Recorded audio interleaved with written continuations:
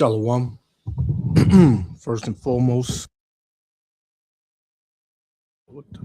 Salakia.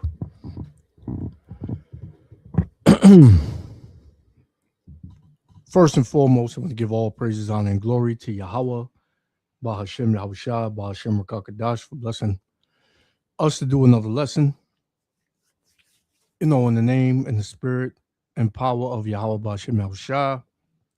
We're going to just jump straight into it. Yeah, man, as like it is every week, man, there's a lot going on. A lot has came out, and one thing that kind of stood out to me in the spirit was the amount of lynchings that's going on right now amongst so-called Negro, Latino, and Native Americans, man. You tribes. You had ever since this Nolan Wells thing went down, after that it's just been hanging after hanging and people mysteriously dying around these devils, man. And I don't know what it's gonna take for Jake. Jake is just lost, man, in the sauce. He don't want to come out of it. And he's gonna be judged by these devils, man. Because you trust them too much. You let your guard down. And these devils time and time again have told you and showed you how much they really don't like you, man.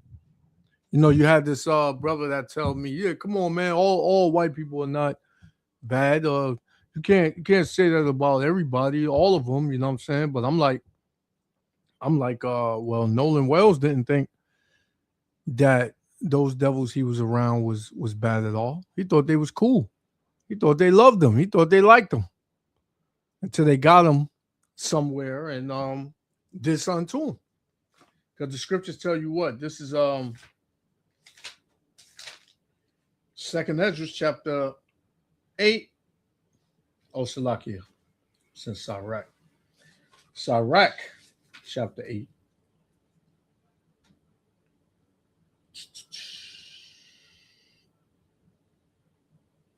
Sirach chapter 8. Shalom, bro. Shalom, brother. Shalom. Sirach chapter 8, verse 16, it says, strive not with an angry man. And these devils, they're angry. They on edge, man. They're very angry. And I'm having a problem with the putting the link into the channels. One channel it went through, the other two, it's not letting me. It's saying it's rejecting the comment. It's just the devil using another tactic to stop the word, but it ain't gonna happen. But the notification should come up on your phone that I am live. So yeah. So once again, this Sirach chapter 8 and verse 16, it says, strive not with an angry man and go not with him unto a solitary place. Right? A solitary place. Nolan Wells, he went with these devils into a solitary place on an island where he's the only Jake amongst 15 to 20 of these devils. Now, I bring that up because you had another Jake not too long after him that went to a festival. This was in, I believe, Detroit, and he wound up hung. Then you had Eve, which was hung. And then I just did a lesson, and you had this Eve. Her name was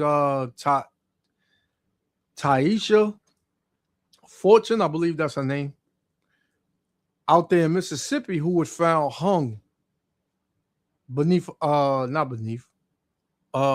a house. Right? So these things are happening more and more. Each and every day, each and every other day, each and every week, you're finding out that Jake is being hung.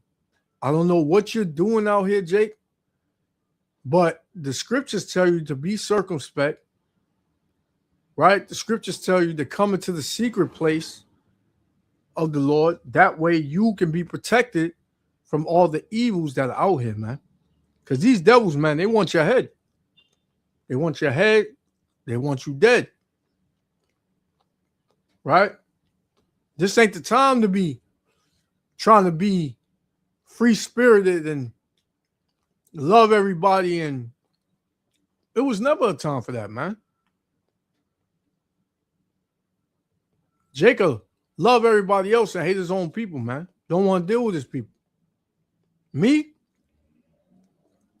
right, through the spirit, I can't deal with my people. And I'm not saying all of them. But I would never trade my people for these heathen nations. Never. You know, and that's where a lot of our people, they get it twisted. They just don't want to deal with their people. They just rather deal with heathens. Heathens got a lot of benefits. They got more money, things of that sort. They live in better neighborhoods. And this is what I'm going to surround myself around. And then next thing you know, you're on the 6 o'clock news. And we making a video about you. But that, amongst many other things, is showing you the manifestation of the end of the world, man. That the Lord is showing and putting out there flat out in your face for you to return to him, because the Lord is crumbling this place. It's like the Lord has this place in his hands like a piece of paper and just crumbling it up and ready to throw it in the trash, man. That's what Yahweh Shem Yahushua is doing right now as we speak. And this place ain't gonna bounce back. This place is not gonna bounce back, man. You're sadly mistaken on that. So I want to play a couple of videos. I got one right here. Yeah, I got one right here. All right, so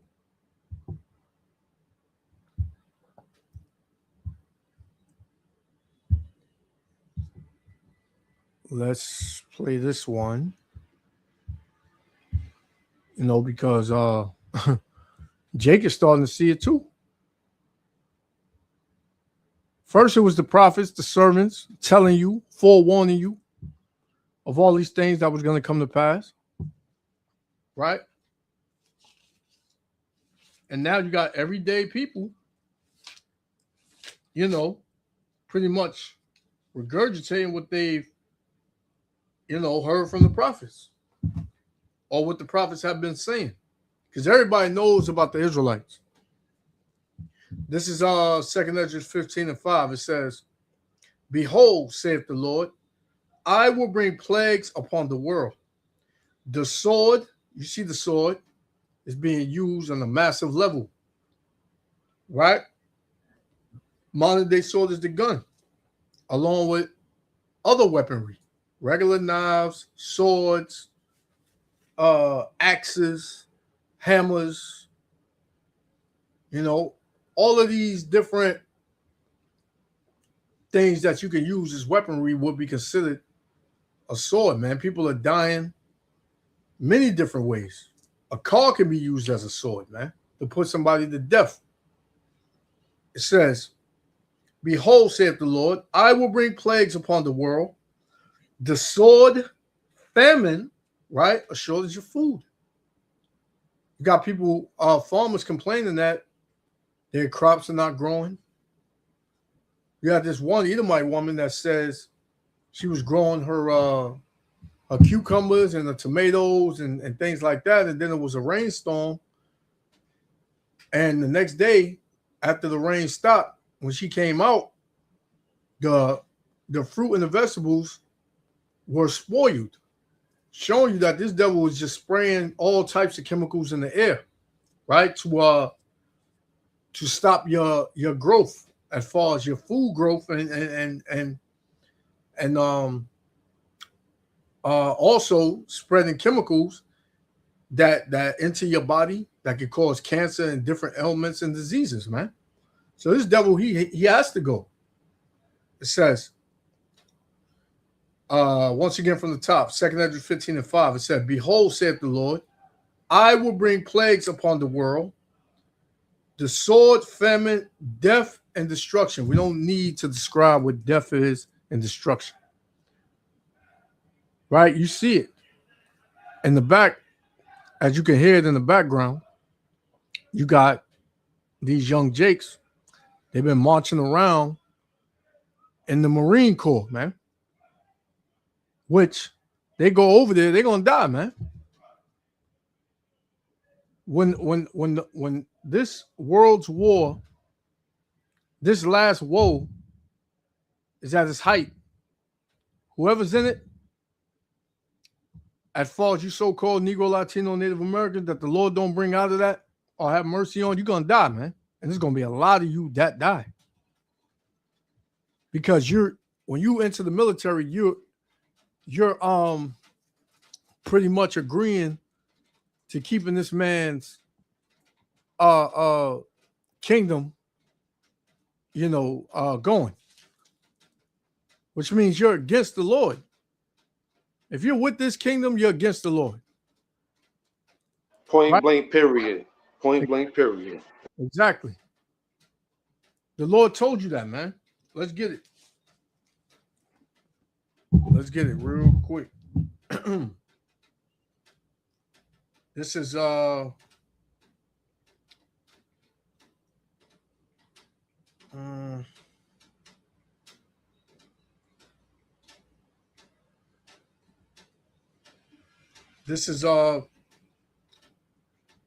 James chapter 4 and verse 4. It says, Ye adulterers and adulteresses, know ye not that the friendship of the world is enmity with the Most High? Right? The Lord has a hatred for this world, man. It says, whosoever therefore will be a friend of the world, and you being a friend of the world is agreeing to the terms and the laws and anything that's passed, you agree with it, man. One way is you signing up for their military. Right? You are the protector of this kingdom. You protecting this kingdom, man. What you don't even understand that this place is going to be destroyed regardless. There's nothing you can do that's going to stop the judgment of Yahweh Shem Yahushua toward this kingdom, man. Nothing. So you're just wasting your time. That's that Babylonian juice that you've been drinking, right? That that you accepted when you read Habakkuk. That wine that this man gave you, and you drunk the whole cup, man. Now you're drunk. Can I touch on that real quick? Yeah, you got it. You got it. Yeah, I just wanted to say, man, if you're in this truth or you're not in this truth, right? But if you want to see in the next 5 years here, then the Lord's not dealing with you, man. Because if you really get to the essence of the scriptures, man, remember Adam made a mistake. He made a conscious mistake, but he made a mistake as in when he let Eve swindle him into compromising himself to disobey the Lord, man. Mm-hmm. It wasn't supposed to be like this, man. Remember, when you read the scripture, it said that from the beginning of sin came through the woman, and through her we all die. So basically, the Most High never meant for us to die, man. He never meant for us to be in this type of situation on the earth, man.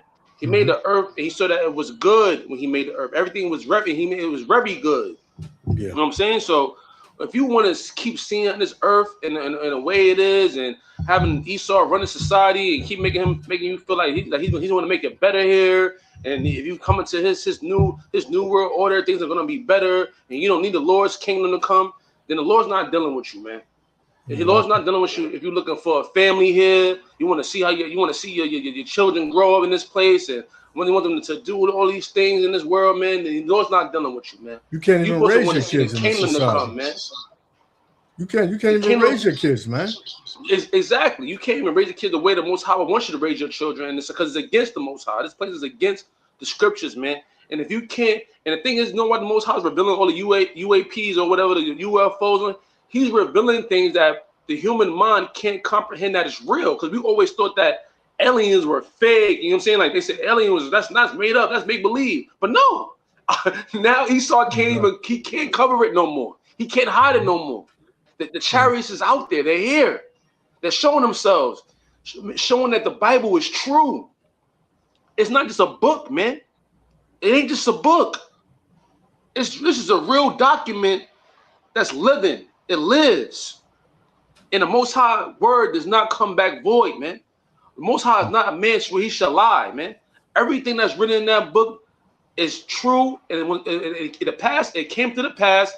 It's in our present, and the future. It knows the future too, and it's not going to come back void. Everything the Most High says is going to happen is going to happen, man. Exactly the way it's going to happen, man. Exactly. But if you people keep doubting the Lord, y'all want to see this place, man. The Most High is not with you, man. The Most High want to see this place be destroyed, and he said that when he says it on the scripture, says that he takes delight in the destruction of this place, man. The Most High is gonna smile again. He's gonna be happy again when he sees this place being destroyed, man. He's gonna shed a tear. You know, tears gonna be shed. He's gonna rejoice. It's gonna be a rejoiceful thing, man. Seeing you people suffer, man. Like it also people are says against the Lord, man. And like it also says, we gonna rejoice, right? The prophets gonna rejoice. Yeah, because I'm gonna tell you one thing too, brother. You see how we on this YouTube right now, and we trying to get the word out, right? It's millions of people right now on this earth right now. It's not even doing nowhere near close to what we're doing right now, brother. Exactly. You know what I'm saying? And that's, you gotta always say to myself, like, I know that the Most High is dealing with me in some type of way, because I could be around a whole bunch of niggas outside, or trying to get some females, trying to get some box, you know what I'm saying? Trying to get some money. But when you sit down and you take your time to do this, man, out of everything you could be doing, the devil put in front of you to distract you from this truth, man. The Most High is dealing with you, man. And that's and then another thing too, we don't ask for no money, no donations, no GoFundMe's, no nothing. The brothers never asked for anything. This is given out freely, man, to you people, man. So when ain't gonna be no excuse in that day, man. That I had to pay for it. That's why ain't gonna be no excuse, man. It's freely given to you people, man. And you people reject it willingly, man. The scriptures say, freely receive, freely give. That's all I gotta say, brother. Gone. Yeah, the brother, he on point with it, man. You and like we said, like we always say, you don't have to believe us, man. We doing our part, right? The blood is washing off of our hands, man, because we warned you. Every time you see us get on this live and do a class, we're warning you. We're not just up here just conversating like we talk about the NBA and all that BS that you regular worldly jakes do, right? Talking about who gonna be the new draft rookie coming in and who the best player in the NFL. We don't care about none of that, man. We don't give a damn about none of that, man. This is the Lord's will right here, man. This is the Lord's work. This is to exalt the Lord. If we do talk about these worldly things, brothers, like I just want to say, if the brothers do talk about these worldly things, guess what? They only doing it because they around you worldly niggas anyway. I'm gonna be real, because you go to work, you around these worldly jakes. That's what they want to talk about, worldly things, you know. So you try to blend in because you know these reprobates anyway. So you just blend in for that moment. The brothers don't really want to talk about this with y'all, man. I'm gonna be real with you, man. You don't really want to talk about that stuff with y'all, man. We want to talk about the destruction of this place. We want to talk about that, man, with y'all people, man. But no, you can't handle that, because that disrupts your illusion of this place, the delusion that the Most High has you in, man. Because it's all a delusion, man. This place is a delusion. It's the Matrix, man. The movie The Matrix is this world, man. That you people live in, man. Because the real world ain't gonna be so nice for you people, man. See, it's only good for us. For you people, they know it ain't gonna be good for y'all. Because you're gonna be in shame and everlasting contempt. That y'all in the Matrix, when we came in there and tried to preach his word to y'all rejected it, man. So in the real world, yeah, it looks dim, looks dark for y'all. Not for us, man. The real world is beautiful to us because we know this world is the fake world, man. Exactly. Gone. Everything is temporary here. We brought that out last week. But everybody's looking for the same. Everybody's trying to get to the same place here. Whenever you hear somebody speak, what they doing? Oh, I'm trying to get to the bag. I want this. I'll be looking at certain streamers, brother. I'll be watching certain streamers, throughout the week or whatever, just to see what type. Because everything I look at is spiritual, man. I look at it in a spiritual way. So these streamers, a lot of these streamers, these top streamers, they way in the world, man. They so deep in the world. This is their reward. They traveling here. They got this nice car. They got the mansion. They got all this stuff, right? But when you really look into, their mental and how they really are, their spirit is just bugged out, man. Right? They're not grounded in anything. Being grounded in this world, it equals to being bugged out of your mind. Right? Being grounded in Yahweh B'Shem Yahushua, it gives you sanity. It gives you wisdom, knowledge, understanding on how to move in this society. And the Lord protects you. Look at all the death that's going on in the earth. Every time you turn on your TV, every time you look on your phone, go on social media, somebody's dying, somebody's getting put to death, man. Somebody's sick, right? Going through hell in their flesh. Somebody's bugged out. Look at his death all around you, man. The scriptures tell you in Psalms 91 that let me get it real quick. Psalms 91. You're just gonna get straight to the point. It says, I'm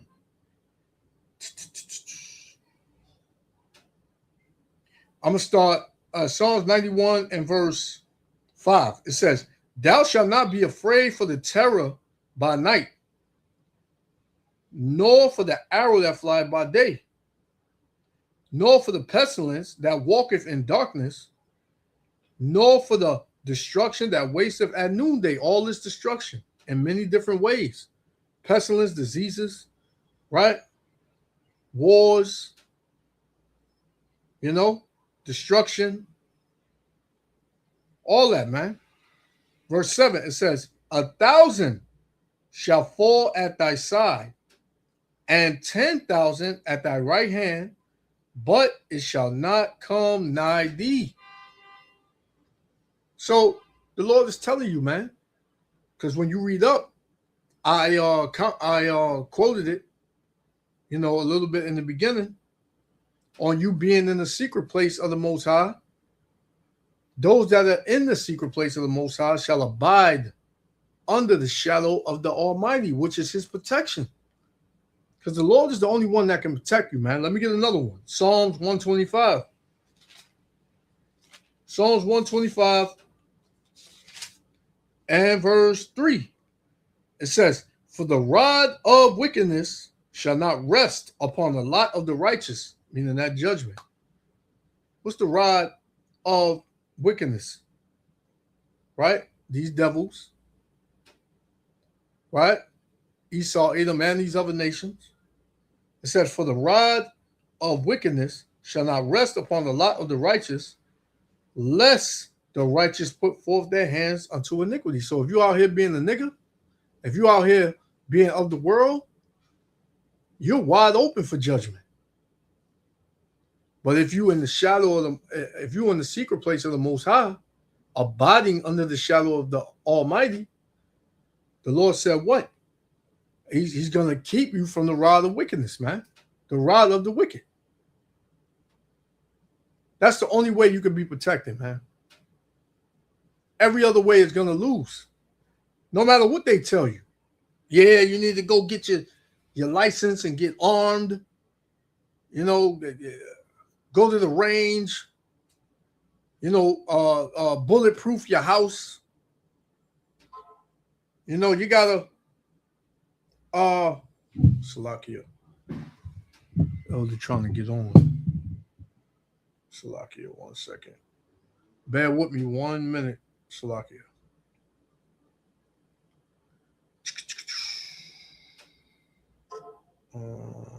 Salakia, 1 second, brothers.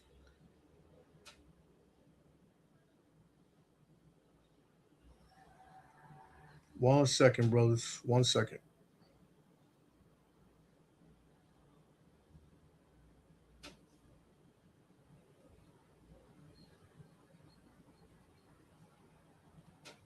Copy link.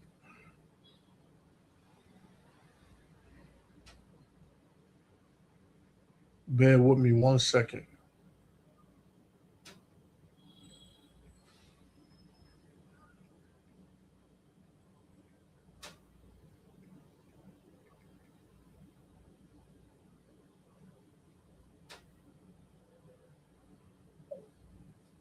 See if that worked. Because remember, I told y'all I'm having a hard time. Sometimes YouTube do this, man.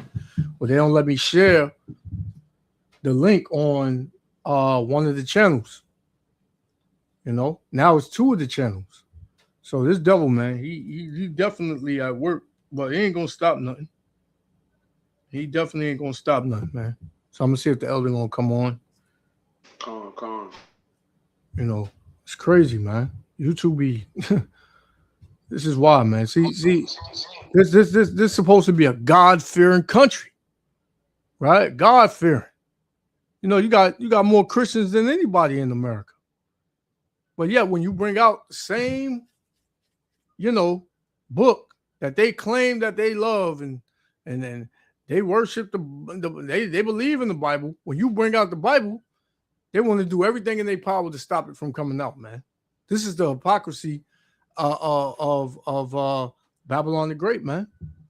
Of this devil. It's not coming from the soft prosperity. Everything's gonna be okay. Jesus loves everybody. Spirit. That's why. Exactly. Not universal. That's why they don't want to hear it, because we're bringing out the true way it's supposed to be read, the way that the Most High delights in. He don't delight in the way these Christians preach. That's why it's so corrupt in the Christian church, man. That's why so many denominations in the Christian church, because he's not delighting in that, man. And they're in a closed vicinity. The brothers go out there on the highways and byways risking themselves, man. Anybody could pull up at any time, man. Police, gangbangers, YNs, YBs, KK, everybody could pull up on y'all. You know what I'm saying? And that's what they hate. They hate that the Most High has protection every weekend, every day. Matter of fact, the brothers be outside every day, basically, from different places. You know what I'm saying? Every brother got different times they come out. Brothers got jobs. Brothers and be out and about. They protect it. They come. They protect it through a lens that they can't see. They can't see the angels because the angels ain't being shown. They're visible when they want to be, protecting the brothers, man. Because they want to condemn you, goddamn people, man. Because you people deserve it, man. Yo, when I go outside in the city, man, you people disgust me, man. You're living your damn lives. You're happy or smiling, and everything's gonna be okay. Yeah, man. Okay. I'll be in that days coming, man, when you people want to suffer, man. You people need it, man. Because you haven't felt the divine judgment, the supernatural judgment of the Lord, man. Y'all blame y'all try every time the Lord does something in the earth, y'all want to blame it on Mother Nature, climate change, all these. No, that's not real, man. Exactly. It's the Lord doing it, man. He's in control of everything: the wind, the moon, the stars, the heat, the fire, the cold, everything, man. Ain't no damn climate change, man. Ain't no Mother Nature. The Most High don't deal with no Mother Nature, man. Ain't no woman in the kingdom of heaven telling the Most High what to goddamn do, man. Ain't no loudmouth black woman in heaven. I keep asking black women all the time. You think it's a loudmouth black woman in heaven telling God not to do this and not to do that? You out your goddamn mind, man? Exactly. It's order up there, man. That's why the Most High is taking a sweet time, because it's order. Mm-hmm. He don't have to move fast for you people, man. He gonna do it. He gonna do it in his own time, because it's order up there, man. Ain't nobody getting out of line. Ain't nobody questioning the Most High, nothing. They just waiting. They're patiently waiting, man. The angels are patiently waiting, but they're showing themselves. See, look, the angels had the free will to be all in the skies, but they don't have the order to come on you people, man. But once they get that order, you people you're going to see the Most High, man, and His judgment, man, and His wrath, and you're going to fear, man, because that fear has left the earth, man. Yeah, that's right. It tells you in the scriptures that men's hearts are going to fail them. You know, people are going to be dropping dead, man, when they see the power of Yahweh B'Shem Yahushua, man. And yeah, brother, I've been in that same spirit lately, man. Well, not lately, it's been a long while, man, where you look at these people here in Babylon, man, and you can't wait for something to happen, man. You can't wait for the Lord to move, because like the pride is at an all-time high, right? Pride is at an all-time high. Unaccountability is out the door. Nobody's held accountable for anything here, right? You could do whatever you want, and except Jake, but Jake still ain't. Jake can be wicked, right? He can be a mole. He can, eat whatever he wants. He can commit adultery and freak off and do all types of stuff and all that, and the world will support him, right? Because this is a wicked society, But when the Lord's like literally rises up, and start touching people gonna be scared to death, man. And you know what? We're gonna rejoice in that day too. That's gonna be a brother, great. I was That's at work gonna be a great upstairs, day. Salakia, brother. I was at work, and I'm like, yo, I'm not from this earth, man. Like, I don't feel like I'm a part of that. I'm part of these people, man. It's not the brothers. Like, I only get along with the brothers. Like, that's the only ones I can relate to here, man. That's right. Because they want the same things I want here, man. You know what I'm saying? You people don't want the same things I want. That's why I don't feel like I'm a part of you people, man. I don't feel like I'm from here, man. I really feel like I'm from the heavens, man. I was brought down here for the punishment, man. You know what I'm saying? Like, I really feel that way sometimes. Like, I don't relate to these people, man. Like, I don't have no friends here, man. I don't have people I can call my friends here, man. You know what I'm saying? Like, you people are just done with me. I don't want to be friends with you people, man. The only friends I got is these brothers in the truth, man. That's it. Cause I don't see nothing else here that worth befriending, man. Gone. Salakia. Yeah, I'm still trying to put this up. Salakia, brothers. You good, brother? Because I don't know what's going on with this, man. I'm trying to put the link in the channel. All right. So this might be it. The elder can come on there. See if that helps. But yeah, the brother, yeah, man. I be in my rib. She can't, because like me and my brother was having a conversation the other day, and he was like, yeah, man, when you out with your rib or your girl, man, you got a different spirit on you. You watching, you being observant. While women, they just galloping along and look at this dress, and not really worrying about the dangers that are around. But us as men, we do worry about that. You know what I'm saying? We scan the room, so to speak. You know what I'm saying? Regardless of wherever we at. But my rib had told me the other day, she was like, man, before I seen that you changed, but now I can really see it. Like, you don't really be wanting to be around people like that. And I told her, I said, nah, man, because it is like, these people are so gullible and engulfed in all this foolery and this folly. I don't even want to be around them, man. They make me sick. Even people in the world are saying they don't want to be. They just through with people. Because it's like, it's so much going on in the world. How do you still just bypass all that and just worry about ignorant folly and and just be, just out here and not know nothing, not want to know nothing. Just long as you can have fun and enjoy the weather, that's all you damn care. Yep, go to a cookout. Go to a cookout. Go eat some food at a damn restaurant and post it on the internet. The social media, I'm not gonna lie, man. Social media is one of the worst things that was made, man. Like for people, man. Cause it made people get out the reality of real life, man. And real life things, like it's people being blown up right now across the earth, man. Blown to smithereens, man. You know what I'm saying? Because you Americans ain't felt that yet. Y'all think that ain't going on. Yeah. There's people having real life things, and I just seen that Iran said, I'm gonna let you go. I'm gonna let you go. I just seen that Iran said on my feed on my IG saying that they're making missiles that can reach 99,000 miles away to reach America, deep in America, because the American citizens need to feel what the Iranian citizens feel when they bomb them over there in their cities and stuff like that. Yeah. So it's being prepared for you, man. The Most High is giving you the basically the preview. You know what I'm saying, through words, like, because it's going to happen, man. I don't know why he giving you the trailers before the actual movie starts. Exactly. He people think that it's not going to happen here. So keep going to your cookouts, man. That's all. Yeah, you're gonna get caught off guard, man. The Lord said in 2 Peter 3:10 that the day of the Lord shall come as a thief in the night.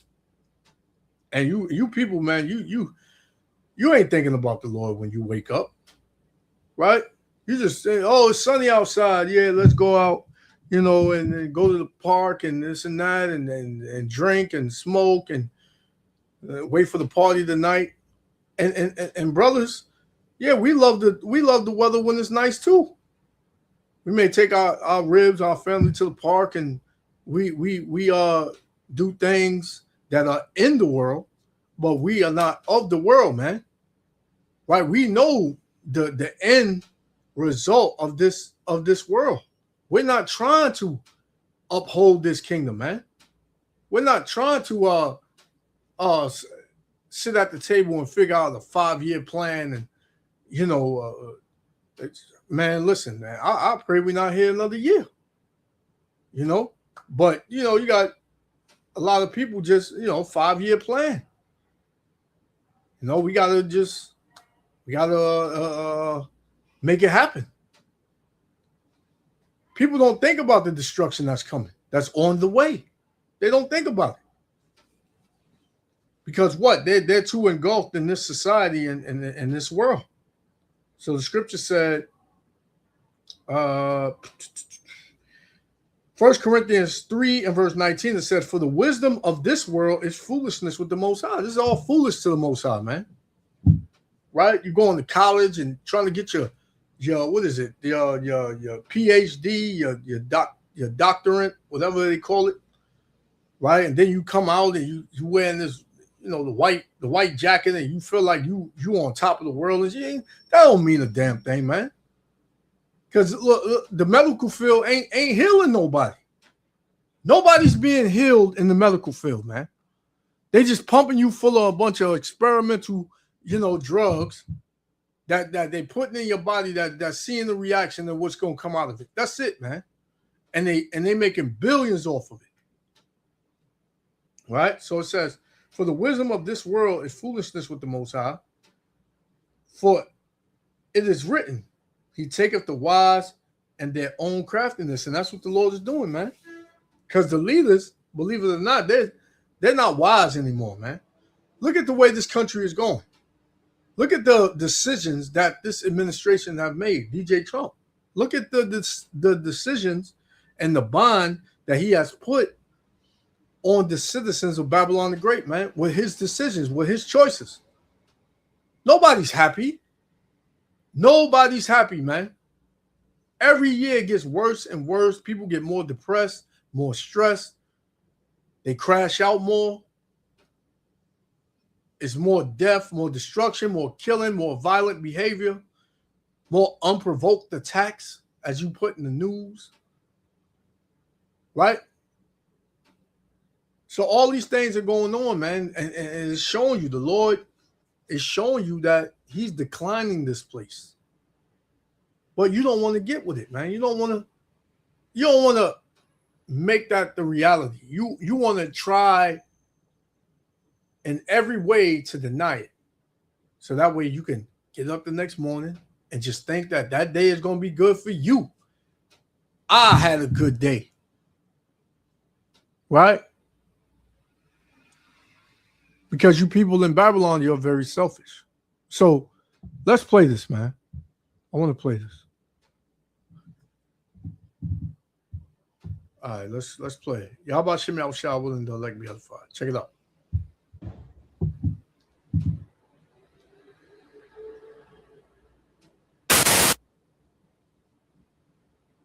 I'm really sitting here wondering, man, after waking up this morning, hearing about another Mississippi hanging, and then all these ICE agent incidents, and then these police unaliving incidents, and then all these mass school incidents, and school is about to start back.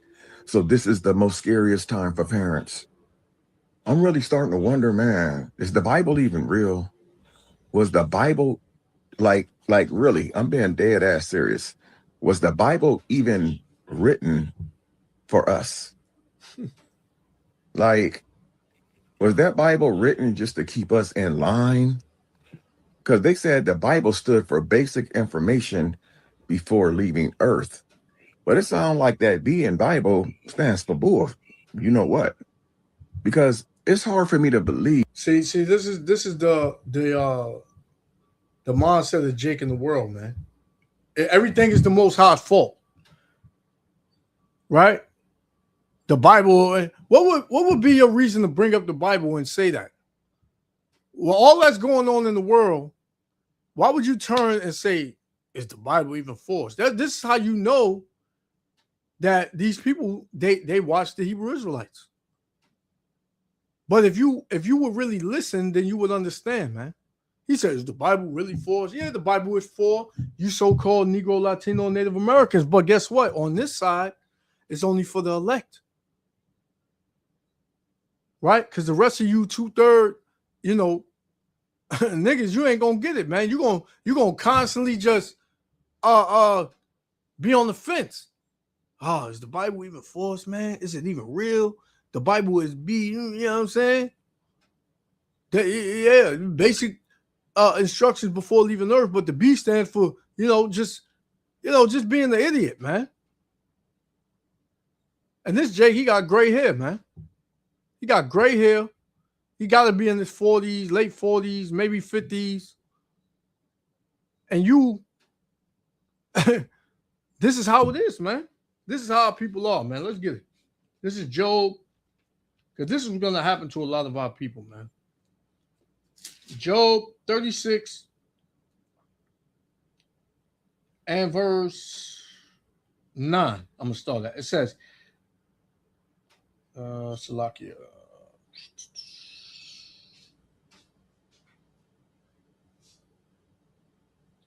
Yeah, verse 9. It says, "Then he showeth them their work and their transgressions." Salakia. I'm going to start from 5. Job 36 and 5. It says, "Behold, the Most High Power Yahweh is mighty, and despiseth not any. He is mighty in strength and wisdom. He preserveth not the life of the wicked, but giveth right to the poor." So the Lord is balanced, man. The Lord is just. The Lord is just, man. The Lord, the Lord has mercy on the righteous, but the wicked is going to be judged. Simple as that, man. It says, "He withdraweth not his eyes from the righteous, but with kings all day on the throne, yeah, he doth establish them forever, and they are exalted. And if they be bound in fetters and be holden in cords of affliction, then he showeth them their work and their transgressions that they have exceeded," man. So when you act up and you become a rebellious Negro or Latino or Native American, the Lord's going to show you your transgression by what? Way of judgment. Way of a lower state. Catching hell. Right? It says, he openeth also their ears to discipline and commandeth that they return from iniquity. So you repent. Right? Because it tells you in the Apocrypha, 2nd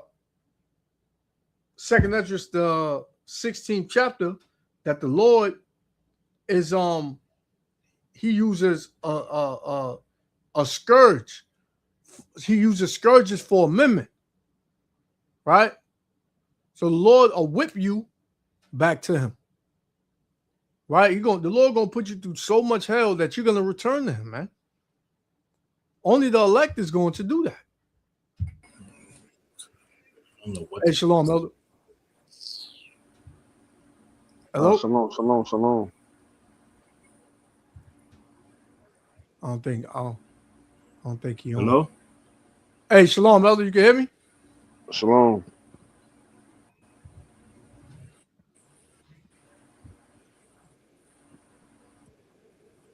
Elder. No, he might be muted or something. I don't know. Hey, can you guys hear me? Yeah, we can hear you. We can hear you. We can hear you. Why this thing's acting up, man? Yeah, I can hear you though, elder. Yeah. Hey, brother. Yeah. Yeah, you can say something real quick. I'm gonna try to get the elder on. Yeah. And I just wanted to tone on this guy right here, man. Like, look at this guy. He got the gray beard. Like, so he's an older gentleman, right? Well, he's an older man, and he's questioning the scriptures at this age. That means the Most High let this man live his life out for what, good 40 years, and he still didn't come on touch this man to make him receive it. That means that the Most High knows you from the beginning, if you're gonna choose you or not, man. Y'all think that when y'all read this Bible and you get into it, and oh yeah, I read the scripture, so I know what I'm doing. No, the Most High has to choose you out of this thing, man. He has to come. He has to want to choose you. You don't choose him. He chooses you. He chooses this. It's a remnant that he's leaving on the earth. It's a remnant, man. 1/3 and the elect, a remnant. He's not taking everybody out this earth, because most people are paying for the past, or whatever their families did, or whatever they did in their past lives. They're paying for it in this life. And this man obviously is paying for something, because for him to get to this age and you're still questioning the validity of the Bible, the validation of the Bible, the questioning the Bible is real, then the Most High just not dealing with you, man. Because history proves the Bible, man. If you really get all into it, if you really get down to the nitty gritty of the scriptures, man, the history proves the Bible, man. If you go into history and you read the scriptures, you can relate history to the scriptures, man. But you people don't have the patience or the focus or the attention span to really get into the scriptures and get into history to prove itself, man. The Bible proves itself through history, through what men has wrote themselves, man. You can't say that it wasn't a flood on the earth. What book speaks about a flood? The scriptures. You can't unprove that a land called Sodom and Gomorrah had fire and brimstone rain on it. To this day, archaeologists have documented that it's a place where the same location in the Bible it says is at, where they found traces of sulfur. So that proves right there that happened on Earth. They said they found so-called Noah's Ark, right? Noah's Ark. They said they found where is that? They found it in a side of a mountain. So the Most High puts it on people's hearts and people's minds to search out the things that prove the Bible was real, because the Most High is showing mercy onto you people, man. When he put it on the hearts and the minds for people to go out and search out to see these things that the Bible is so-called real, and they find these things are real, and they document it, the Most High is showing mercy unto you people to prove himself to be real without showing himself to you materialized in your face, man. Because the Most High doesn't have to do that. He already sent his son. He already sent his ever-begotten son. He already sent Yahweh Shai on earth, man. He sent them already to prove to you people that he exists, man. And what y'all did, y'all, those same people, them same Israelites that's here today, that said they rather have Barabbas than the Yahweh Shai. Y'all here today doing the same thing today, man. What y'all always say? What you Jakes always talking about? Free this man. Free a wicked nigga. Free a wicked nigga. Y'all always saying free wicked nigga. But the brothers on the highways and byways, oh, you're calling cops on them. Y'all in the comment section, y'all pulling up, saying all these mocking and scoffing, making skits, making jokes, right? Yeah, that's y'all again choosing Barabbas and not choosing Yahweh Shai, man. Y'all all with the free young thug, free shiesty, free dirt. These are wicked niggas. Yep. That don't have no good for your community, man. That do no good for your so-called black community. These niggas, y'all choose Barabbas to this day, man.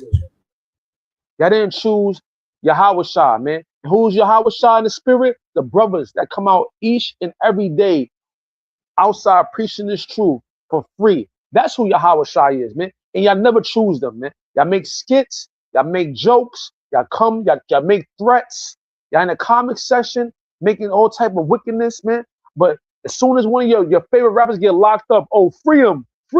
That's you choose Barabbas again, man. You niggas gotta go. Y'all have to go. Exactly. We're tired of y'all, man.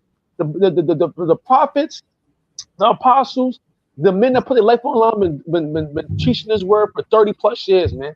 And guess what? They're already exhausted, man, from you niggas, man. Shalom. Because you're not getting no better. Exactly. You're not getting no better, man. Black culture. There is no remedy. The only remedy that you niggas need in this life is fire. Everlasting fire, man. Fire that don't quench. Yeah, that's the only thing that the Lord is readying for you, man. Because he's tired of you too, man. If the brothers and apostles and prophets is tired, you know the Most High is tired of you people, man. But you see, he's patient, man. He's patient with his word. He's patient with what he already wrote. He has to stick to his truth and stick to his word. He can't lie. So that's the only reason why you niggas got the time again right now, man. So enjoy it. No. Enjoy all this time. You Jakes and you Eves and you Shedamites and you Edomites and you heathens. Enjoy this time now. Because when it's over and y'all brought back into our kingdom, you ain't gonna like it, man. It ain't gonna be good for you, man. Especially for you Edomites and you heathens, man. You're gonna pay. You're gonna pay big time, man. The whip is gonna be whipping your backs for 1,000 years, man. It's gonna feel like eternity. and Go ahead, bro. And you know what's crazy? And you know, the sister in the comment, she said something, right? Because and I had said it earlier, whenever something goes wrong in the earth, it's always the Most High's fault. Oh God, why would he let us go through this? Why we going through this? It's always God for you. Never blame the Hindu God. You never Muhammad. blame Allah. You never blame them, right? Mm-hmm. Your God, we know who your God is, man. When you a Christian, we know who your God is, right? Caesar Borgia, we know who your God is, man, right? And hey, it is his fault, right? He's the one that's ruling over you right now.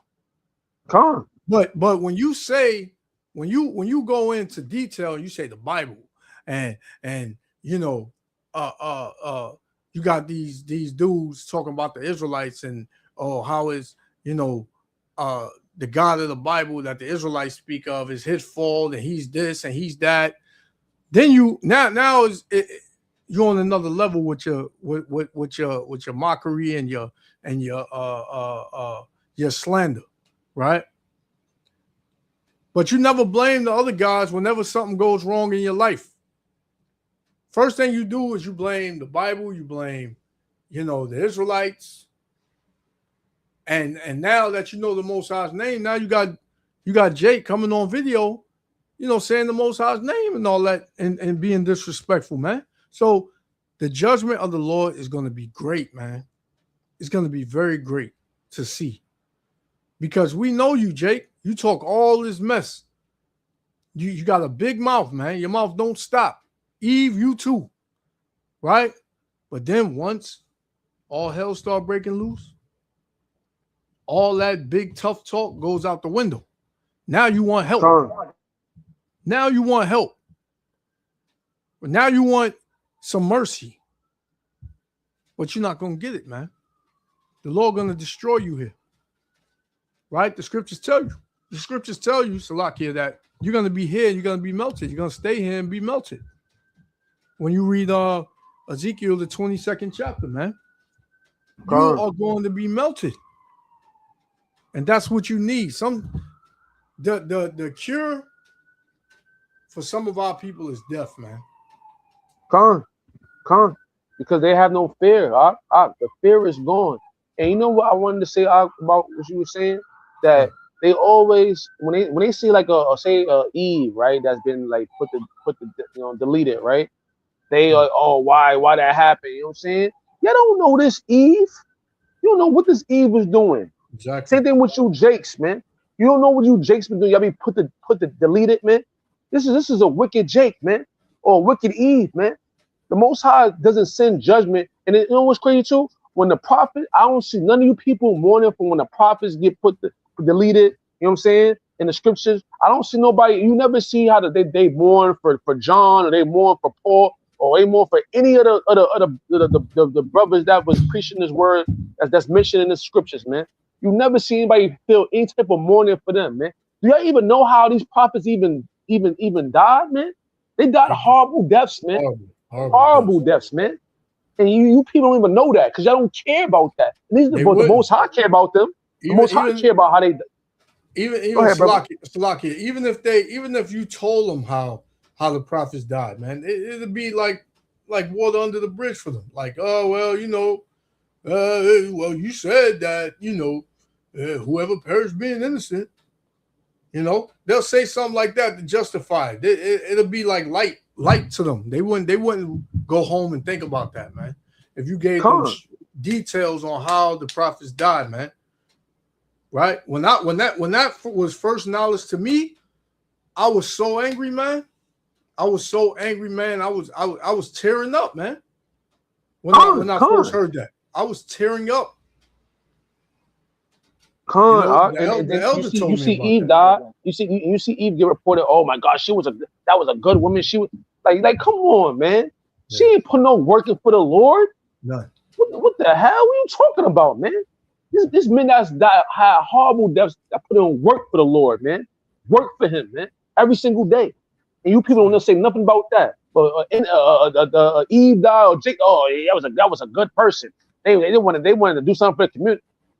I can't stand you, Jakes, man. I'm telling you, I can't stand them, man. Yeah. The things that they look at, the way they think, Esau has messed you Jakes' minds completely up, and y'all want it that way though. They don't even want to change it. They don't want to change it.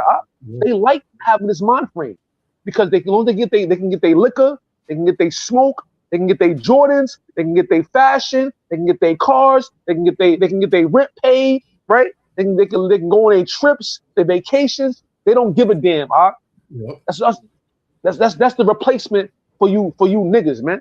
That for y'all to understand that you people was wicked as hell, man. And when you get put deleted, you deserved it, man. Because y'all don't put no working for the Lord, man. None. Especially when they receive, certain gifts from this kingdom, for being wicked and being abominable and all that. You know what I mean? Getting in that culture, that colorful community. They receive these benefits, these rights. They get first dibs on a lot of things. So they feel like, God is with them. Most High is with us. You know, look at my car, look at my house, look at the material things that I've gained, look at my wealth. God gotta be with me, you know. But the Most High says he's chosen the poor of this world, right? So it's not what you gain in this world. This place is demonic. Satan can bless you too, right? The I devil. mean, the word given to the Satan. It says in was it Job, Isaiah? I forgot. Is it the hand be given to the wicked? The word be given to the wicked, or something like that? Yeah, Job 9. Yep. Yeah. And the wicked has the fatness of the earth. I said this couple of weeks back. I said, look what the Lord gave Esau, and he hates him, man. Look at what the Lord gave this devil, and he hates them. You know, he gave them so much, and you, Jakes, you trying to chase it and get some of it, man. This is why you sell out. This is why you bend over. The heathen nations, look what the things they got. You know what I'm saying? You travel to their countries for vacation. You know what I'm saying? Like they got things too. So come on, man. The Most High is not. See, you know, one thing I'll be hearing about Eve, when Eve get any little type of thing where like say get a little extra money or they got like a new car, God's with me, God's dealing with me. No, he's not. Exactly. He's not dealing with you. God has blessed me. Look at this. Look what God gave me. And when I see, I'm like, oh my God. And you was wicked as, and especially the ones that I personally know, you wicked as hell. If you think that God is dealing with you because you got something that you think is valuable to this life, man, you out your goddamn mind, man. Here it is. You done scammed all these people, and then you wound up being able to afford the Benz, and you say, yeah, the Lord has blessed me, you know. You done scammed to get that money, man. So you think that the Lord is on the scammer side? No, Satan can bless you, man. Satan can give you things too if you serve him. And that's what these celebrities, that's what they do, man. They serve Satan. And look at what they got. So, yeah, man, this Jake right here, this older Jake, he don't know what he's talking about, man. Everything is the Most High fault when you niggas get in the jam. When you start seeing evil grow on the earth. When you start seeing certain things happening to us, man, like I said earlier, you see a lot more hangings, right? And it seems like one people is getting everything and another people is being catching hell. So like this Jake said, oh God, man, is the Bible really for us? You know, the Lord said this is let me get it right quick. This is Malachi chapter 1 and verse 1. It says, the burden of the word of the Lord to Israel by Malachi. I have loved you, saith the Lord. Yet ye say, wherein hast thou loved us? Why? Because Jake catching all this hell. So he figuring, man, the Lord don't love us. You know, why are we catching all of this hell? You know? It says, was not Esau Jacob's brother, saith the Lord? Yet I love Jacob. So the Lord loves us, man. You got to show you love the Lord, though. Right? You think you're going to get anything for free? Even down here on the earth, man. You don't get, nothing comes free. Right? If you want certain things, you gotta go out and work for them. If you want to get to these certain worldly accolades and get to a certain, like you had a job and you want to become a manager, you got to put in that extra work to show the boss, right, that you want that position.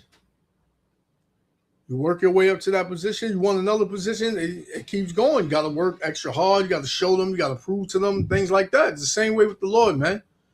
You want with the Lord, the reward that the Lord is going to give you, got to show him, man. You got to work toward that. You got to labor.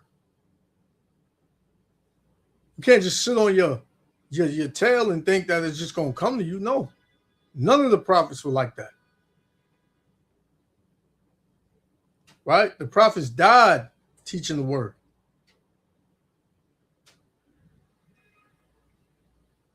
So what you think? We know better. We gonna do the same thing. If we gotta go this way serving the Lord, then so be it. Because we know that the Lord is ultimately the one that controls everything, man. If that's our lot, then so be it.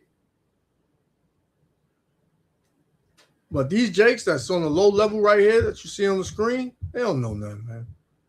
Check it out. Play it back a little bit. About another Mississippi hanging. And then all these ICE agent incidents. And then these police unaliving incidents. And then all these mass school incidents. And school is about to start back. So this is the most scariest time for parents. I'm really starting to wonder, man, is the Bible even real? Was the Bible like really, I'm being dead ass serious. Was the Bible even written for us? Like, was that Bible written just to keep us in line?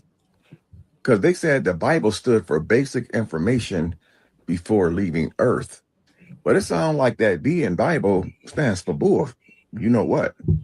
Because it's hard for me to believe that in this day and age, man, that we have to pay high electricity bills.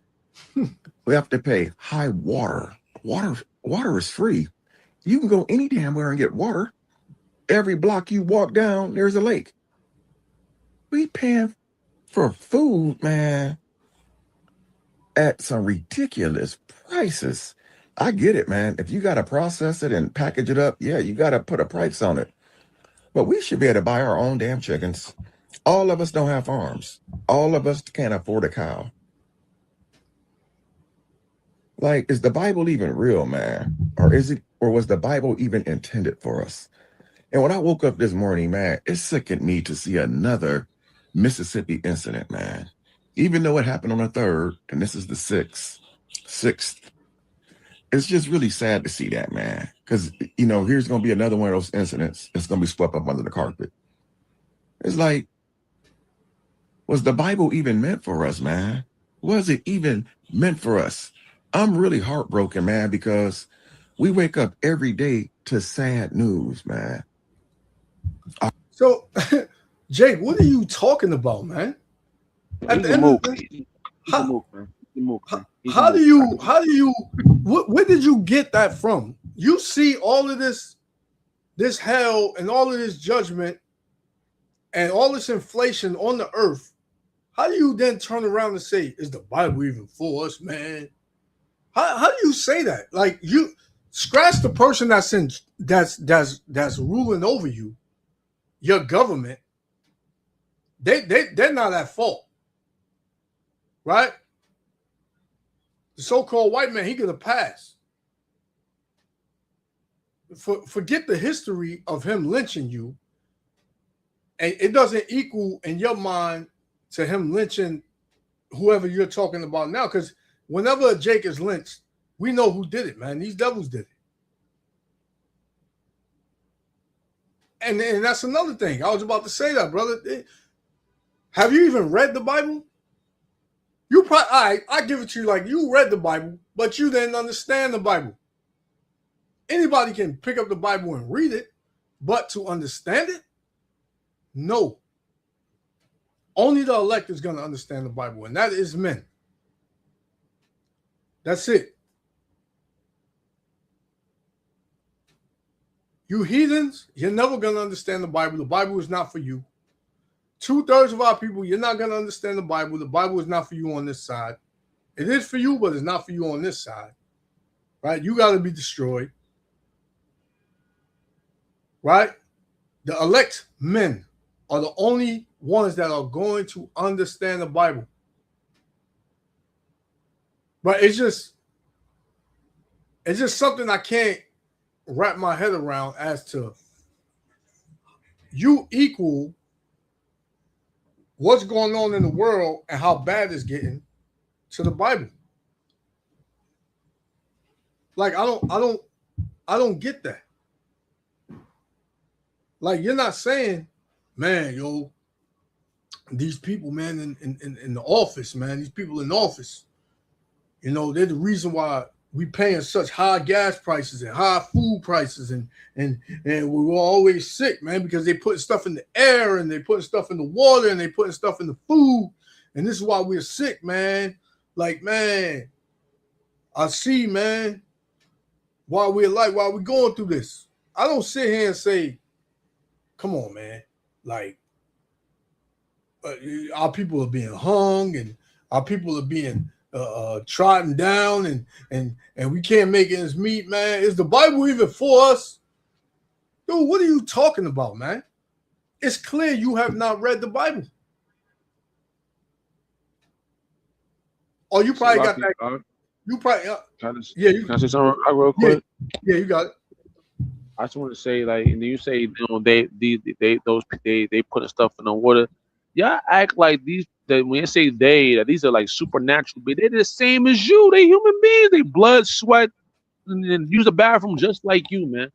Like I don't be understanding these people, man. When they say, "Oh, they put," why? If y'all not, first of all, they don't want to be a part of the Bible, right? They don't believe in the Bible, so then why are not doing nothing about those people that's doing things to your life? You know what I'm saying? Why you people ain't going against society? If society is doing so much damage to the, why are y'all people not rising up and going against what they doing to you people if it's such a detriment to your life, man? Because if you don't believe in the scriptures, then the Most High says to be patient and wait for him to get rid of them. But if you people are not with the Bible, why are not raising up against the people that's doing all these horrible things to y'all? Is because y'all want to live in society. Y'all like the society, man. As long as it don't affect your life directly, y'all cool with all the things they do to the society, man.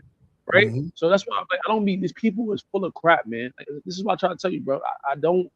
I'm not from here, man. Because I look past them, though, the things that these people say, and I evaluate things differently, man. Like if y'all feel like this, they're doing something to you. Why you people ain't coming into millions and millions of people and overthrowing the people that's doing this to your society, man? Exactly. If it's so bad to y'all. Nah, it's the Bible's fault. It's the Bible's fault. Yep, exactly. It's God was to intervene and do something about. No. So the Most High is supposed to just stop all your water prices from going up, your gas prices from going up, and you just live in wickedness and be comfortable in your wickedness here in this wicked ass society, man. That's what you want. That's what you want the Lord to do. You want the Lord to make it comfortable down here for you to be wicked and for you to stay in this condition, being wicked, just having it easy.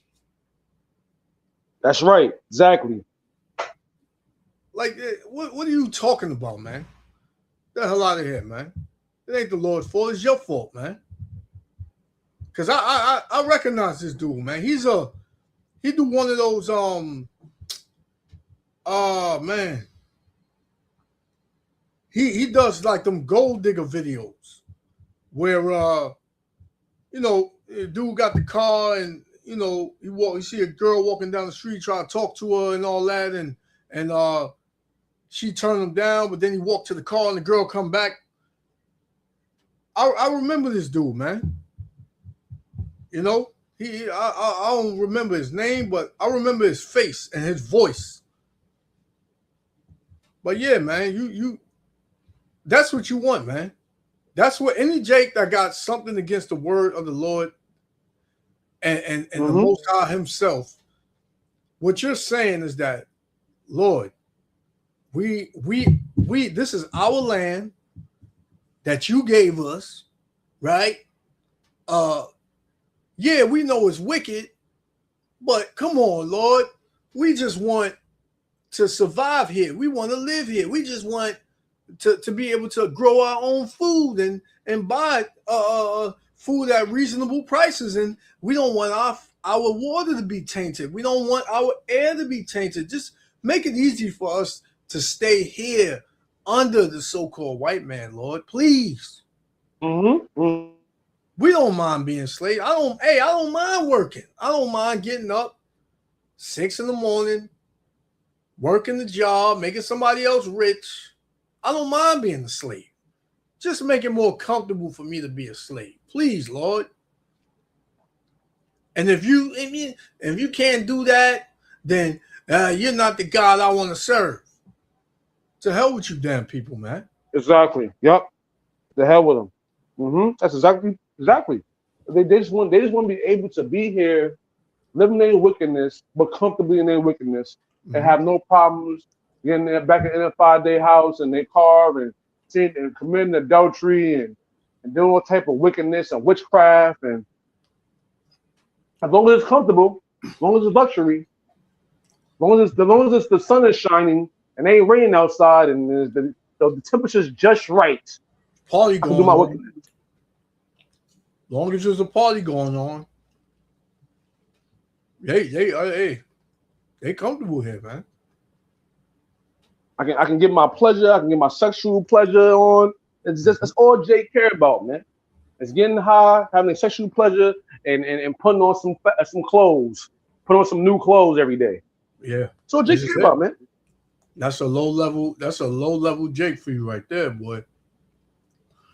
And like I said, the men of the Lord do it all. They do all that, man. They go out, right? They take, like I said, they enjoy their time that they have with their family, their kids, things of that sort. They go to the beach. They go places too. Jake may, take his rib out or whatever. They may go on vacation. They may do whatever, man. Whatever you people of the world do, for the most part, the men of the Lord, we do the same thing. But what? We have a different spirit on us, man. Right? And we don't do this majority of the time. Exactly. We're doing the work of the Lord that y'all not doing at all. At all. Let's just keep it 100. They don't do it at all, these worldly people, man. So the Most High gonna give us time to be able to enjoy, the life that He gives us too on the side. But then outside of that, we're actually doing His work. That's what He asks us for us, man. To do His work, to give Him worship. You people don't worship the Lord, man. People don't do anything for the Lord, but then want all the blessings that the Lord can give. No, it don't work like that, man. Then you're gonna jump in. Did He bless Cain or did He bless Abel? He blessed Abel, right? Because Abel brought his first fruits, man. He gave him the best work he had, and Cain came with scraps, man. That's what you people give. People give scraps to the Lord and think that God was supposed to be pleased with your offering, man. He's not pleased with you people, man. That's why He's going to destroy you people, man. Because y'all ain't get it yet. Y'all ain't repented yet, man. And realize that you ain't put no work in for the Lord at all. You're not speaking against these people. You're not coming against these people. They scare these people. They just want to do whatever the white man does. You just gotta accept it. And this is why He told you gotta take that mark. You're done. That's right. Some of you already marked, man. Marked for death. Some of you already marked for death, man. Right?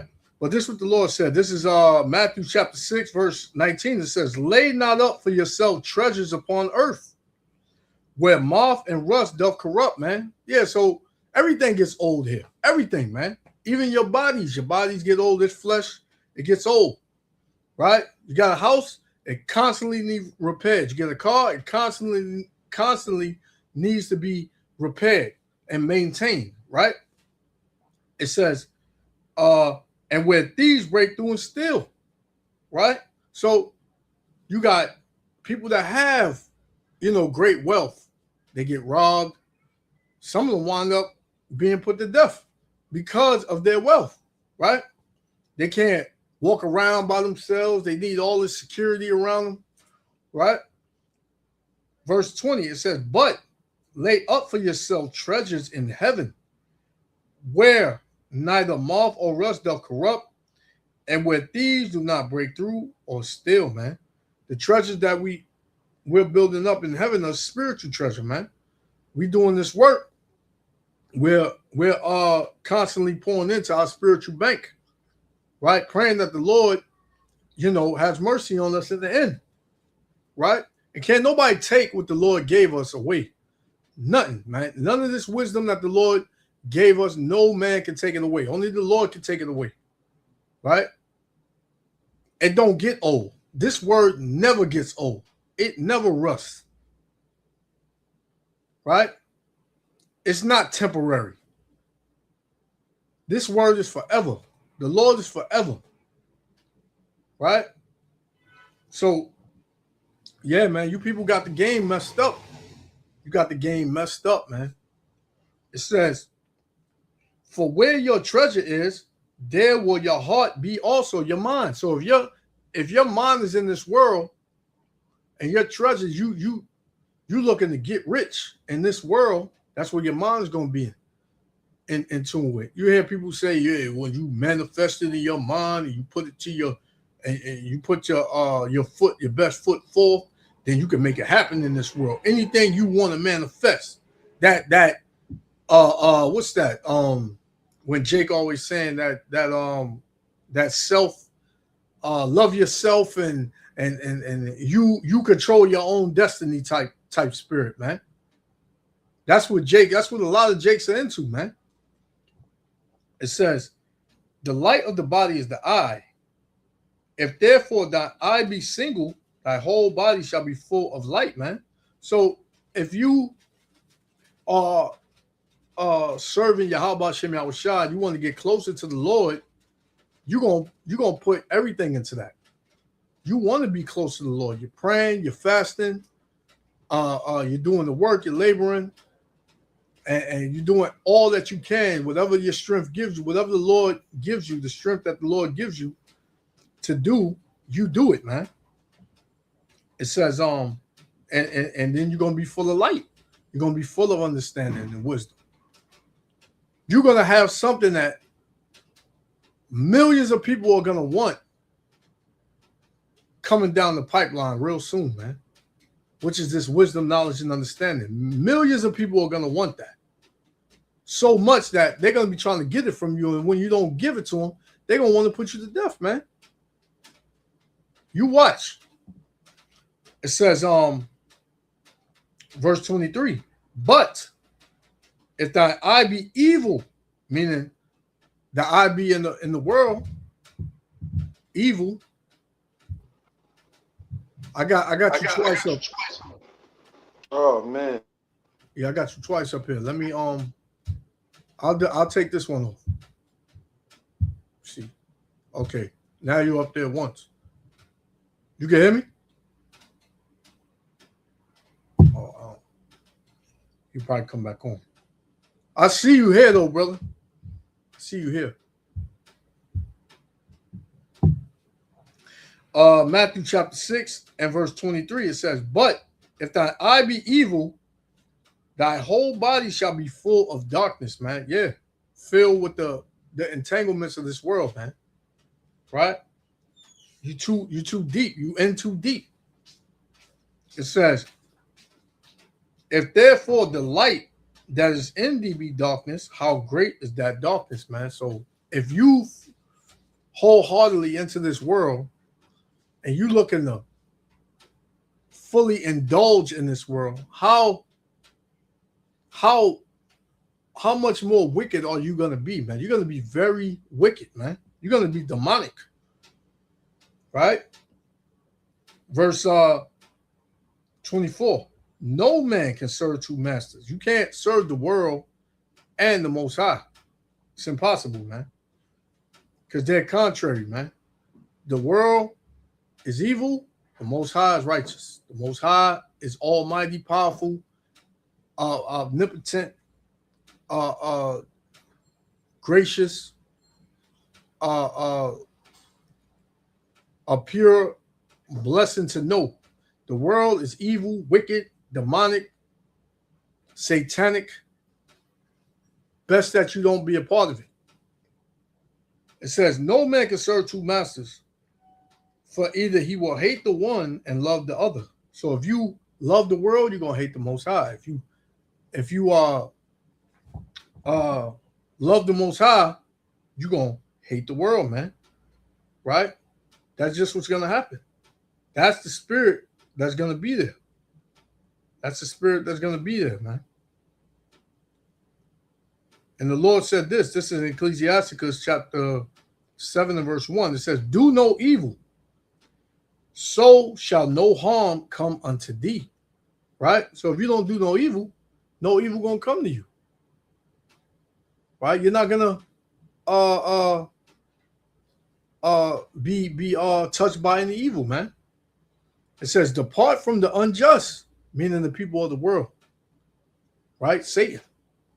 Depart from the unjust, and iniquity shall turn away from thee. Right? You won't be in sin. You depart from a sinful society, and you won't commit sin. It makes sense. So back, right? 24, Matthew 6:24, it says, no man can serve two masters, for either he will hate the one and love the other, or else he will hold to the one and despise the other. Ye cannot serve the most high power, Yahweh Shem Yahushua, and Mammon, meaning the god of money. Right? Because the scriptures tell you that the love of money is the root of all evil. Look at what people are doing for the love of money. They're selling out. They're bending over. Right? They're doing all types of wickedness for the love of money. So that way they can't say that they're broke. Right? That's, hey. Let me get one real quick. Let me find it real quick. Salakia. Love the Lord. Yeah, man. Because it's not a joke, man. This is Psalms 97 and 10. It says, ye that love the Lord Yahweh, Ba'ashem Yahushua, hate evil.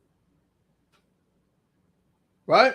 So it says, if you love the Lord, you're going to hate evil. You're going to hate this world because this world is evil. It says, he preserves the souls of his saints. Who's the saints? The Israelites. So-called Negro, Latino, and Native Americans. We are the saints. It says, he delivereth them out of the hand of the wicked. And the elect is going to be delivered out the hand of the wicked, man. Right? The rest of you, Jakes, you 2/3, you're going to be caught by the wicked, man. Our people going crazy. The other people going crazy. They taking us out at high rates that's unimaginable. Just imagine the news that you guys don't even hear about. And everybody be praying that the stuff will stop. But it keeps getting worse. Other countries, they only have to worry about volcano eruptions, landslides, a little flood here and there. In this country, we got to worry about even trying to survive, man. Is that Bible even meant for us, man? What? Jake is ignorant, man. He's an old bottle. He's an old fool, man. He said in other countries, people just got to worry about volcano eruptions, mudslides, and floods. You don't even know what type of hell these people are going through in these other countries, man. He said in this country, we just got to worry about surviving. Jake, go. Yo, man, just go do a backflip or something, Jake. Because this ain't for you, man. It's definitely not for you. Right? Yeah, brother, you there? Salakia, yeah, man. I keep falling out. I don't know. No, it's all good. Yeah, this thing got me got me mad today, man. Got you vexed, man. I know, man. Got you vexed, man. I know. I can't even share the links, man, on the other pages. All of a sudden it's saying, it's rejecting my links on 2 of my pages, my channels and all that, man. I see like 4 different things you sent, a stream or StreamYard. I sent like 4 different ones in this YouTube channel right here. The links, right? I see 4 of them, 4 different ones. Yeah, I'm trying to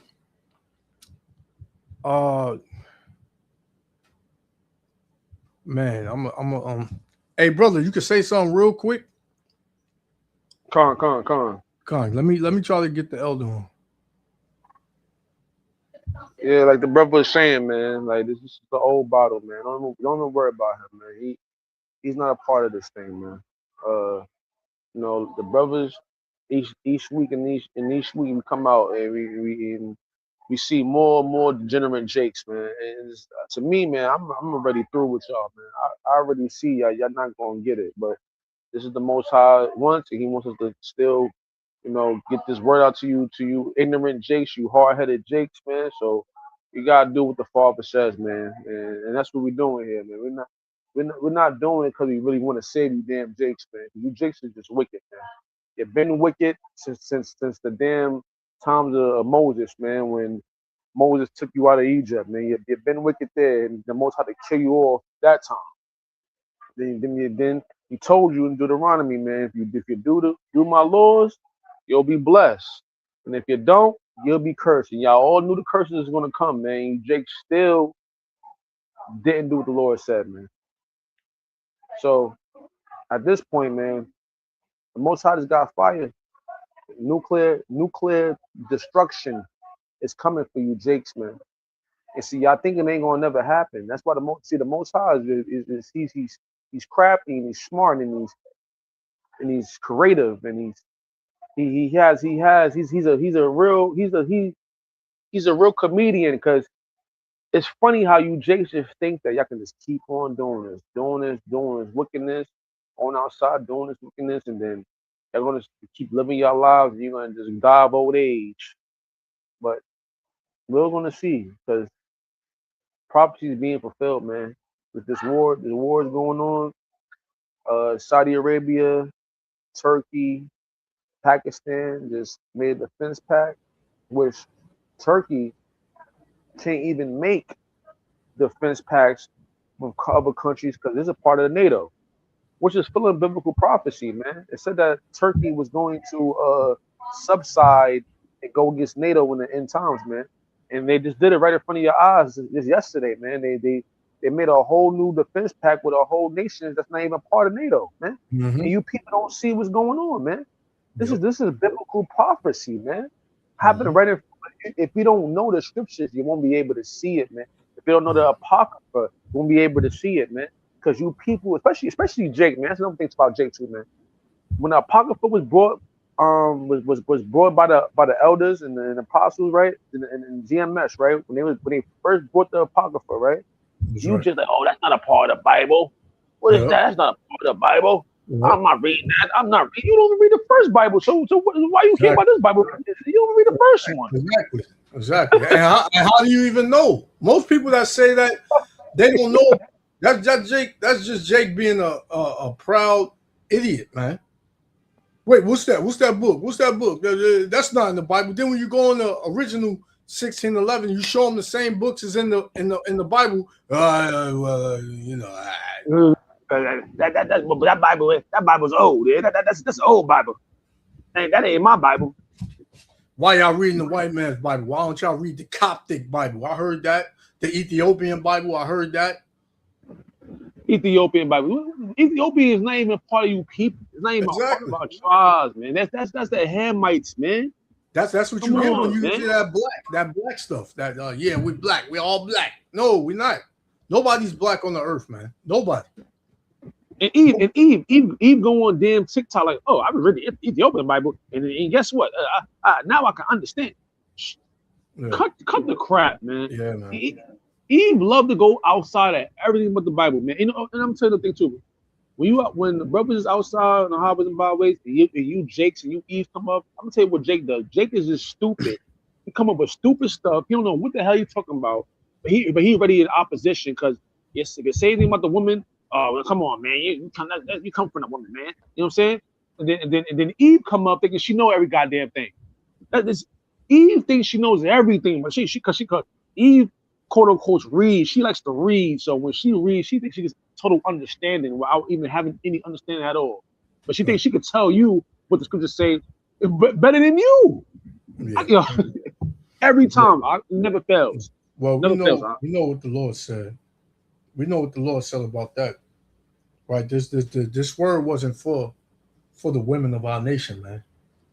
You know. This is Proverbs. The brother put so I'm gonna read it.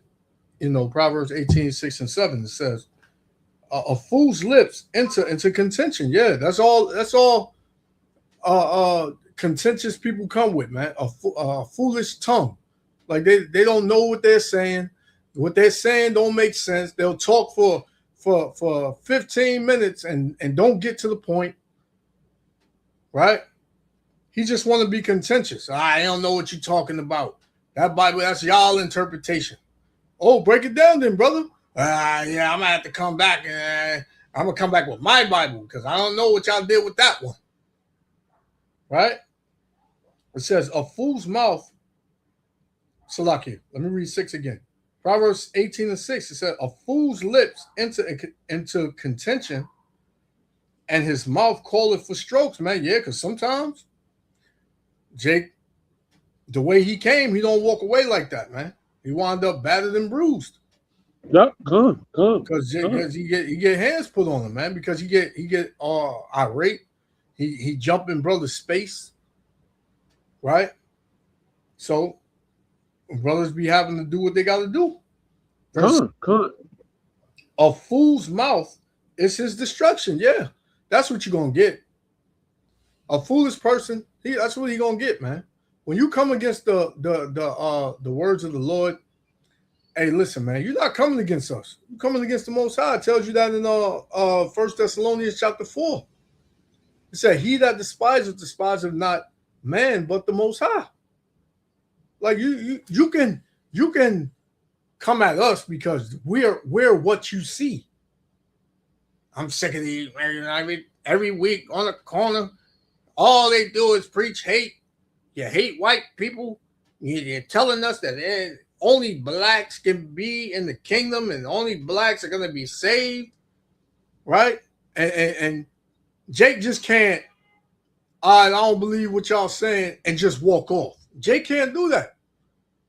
I would be an idiot if I didn't believe what somebody was saying and just stand there for hours and listen to them. I'll be a complete idiot, man. Why am I here? Jake get me so angry. Jake get me so angry, like, because when you say like Jake, right? He envies the so-called white person. Like, basically, we can't hate the white man, but the white man can hate your black ass though, and Exactly. can tell you they hate your black ass, show you they hate your black ass through everything they do in this world society, where they where if you do the same crime they commit, you get life, and he gets a couple months. He could show you that hatred, and you still say, "Oh well, man, you can't say you hate the white man." And the thing is that you don't want to hate the white man because the white man's giving you what, like, privileges in his life now. He didn't have it already. That's why he's getting it now. Exactly. He's been in luxury apartments. He's been in luxury houses. He's been having luxury before you niggas even had a taste of it. Even got a taste of it. He been had it. So that's why he's allowing you to get it now. Mm-hmm. So you Jake's so ignorant of that fact that, oh well, I can afford me a house now. So I guess the white man loves me now. But and guess what? Not only that, he'll give it to you, but you'll never own it. It's still gonna be his. Working your whole goddamn life to pay a mortgage off, man. Still gonna be his. He'll like, yeah, I'll let you borrow it here. Yeah, but you gotta pay me for one house, huh? And that's just for one house. But Jake can only have one house. A regular Edom might have two cribs somewhere, 3 cribs somewhere, man. Family houses all over the place, man. Yep. Yeah, we're behind him, but you, Jake, feel like we get any little piece of the pie. That's the problem with you, Jakes, man. You Jakes are not kingdom minded, man. You're not kings, man. You're peasants, man. And what did it say in the scripture? It says, is Jake a homeborn slave? Yep. That's what you niggas are, man. You're homeborn slaves, man. And that's your mind frame is in, man. Love it so. You can't see past this place, man. And this is why the Most High is going to keep you in this place. He's going to burn you in this place. Because you don't see past it, man. That's right. That's right, man. Yeah, because Esau did a number on y'all, man. He did a real number on you. Because here it is, like the brother said, this devil, you built this country, right? Everybody knows that so-called Negroes and Latinos built this country. Mainly the so-called Negroes built this country, right? And even to this day, fast forward 2026, you see construction going all around. Everywhere you turn is construction somewhere. Some new high rises going up, buildings, whatever. The same people that's building these high rises, you can't afford to live in them. Con. Here it is, you building it up, and while you building it up, you know, you may say a little something like, yeah, man, this is gonna be a nice building, you know, man, it's a nice area, it's a nice what they call it when you look out your window. Luxury building, luxury housing. No, like I forgot what they call it when you look out your window at night, you see the city. A view. High rise. Like a view. This is a nice view. You know what I'm saying? Yeah. But here it is. Once you finish that building, who moves up in there? Exactly. Right? The people who you protect. Right? Same people who you will die for. Right? Your enemy. And guess what? You can't come back in that building. After you done built it and people live in it, you have no rights to that building. You can't just walk up in the building and say, I built this building. I should be in here. I should live in here. You'll be your ass in jail, man. So it's the same thing with Babylon the Great. You built this country up, but yet you have nothing in this country. Right? You're at the lowest of low in this country. You can hear me, Elder? Yeah, con. Yeah. Okay, con. Yeah, you the lowest of the low in this country, man. Nobody regards you. Everybody hates you. They don't want you around. All of these Edomite neighborhoods, these pristine Edomite neighborhoods, yep, you built them up, right? Who you see out there manicuring the grass and doing repairs on the houses? You Jake? Latinos, yeah. But after that, you got to go home. You got to get out of here, right? you come on, man. What are you doing over here? Right? You can't even say. There's many Jakes that go around with their phone and they have these Karen and Ken moments where they just sitting in the park in the neighborhood and Esau come up, roll up on them. Do you have ID? You belong over what there? You doing here, buddy? What you doing here? Huh? Yeah, yep. Yeah, yeah, they have these videos. So what? I mean, what is this really about, man? Like, what do you really? I mean, like, yeah, go ahead. I got a personal testimony. I work in a luxury building in Brooklyn, right? I'm a concierge, right? I work in a luxury building. Building is 51 floors, pool on the rooftop. You know what I'm saying? Got the break rooms, a theater room, and all everything, package room, everything, right?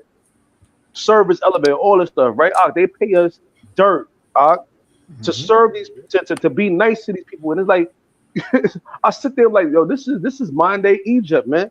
Like, you really work for these companies and they don't pay you nothing, but they're making all this money, man. 800 units in this building, man. You know what I'm saying? So if you times that by 2, right, for each apartment, that's basically 1,600 people live in this building, man. You know what I'm saying? And the rent start at $4,000, $5,000, man, for a studio in our building, man. You know what I'm saying? And so they making tons of money. You know what I'm saying? Right? They got basketball players that live in there with contracts for the building. You know what I'm saying? That they get that guaranteed money every time. You know what I'm saying? And they pay us minimum wage, man. That's the white man for you right there, man. Yep. They want you to stay at a certain level, so where you can't even get above the level that you want to be, to even afford to even live in the building that you work in. That's right. You're supposed to have a smile on your face every day, greet these people, serve these people, and they don't give you nothing. And even at the top pay in the building is only like $32. I'm like, 32. What that? That still ain't enough. Yeah. That still ain't enough. Yeah. You know what I'm saying? This is how Esau keeps you at a level to where you can never get above your level, so you can never be in competition with him and his lifestyle. Because he knows. That's what Esau does, man. Same thing that happened in Egypt back when we was in Egypt, man. We built up Egypt. We built all the damn pyramids, all the damn things, the Phoenix, everything out there, right? We built all that. But how was the Hebrews living? How were they living in there? Living in the worst part of Egypt, man. The worst parts, man. This is the same thing over and over again, man. And you Jakes won't wake the hell up, man. This is not our rest, man. Stop looking for it, man. Gone. This is I wanted to touch on that. This is Deuteronomy 28 and verse 38. It says, "Thou shalt carry much seed out unto the field, and shalt gather but little in, for the locust shall consume it," man. So listen, man, you're gonna do all the work, but these other nations, they're gonna benefit off it more than you. Verse 39. "Thou shalt plant vineyards and dress them, but shall neither drink of the wine nor gather the grapes, for the worms shall eat them," man. Yeah, so you're gonna do all the work, man. You're gonna be the slave. You're gonna be the hard worker, but you're not gonna be able to reap the benefits. You know, everybody else is gonna reap the benefits more than you, right? So yeah, man. This is not going to be a friendly place to you so-called Negro, Latino, Native Americans. Go ahead, Elder. What you got? Shalom, Rala. Shalom, brother. Hey, shalom, bro. Shalom. Shalom. All right. So we have a problem logging in, man. You know we're not going on the computer like you guys. So Yeah, I don't know. They just did this. Logging in, you know? Yeah. This is Listen, man. double, man. Once the truth is being taught, they're gonna try every way to stop it, man. Yeah, man. This happens every so often. So I don't know. These devils be on the move, man. No, I was watching a video yesterday, man, that was made. What they were saying is that all the rap music, I don't know if you saw it, all the rap music, who was pushing that music was the CIA. Oh, who was buying up all the records to make it appear that it was the number one selling stuff was the CIA, man. Yeah. And after they ended that aid program, rap just disappeared off the earth, man. It's disappearing by the day. Yeah. Now it's just trap music. Yeah. You know, women showing their bodies, just like degrading. Like you gotta degrade yourself to the lowest point in order to make money or sell a record. You know, I don't even know if it's records anymore. It's probably just streaming. It's probably just, you know, I made a video, put it up, and you make money off it. We can make you a star and this and that, but you got to do this. That's all it is now, man. That's all it is. But rap been done. Rap been done for some years now. You know, and you know, this country is going down. You know, because the scriptures tell you that miserable are the cities which received thy son, when you read Baruch chapter 4. So this place is about to be miserable to be in. Very miserable, man. And like we said last week, like these devils, they seeing them more and more. Listen, So yeah. even the rich people are fleeing Babylon right now. Yeah. They realize what's going on, man. And what's taking place in the Middle East is going to drive this to the ground, man. So a lot of them are fleeing. Yep. Jake is the only man that's not really seen. I mean, Israel is the only people not really seen what's taking place here, man. Yeah. A lot of our brothers think that this thing is going to last forever, man. Yep, and it's not. We almost up out of here. This is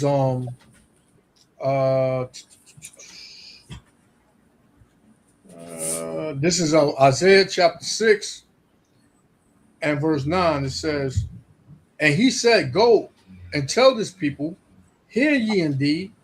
Hear what? This word. "But understand not, and see ye indeed, but perceive not." Yeah. So we see things that's going on in the earth, man.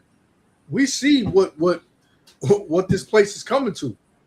But a lot of our people, 2/3 of our people, they don't see it. Right? We go out there and we teach them the word, but what? They hear it, but they don't understand it. Right? It says, make the heart of this people, meaning their minds, make the heart of this people fat and make their ears heavy. Right? Make their ears heavy, man. Where they're going to be rebellious. They're not going to want to hear nothing. We ain't speaking the truth because according to these people, nobody's telling the truth. Right? You hear people in these videos and all that. Yeah, they're deceiving the minds of the people, and somebody has the truth, right? Somebody has it. Yep. Well, according to these people, nobody has it. It's over here. It's in the north. It's in the south. It's in the east, and it's in the west. You got to go over there to get it, to bring it together, and then this is how you get the truth. No. Nah, man. So the Lord said, make the heart of this people fat and make their ears heavy and shut their eyes, lest they see with their eyes and hear with their ears and understand with their heart and convert and be healed. Right? Then Isaiah said what? Then said I, Lord, how long? So the Lord pretty much saying, hey, keep them docile, man. Keep them worldly. Keep them in the world. Let them do their thing. And it said, then said I, Lord, how long? And he answered, until the cities be wasted without inhabitant, and the houses without man, and the land be utterly desolate. So the Lord wants to destroy 2/3 of our people, man, because they're not going to get it. They're just going to mock. They're going to slander. They're going to scoff. They're going to continue to be demons. Nothing is going to make sense to them. The only thing that they're going to be in tune with is this world. So the Lord said, hey, let them, them that are empty, let them remain empty, man, so I can destroy it. You know, and that's what it's going to come down to. That's what's going to happen. Yeah, y'all got it. Allah, what's up? Ain't not much to see, man. Having a little trouble signing in earlier, man. It was just pushing me in the other direction. Right. God. Yep. It's Satan, man. Yeah, you have a video to play up? Yeah. Fact, I sent a video this morning. If you see this women dressed up her son, sending her son to school. Oh yeah. Yep. Yeah. I don't want to put Salak. I don't really want to put it up because YouTube. Oh yeah. Okay. Okay. Yeah, that's a damn shame, you know. Yeah. Woman sister dress her son into a damn skirt, put him in a skirt. That's right. If this is something she does, that means that whatever he wants to do now, she will allow it. Yep. You know, that's sad because you could tell there's no father there, you know. Exactly. Because there's no if a father was there, he would have his son dressed up in a damn skirt. You know what I'm saying? Exactly. So let's see. These are scripted in Deuteronomy chapter 22:5. Yep. Yeah. I think it's you talking about train up a child? No, about dress code, right? Mm-hmm. Oh yeah. Yeah, come. A damn shame, man. No. Most I say these things that these kids be doing, man, today, man, it's crazy. It's really causing these kids to go off, you know what I mean? And that's another tactic of these devils, man, because they know where the discipline lies, and they know who's the weaker vessel. They know this. Mm-hmm. A woman is supposed to be a balance, man. I was talking to somebody. You could read Deuteronomy chapter 22:5 and No, I was saying it has to be a balance. Yeah, like the kids got to get both sides. They got to get disciplined, and they got to get nurtured. and that's where the Mhm. man comes, and that's where the woman comes, Right. man. But if you only have one side, Yep. you know, that kid is not going to be balanced. This is Good. Deuteronomy. Yeah, you can hear me, Elder? We could hear you. We could hear you. Okay, come. Deuteronomy 22:5. The woman shall not wear that which pertaineth unto a man. Right. See? Neither. The Bible said a woman. Bible said a woman should not wear that which pertaining to belonging to a man. A man wearing a woman garment like pants, because pants in the Bible represent breeches. There was this woman in the 1960s that she bring all this. She's the one that came out with this woman movement. I can't remember her name. If you guys remember, let me know. I can't remember that woman's name, but she's the one that came up with that, because before 1960s, like, women was wearing skirts. They wasn't wearing no pants. Yep. You know what I'm saying? But since this woman movement came out, then they allow women to do these things for and do what the hell you want to do. And which the scripture tells you is an abomination, because it's a law. A man and woman not supposed to wear the same garment. We're gonna get that just now. Continue. Come. It says, neither shall a man put on a woman's garment. Right. See, neither shall a man put on a woman's garment. It's abomination. Okay, it is an abomination. All right. So now let's get Deuteronomy chapter 23, verse 17, to prove that it's a law. So when women carry dressed as a man, wearing pants and so forth, they are breaking the commandments.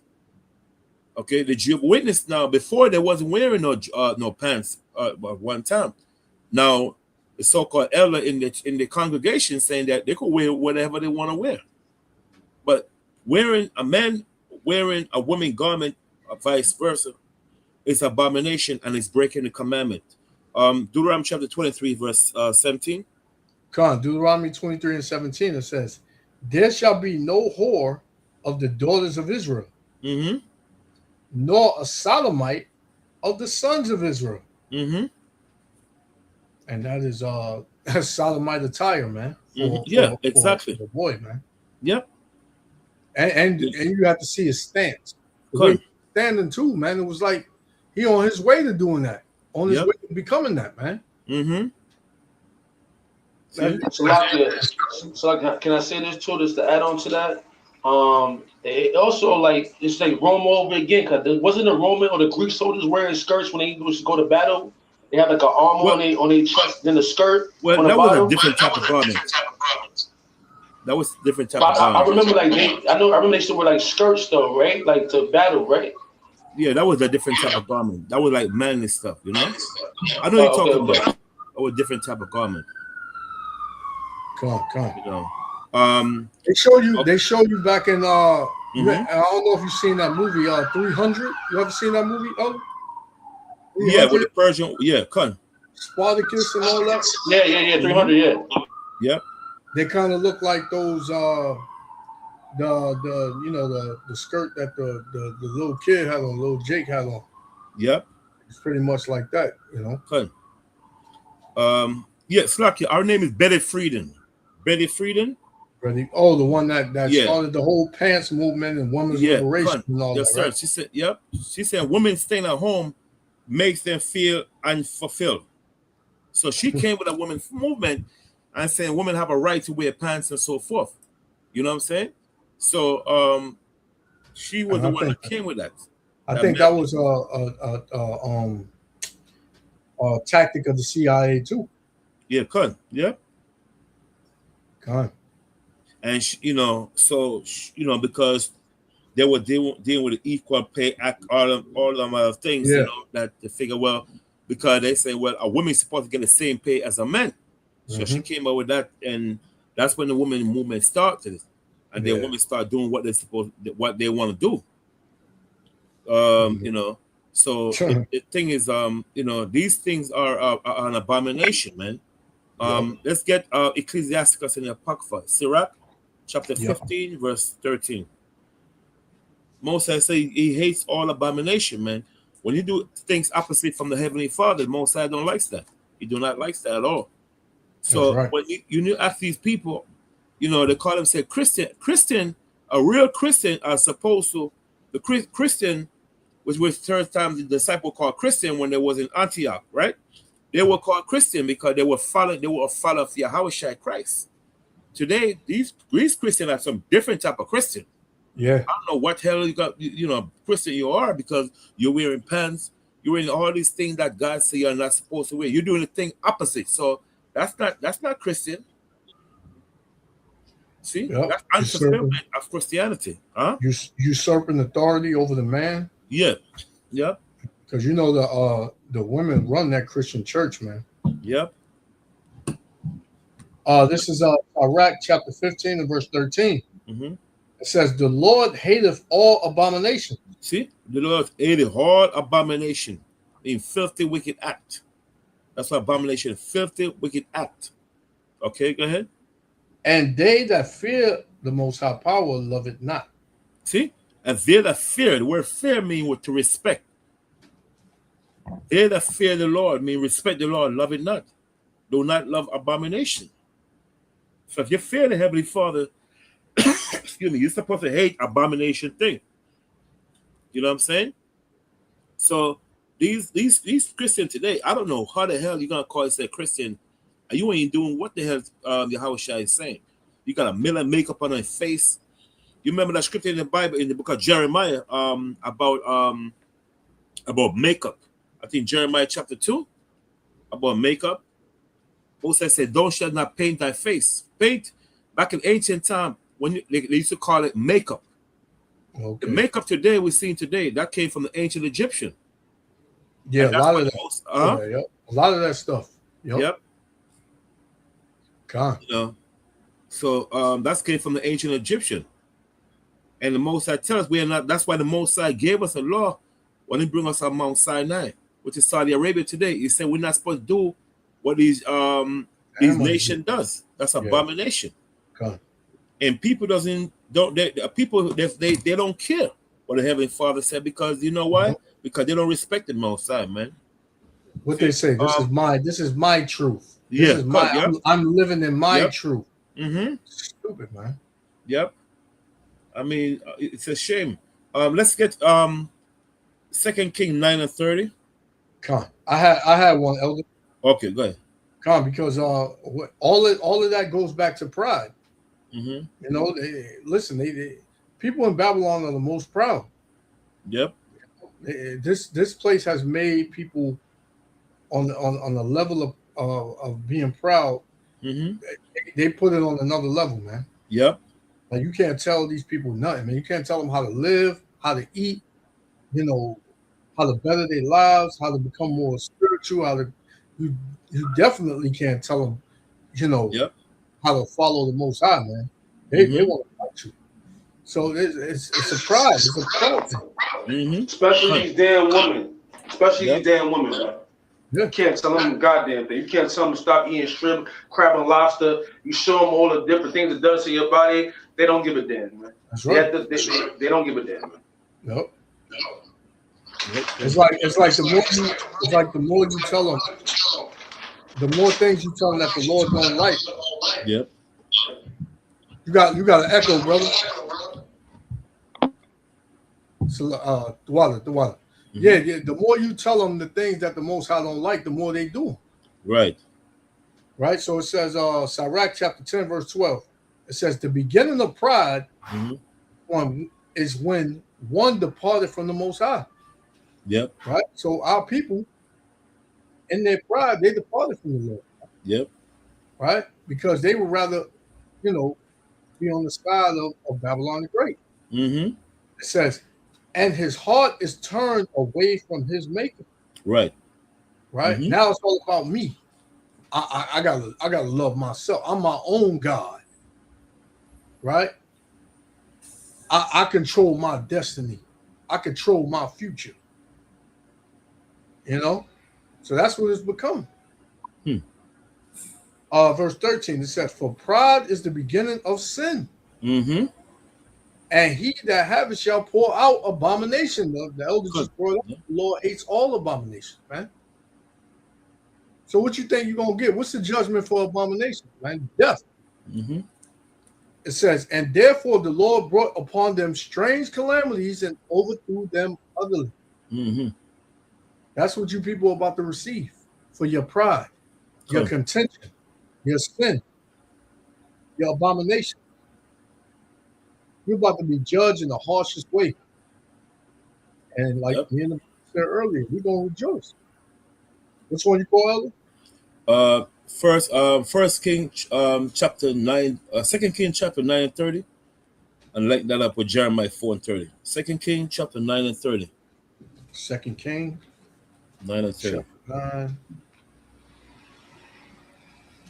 Chapter 9, verse 30. Mm-hmm. And it reads, and when Jehu was come to Jezreel, Mm-hmm. Jezebel heard of it.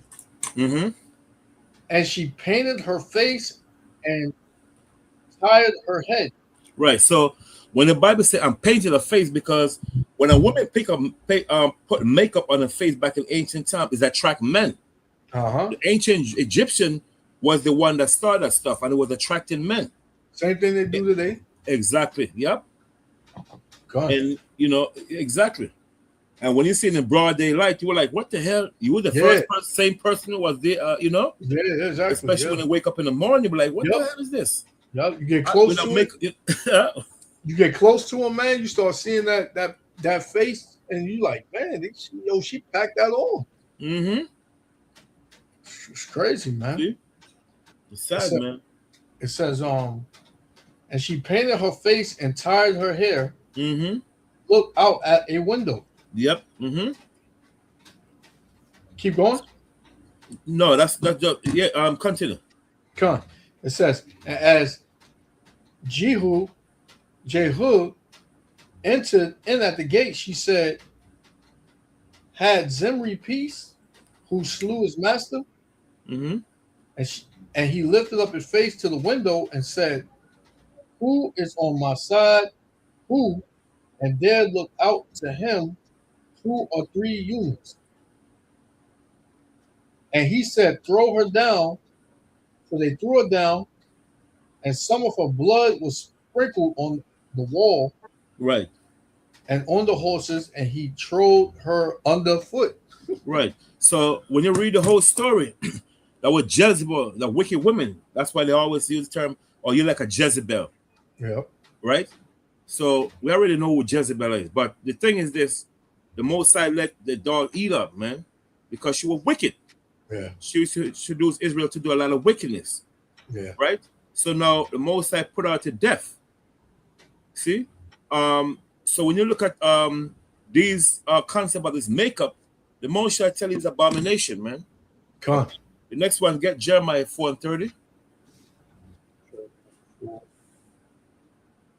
30, because what you see going on here, I don't know, brothers like really seeing it, but there's a lot of women out here being judged now. Yeah, a lot of them, man. You know, I just came across 2 videos. I just seen a video with this dude beating up his ex-girlfriend in front of the Ring camera. Y'all seen that? Yeah. I was just about to pull that up. The blood out of her ass. Yeah, man. Beating up what?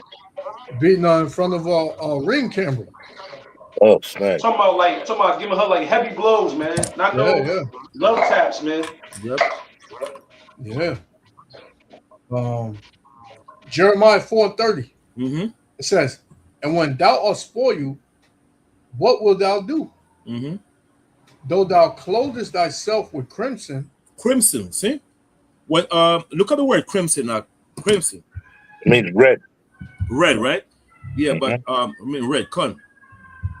Jeremiah, right? Jeremiah 4. Mm-hmm. Let's get it in the blue letter. 30. Crimson, right? Yeah. For sure. All said mean red, but I want to give some more.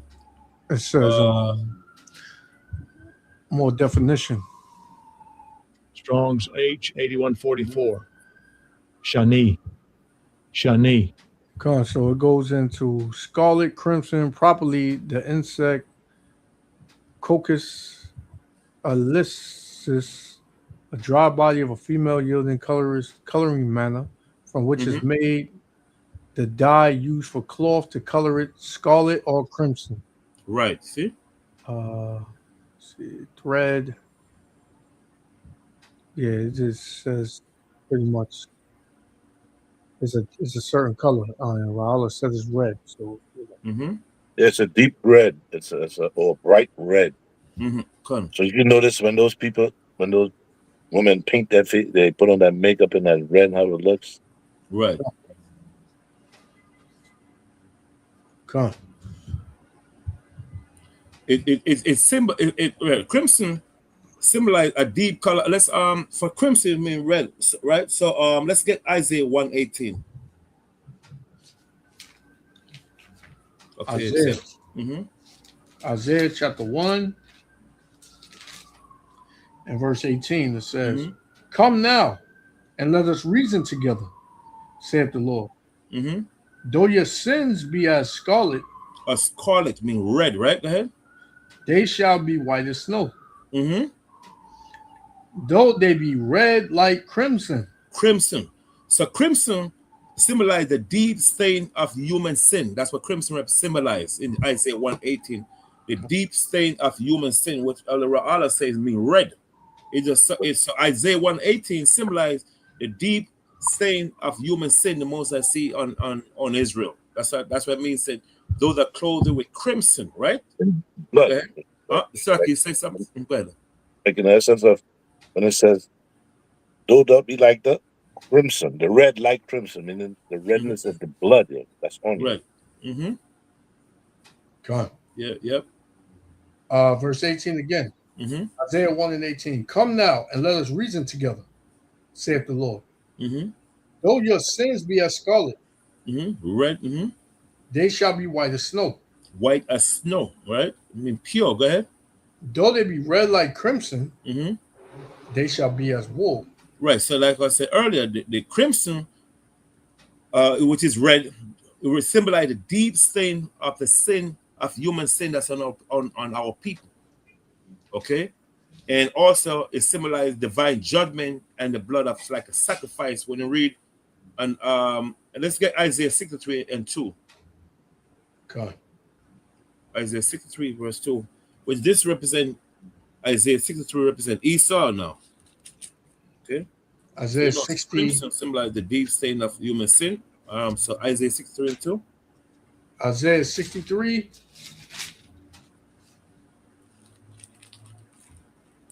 Shalakia. Yeah, and 2. Isaiah 63 and 2. Right. Matter of fact, you don't start at verse 1. Verse 1. Isaiah 63 and 1. It says, Right. "Who is this that cometh from Edom with dyed garments from Basra?" Basra. Now, this Basra was an ancient Edomite city in northern Jordan. Okay, so we know it's not talking about ancient Jordan. It's talking about modern day America. See, so Basra is an ancient Edomite city in southern Jordan. So this Basra symbolizes America because it's talking about the last days. Okay, read that verse again. It says, Isaiah 63 and 1. "Who is this that cometh from Edom Edom. This is the whole Yahweh Shai Christ and his angel. Go ahead. with dyed garments from Basra?" So he said, dyed garment in Basra meaning Christ's blood stained with the blood of his enemies, mainly Esau. Go ahead. "This that is glorious in his apparel, travailing in the greatness of his strength. I that speak in righteousness, mighty to save. Wherefore art thou red in thine apparel? Well, see, all the red in apparel mean all the blood stained in Yahweh Shai Christ. Go ahead. And thy garments like him that treadeth the wine fat? The wine fat, we see what? The Gentile nation. Go ahead. I have trodden the winepress alone, and of the people there was none with me. In other words, they most high destroy them. Go ahead.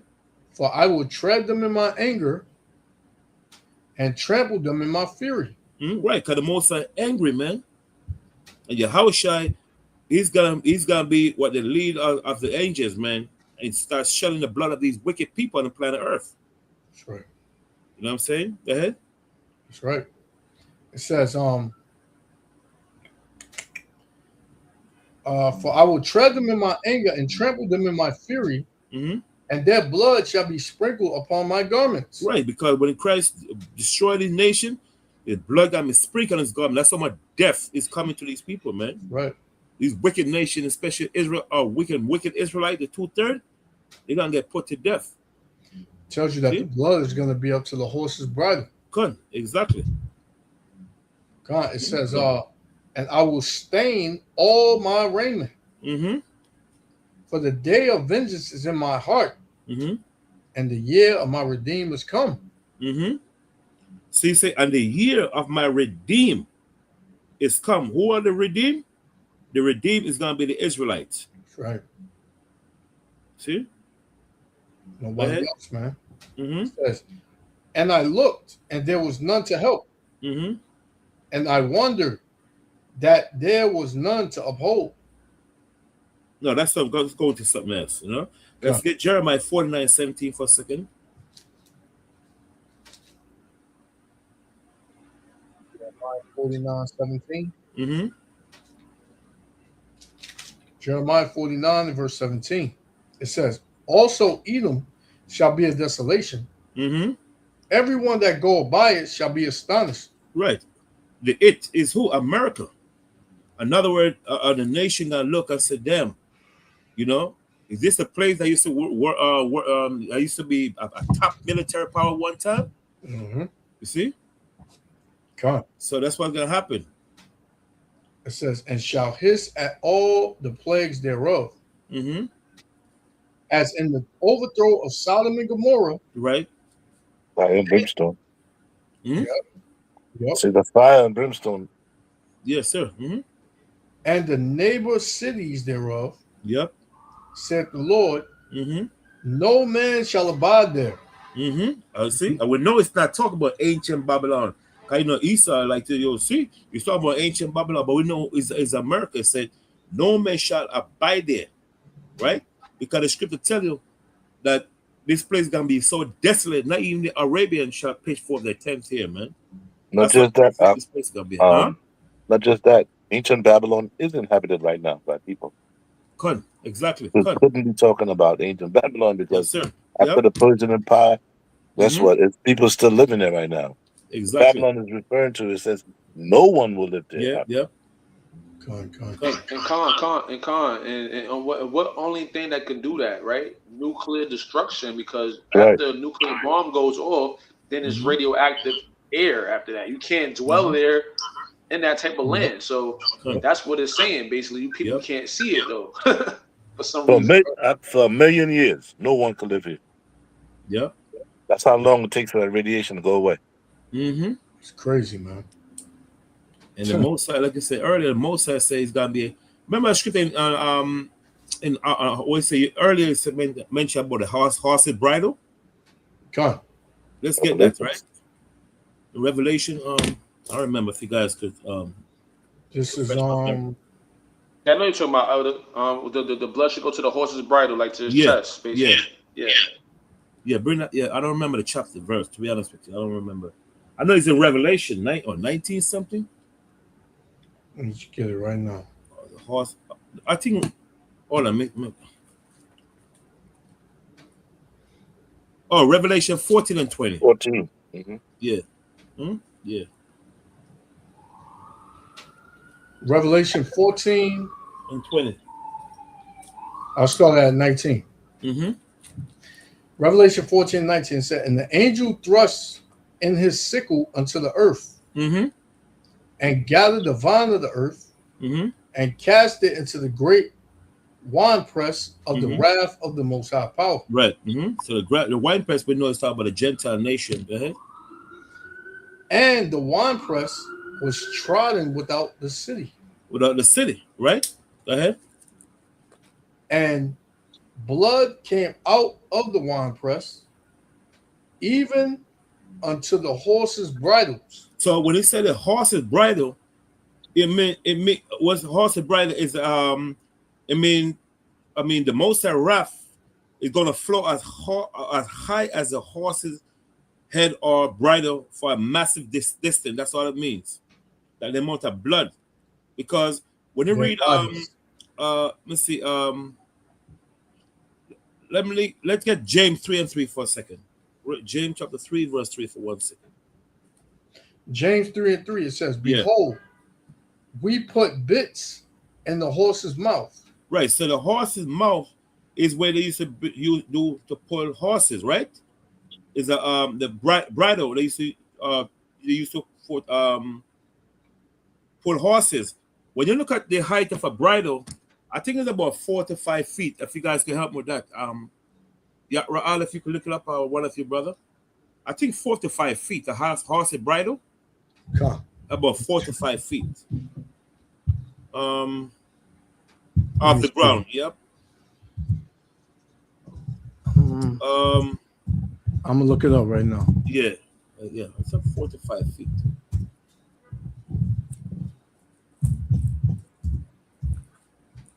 About 4 to 5 feet. From 4 to 5 feet. It's 4? Mm-hmm. Where you get that from? They say a horse's bridle sits roughly 4 to 5 feet. Send that to me, because yeah. My grandfather taught me that when I was young, so I never forget it. But I didn't, off the ground. Yeah, an animal is standing. My grandfather taught me, but I didn't really look it up. You know what I'm saying? So I'm glad you tell me that. Okay, thanks. You told me that when I was young, you know. But that verse in James 3:3, he used the horse and bridle is a metaphor in James 3:3. It represents self-control, showing how small it can be to turn like massive animals, but like learning to control that. Learn to control. It just showing you learn to control your tongue. You know what I'm saying? That's what it symbolizes. It means a metaphor right there. You know, when you read it, it says that the tongue is uncontrollable. Mm-hmm. It's like deadly poison. You can't control it. Right, yes, sir. Yep. So right. It's gonna be a lot of bloodshed, man. Mm-hmm. It's gonna be a lot of dead bodies. Yeah. You know, I heard you can't even stand to be around one dead body. The smell is just crazy, man. After a while. So imagine millions of dead bodies. Yep. And it's like a kind of to see like a dead body it brings like a sad vision to you. Yeah. I can remember I was about 14, and me and this girl, teenager, we went to the movies and stuff and came back, and was going to her building, man, and on St. John's, and 2 guys had gotten killed, man, like next door to her building, man, and we walking by there, and I'm looking at these 2 men like, oh, man, these men are dead, man. Even though I didn't really know them, man, I didn't know them at all. Yeah, it still kind of felt like a kind of remorse, man, just to see them there, man. Yeah. So imagine you got to see that like thousands and millions of people dead. That could be like crazy. Really psychological in the brain, man. Huh? Yeah, that'll bug you out. Mm-hmm. You know what I'm saying? Like all them dead bodies, man. In Jeremiah 16:3, it says that it's going to be dead bodies for the fowls of the for the heaven, fowls of the heavens, and for the beasts of the field. Like bodies just going to be laid out there. Like you're gonna be stepping over bodies. You turn the corner, you're just gonna see bodies in the street all over the place. Mm-hmm. So it's like people really they're not getting their spirit ready for nothing like that. Yep. It's like a priest. Let's go back to Revelation 14:19 again. 14:19. Yeah, that's a precept. Revelation 14:19, it says, and the angel thrust his sickle into the earth. Right. So we know the sickle is like a sharp metal blade used to cut grain, right? That's a sickle, they go like this. That's like a sickle. That symbolizes the divine judgment the Most High are going to use the angel to bring on the planet Earth. Okay, go ahead. and gathered the vine of the earth, And gather the vine of the earth, right? Go ahead. and cast it into the great wine press of the wrath of the Most High. Well, which we know the great wine press is of the wrath of the Most High. Now let's see what the sickle is now. That's the precept one for that verse now. Verse 18, the sharp sickle. Let's get Revelation 19:15. That's what us You're talking about for verse 19? Revelation 19, 14, 15. 19? Yeah, for verse, it's like for verse 14, 18, right? I just want to get No, we read 19 and 20. oh, slack. I just want to get this what it said, the sharp sickle represents symbolize the sharp Oh. sickle itself. Come. So you want Revelation 19 and 15? 15, yes, sir. For the precept about the sickle. Come. This is Revelation. 19. Come, Revelation 19 and 15. It says, and out of his mouth goeth a sharp sword. Slack your priest. You know what you start with? Start at verse 13. Come. Revelation 19:13. It says, and he was clothed with a vesture dipped in blood, Mm-hmm. and his name was called the Word of the Most High Power. Come, see? That's why Yahweh said, no one knows his name. His name is called the Word of the Most High. Come. Because we don't understand who the Yahweh is, you know? I mean, those that are ignorant. So when Yahweh said no one knows his name, this is his name. His name is called the Word of the Most High. So he would deal with them ignorant people back in them days. Come. See? Go ahead. God, it says, and the armies which were in heaven followed him upon white horses, Right. So we know the armies are the angels, 2 Kings 6:17. Go ahead. clothed in fine linen, white and clean. Right. Mm-hmm. And out of his mouth goeth a sharp sword, and with it he should smite the nations, and he shall rule them with a rod of iron, Mm-hmm. and he treadeth the winepress of the fierceness and wrath of the Almighty power. Right. So that's the sickle for Revelation 14 and what 19 19. Yep. represent the sword. So that's a link up right there for the sickle represent a sword. They're linking up with the Revelation 19 and 15. And out of his mouth goes a sharp sword. See, sickle. God. Okay, that's a Hey, link up right there. shalom, Yohan. Shalom, elders, Right. brothers. Shalom. You know, Shalom, okay. Yeah, cut. So, my last one. Again, 2 chapter 15. You said second Esdras? Yeah, chapter 15. We're gonna go back again to right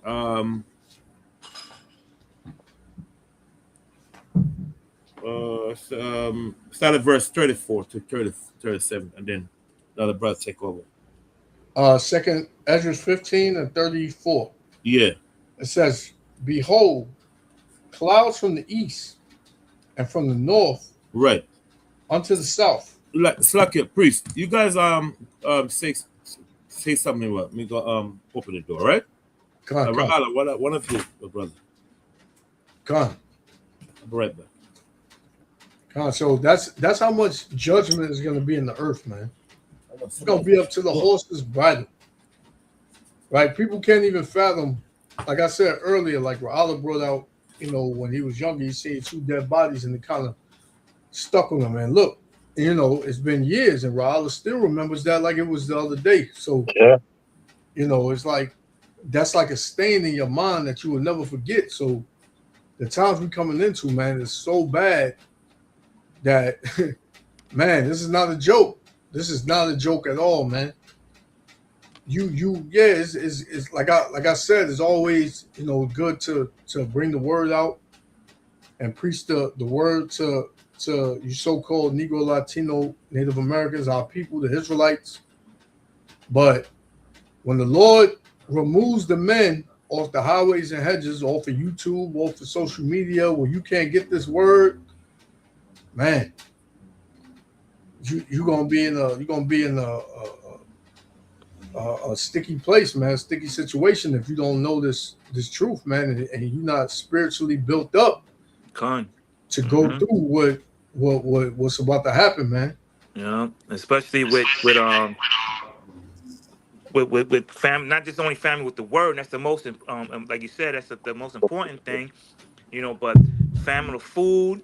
Yeah, You know, how I'm going to eat, how I'm, protect my family from people who's trying to get me from for food and things like that. You see people now growing vegetables in their own backyard, their own homes, and things like that, because they know the food shortage is coming. It's around the corner, man. yeah, And then with these AI with these centers they build, the data centers, they take a whole bunch of water, you know, and things like that.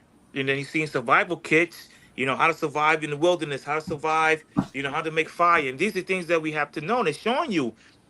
ESO knows. So when they putting these things out in these like on YouTube and Facebook and things like that, man, it's around the corner, man. that's right. It's around the corner. Uh, it remind me of the scripture where it says that the he that shall try to save his life shall lose it, Lose and it. the one that shall lose his life shall save it. Save it. So, like with me, man, I know I live in a city. Like if something was to really happen though, like a what's called like a cyber attack, and all the Mm-hmm. power getting cut out. You know what I'm saying? Like I look at it like this, man. There's no way I'm gonna be able to get to the goddamn wilderness from here. Like it's gonna be chaos outside. You're not gonna want to be outside. You know what I'm saying? Like you're gonna want to be inside somewhere because it's gonna Yep. be people outside going crazy outside, especially in the city. You know what Yep. I'm saying? So I look at it like this, man. If the Most High, like that's why right now I start fasting now because I fast now to prepare myself for a famine. Like how long is you gotta prep your body to be like if you used to eating food 3 times a day, right? Yep. When a famine comes, you ain't gonna be ready for a famine because you like your stomach is gonna be growling if you miss one damn meal. You know what I'm saying? So this is the time that the Most High is using right now to us for the prep for that time to fast and to do all these things, man. Yep, Hey, 100%. I agree with Ooh. that. That's when the elder said that, and it was like 10 years ago. He said, man, your brother better start fasting, man. Your brother better start fasting and get your body trained as a soldier, man. And this Yep. we have to do. Like the brother's right. You said we eat 2-3 times a day, and when it's that shortage and famine come in, we like, yo, man, I'm hungry because my body's used to eating. Yeah, man, you're right, brother. We gotta start fasting and get our bodies ready for what's to come, man. You Yep. know, That's right. 100% on that. Facts. Come. And these people, they ain't ready, man. They go by the way Esau Edom has taught them. You got to eat 3 meals a day. Yeah. Breakfast, lunch, and dinner. When Jake don't really eat like that, man. Jake don't really eat. Well, you do got some Jakes that keep that schedule, but for the most part, Jake, he eating once, maybe twice a day, and then Jake is not even eating the right foods. He eating outside food all the time. So All the time. it's All the like time. our people have gotten away from even cooking like that, So That's crazy, man. right. Yeah, cooking is a dying breed, man. I know my brother. He's telling me his girlfriend, all she do is eat McDonald's, Overeat, Wendy's, overeat. Domino's, things like that. Don't even cook. I'm like, yo, man. I mean, he's trying to help out with these herbs and things like that. I said, hey, man. I said you could take the camel to the well, but you can't make it drink it, man. And stuff like Yup. that. So she sees you eating healthy and exercising and losing weight, but I'm not trying to help her, but if she don't want that help, man, hey, one day it's gonna to a point where she's gonna be in the hospital, man, and be like, this is when they're gonna change your mind, and stuff like that. So I mean, Yeah, man. Yeah, yeah. especially with these foods out here, like say like if I had a company, that just make tomato sauce, natural tomato sauce, I know they're gonna come to me and be like, we're gonna buy your tomato sauce, we're gonna buy your company offering you, say like 50 million, whatever. Some people's gonna take it because that money's good, but then what they're gonna do to your product is they're poisoning it. They're poisoning products, man. Exactly. That's why I'm glad. Like if like I live in Florida, and when I do some droughts, I see farms like people got their own chickens, laying chickens, on eggs, and You know, they got their own cows, you know, and things like that, you know, because they know that time is coming, man. They know this time is coming, man. While we worrying about, you know, Jay-Z coming out, we worrying about the crazy, the dumb things, you know, we're not being prepared spiritually first. We're not being prepared spiritually, you know, and I know the people that are not spiritual, they know God exists, because we all spiritual people, you know, and stuff like no, God exists, but they went to the devil's temptation, you know, Mhm. and they're being and they're being distracted of the stupidness That's of right. this world. You know, they're being stupid in this world, the next rap, the next this and that, or the next, you know, whatever. That You wine, know? that Babylonian wine. Yeah, exactly. You know what I mean? And this goes ways back to, if you read the book of Maccabees, it tells you when the Greeks was giving us the Israelites, you know, like all type of things to do. Like, hey, you can do this, you can do that. You go eat pork, you can become a homosexual, Yep. you can go, Yep. you know, these Do things, you all know, that. you've been Yep. distracted. And that's here today. You know, this don't, like it says, nothing new under the sun. That's right. There's nothing new under the Right. sun, man. You Yep. know, we're in modern days. We're in the modern days of Noah right now. Yep. That's right. Mhm. God, you're right. And like I said, man, it's gonna be a lot of dead people out here, man. Matter of fact, Like, I'm sorry. Go ahead, first, Lakia. Go ahead. yeah, I was gonna say something real quick. Like, you can do all the prepping you want, man. We spiritually prepping, Right, right? Spiritually, man, because you can physically prep all you want, but if you're not of the elect, hey, you just storing it up for the elect. That's it. Yeah, That's all you're doing, man. it's like a lottery Hey, ticket. You know what I'm saying? and Saki, I'm not saying that we shouldn't prep about like for like an emergency, like having some flashlights, batteries, Yeah, like getting thing like little extra water. But I'm talking about like trying to go into a bunker and prepare for you to come out after 20 years of Holocaust. Nah, we're not doing that, man. You see, that's the Esau. That's what Esau. He gonna go underground somewhere and be there for the next 5 years and then pop up out the ground like, oh, like, we could start over brand new again. Nah, yeah, that's not what we doing here. yeah. No, That's not going to happen. That's not at Esau's all. imagination, man. Vain imaginations, man. That's right. So does not a lot of those people doesn't understand the ramification of a nuclear attack. Yep. They figure they could go on in a bunker somewhere and stay there for like 5 years. Remember, the air is polluted, soil is polluted for a million years. But eventually, all those people under that ground, they got to come up because they're going to run out of oil, they're going to run out of diesel. Uh-huh. But all that purifies the air for them under the ground, they got to come up, man. Because You got to watch that movie Greenland. Greenland shows that, like, if you watch the movie Greenland and then you watch number Yep. 2, Yep. it show you that that's what they trying to do. Like in the first one, they destroyed everything. Then the second one, they come out and trying to find a way to start over again. Yep. Yep. And it's always these devils, man. I got a scripture, Book of Revelations, chapter 11, verse 8. And the dead bodies shall lie in the street of the great What city. verse is that? Revelation 8, 11, verse 8. Mm-hmm. And it says, and the dead bodies shall lie in the street of the great city, which spiritually is called Sodom and Egypt, where Mhm. also our Lord was crucified. You know, so we're in Babylon, America is spiritually called Sodom and Egypt, man. You know, so this is, you're gonna see a whole bunch of dead bodies, man. I'm telling you, man. And then a lot of these movies, they show it too, man. Yep. You know, a lot of these superhero movies and TV shows, and they show you these things, what's to happen, man. Yep. You know, they're getting us prepared, telling us, and it goes over a lot of people's head. Mhm. You know what I'm saying? Because they're looking at it as just entertainment. Right, Right. entertainment, yeah. Yeah. Like you see that verse where you just brought it? You can read Ezekiel 39 or 14. Ezekiel what? 39. 39 14. 39, 14. Ezekiel 39 And 14, right? and verse 14, it says,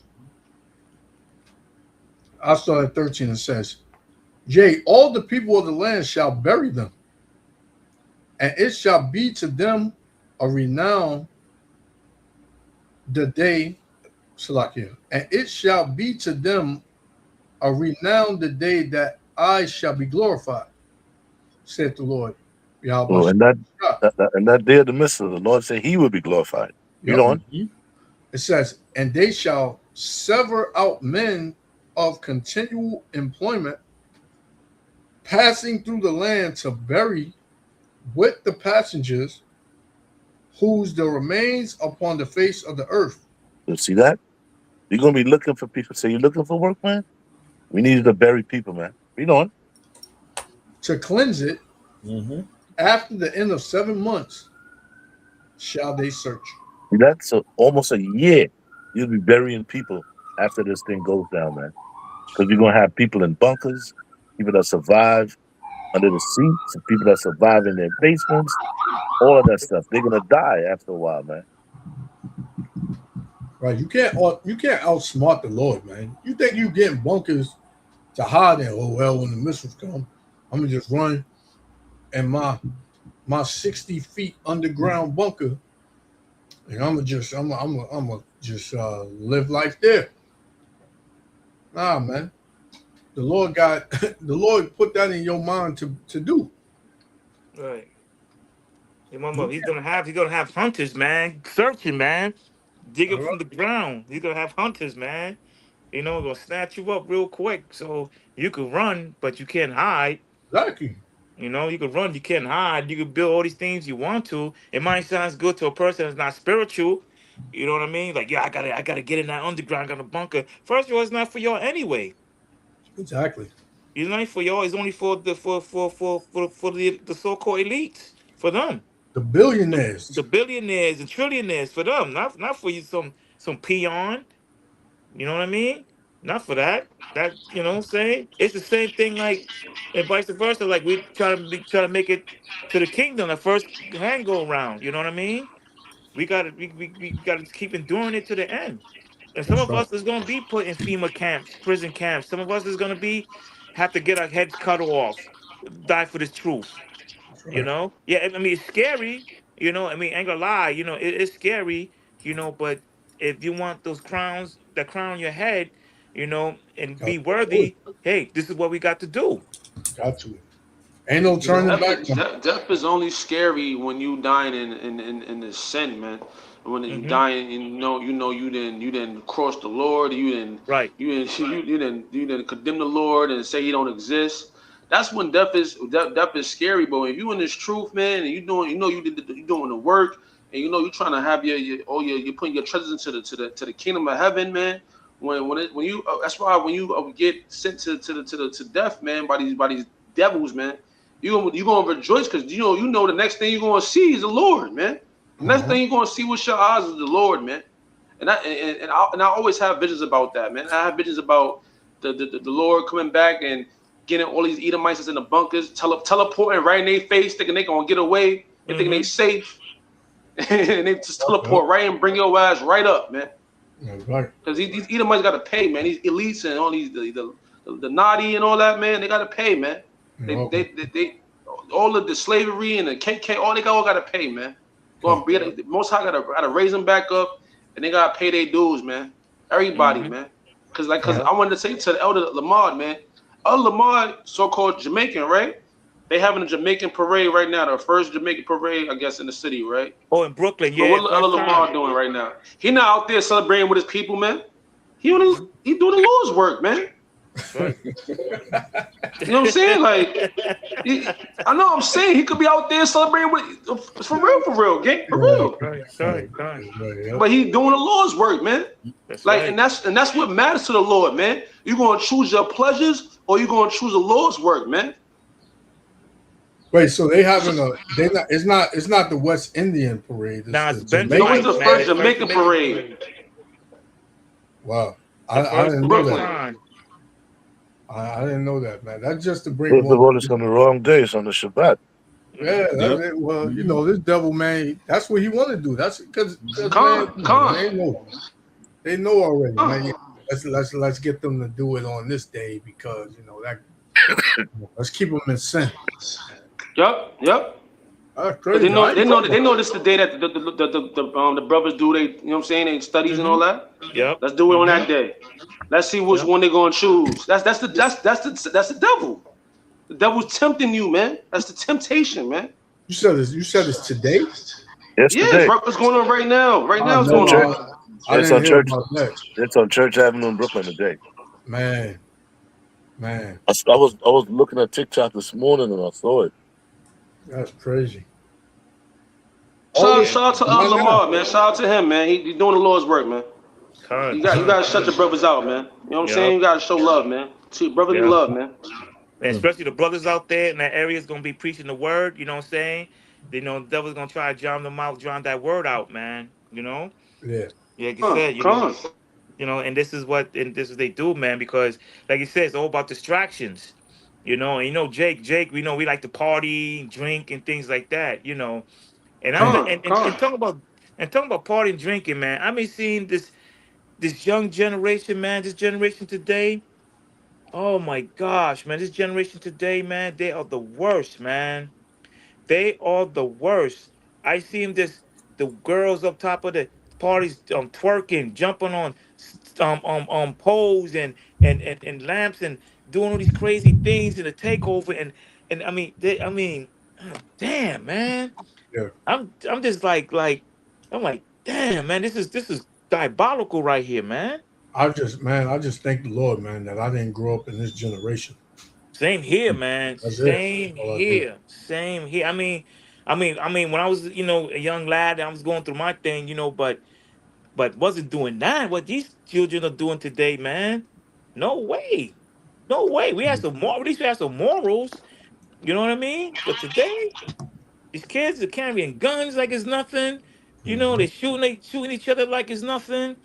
It's just ridiculous. I remember one brother put up a video saying, "Hey man, if I'm coming to your neighborhood and we're the same kind, why we gotta look at each other crazy?" But those are the curses. Mhm. Those are the curses, man. And it's sad if I gotta go to another neighborhood, people like me, and they're looking like, "Yo, you ain't from here. We doing out here." You know what I mean? That's crazy, man. And that's a lot on the southern tribe. I don't get that a lot for the northern tribe as much. I Yeah, really yeah. don't. Yup. You know what I'm saying? I really, really don't. I could go to any kind of hood with Dominicans and they don't give me that problem at all. Cause I look Hispanic. So I could go for Dominican, Cuban, or Puerto Rican. And when I speak, they be like, oh, he's one of us. I don't get that a lot. Especially for the southern tribe, I get that a lot, man. And Yeah. that's sad. That's sad. That's Yeah. sad. Right Curse is away. real heavy on Judah, man. Yeah, just Judah, man. Cause You like always, the one elder always time. bring that out. Yeah, I mean, it's just sad, brother. I mean, it's just sad. I mean, they don't understand that. Hey, brother, when you say like, and I ain't condoning go to prison, but you in prison, you should be a brother that's like, hey, brother, over here, brother, over here, brother, we got you, brother. You know what I'm saying? You don't have to be a brother that's wandering like looking around like, damn, man, like, see how the Mexicans, the tribe of Issachar, they do? They get together. You know what I'm saying? To save their kind. The tribe of Ephraim, the tribe of Simeon, they stay together, man. Yeah, but a lot of times there's no brotherly love, man. That's right. It's no brotherly love, even amongst each other That's too, as well. Because when you right. inside, man, it's favors and all this nonsense, man. That's why when Christ spoke about that Samaritan, that came, that person who got robbed on the way from Jericho to Jerusalem, and the two priests that walked by, the Levite and the priest, those were two brothers. They didn't even help their brother that was on the floor, man. Mm. You know what I'm saying? They had no brotherly love there, man. They just walked by the other side and left them to die because they had no brotherly love. Yep. Man, where you was at, elder? Or just reading something about Jamaica. Let's see, Ezekiel, Second Esdras, right? 15, verse 34, right? Verse 33. 2nd Ezra 15:33, it says, Yeah. and from the land of the Assyrians shall the enemy besiege them. So when you read this verse right here, this Assyrian is not talking about ancient Assyria. It's talking about America. Because when you look at other, when you say Assyria, it's talking about, when we talked before that when a Mosai compare other nation America to other country is what the other country was about, like the military strength and stuff, right? Yeah. Assyria was a strong military empire, very strong military empire, man, very powerful. So Most High compare America as Assyria. Okay, so read that verse again. It says, and from the land of the Assyrians, Which is America. Go ahead. shall the enemy besiege them. Mm-hmm. And Because they come in consume- here, they're gonna come right here. Remember, the Bible said they shall go step fast to Babylon and make her afraid, right? So we Right. know America called Babylon, America called Basra, different names according Yep. to what that empire was doing back before. Right?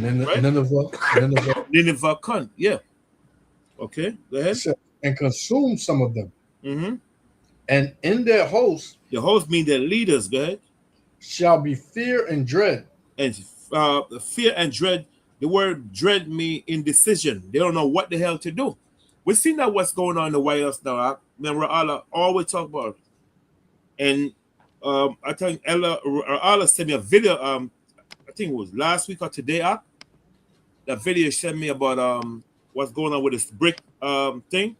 Mm-hmm. Now they don't know what the hell to do now with this Iranian war, because they're saying that they can't do nothing. You know, Iran warned them, if you come bomb us again, you're gonna be sorry this time. You're gonna be worse, right? So, is indecision with these people. What's going on in the White House? The Democrat and the Republican, because they're saying that they can't do nothing. You know, right? Iran warned them, if you come bomb us again, you're gonna be sorry this time. You're gonna be worse. Somebody got an Right, echo. so is indecision with these Yeah, I people don't what's know what going is on in the the White hell, House, the Democrat and the Republican, they say that they can't do nothing. I don't know why this. Iran warned them, if you come bomb us again, you're gonna be sorry this time. You're gonna be worse. Let me see Somebody got something. an Right, echo. so Yeah, you heard that, right? Yeah. I don't know where's this. Okay, cut. Yeah, so is the indecision what's going on in the White House right now? That Yeah. you know, they Moses said that he's gonna set up a derision with them, you know what I'm saying? So we're seeing that dread and strife mean indecision among them. They don't know what the hell to do. The Republican, they're confused. Trump, he don't know what the hell to do, you know what I'm saying? Because he's been controlled by Netanyahu.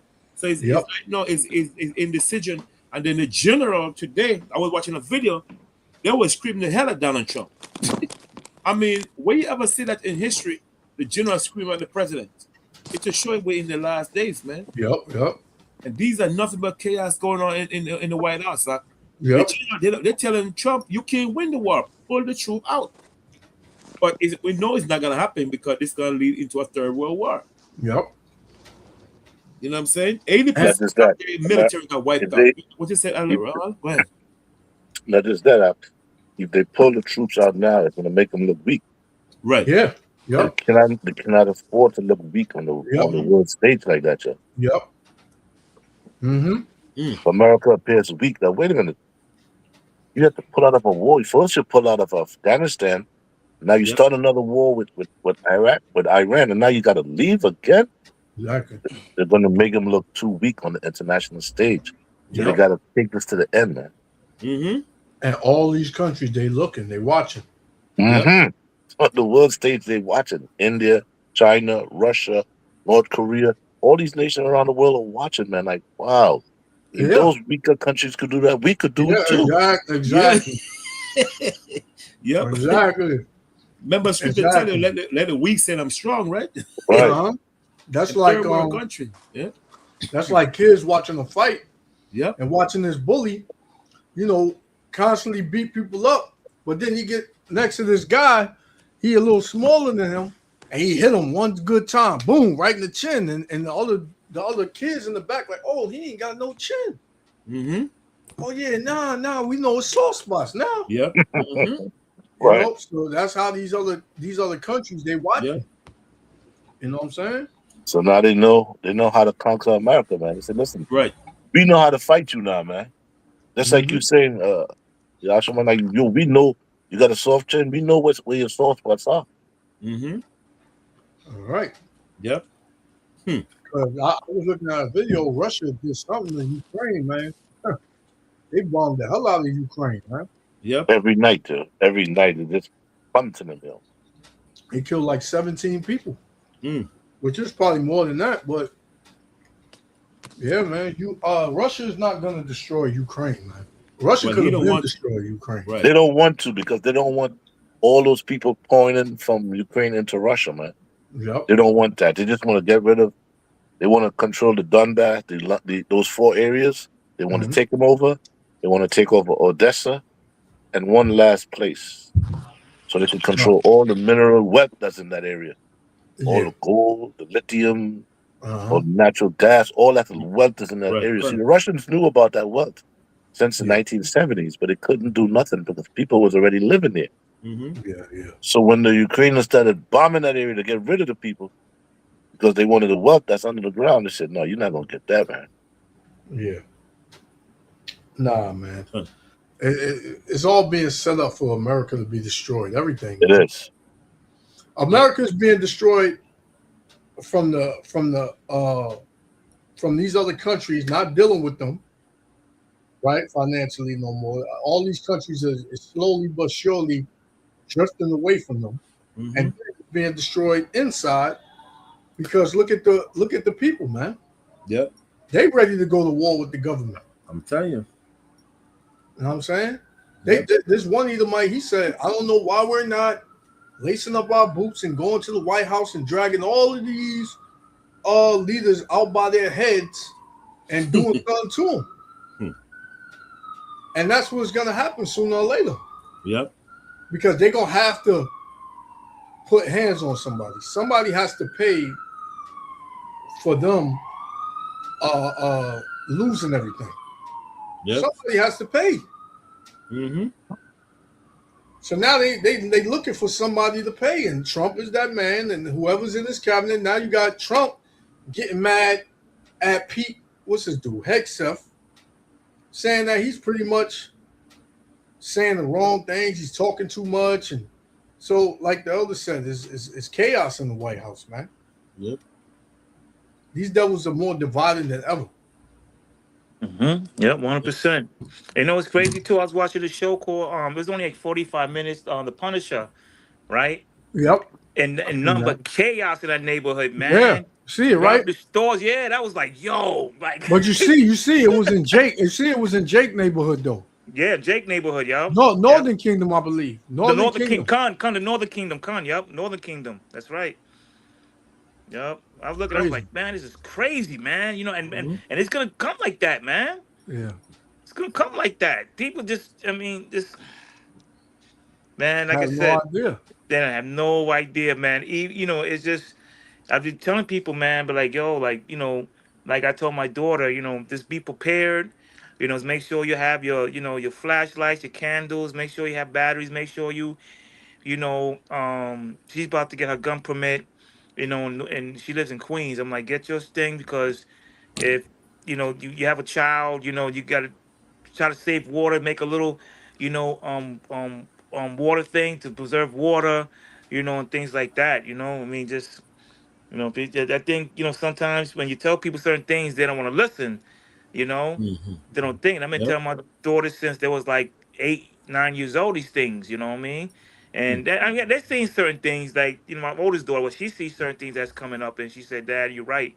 You know, and I told her husband, like, yo, man, as a man, you gotta make sure you know, you gotta protect your family, man.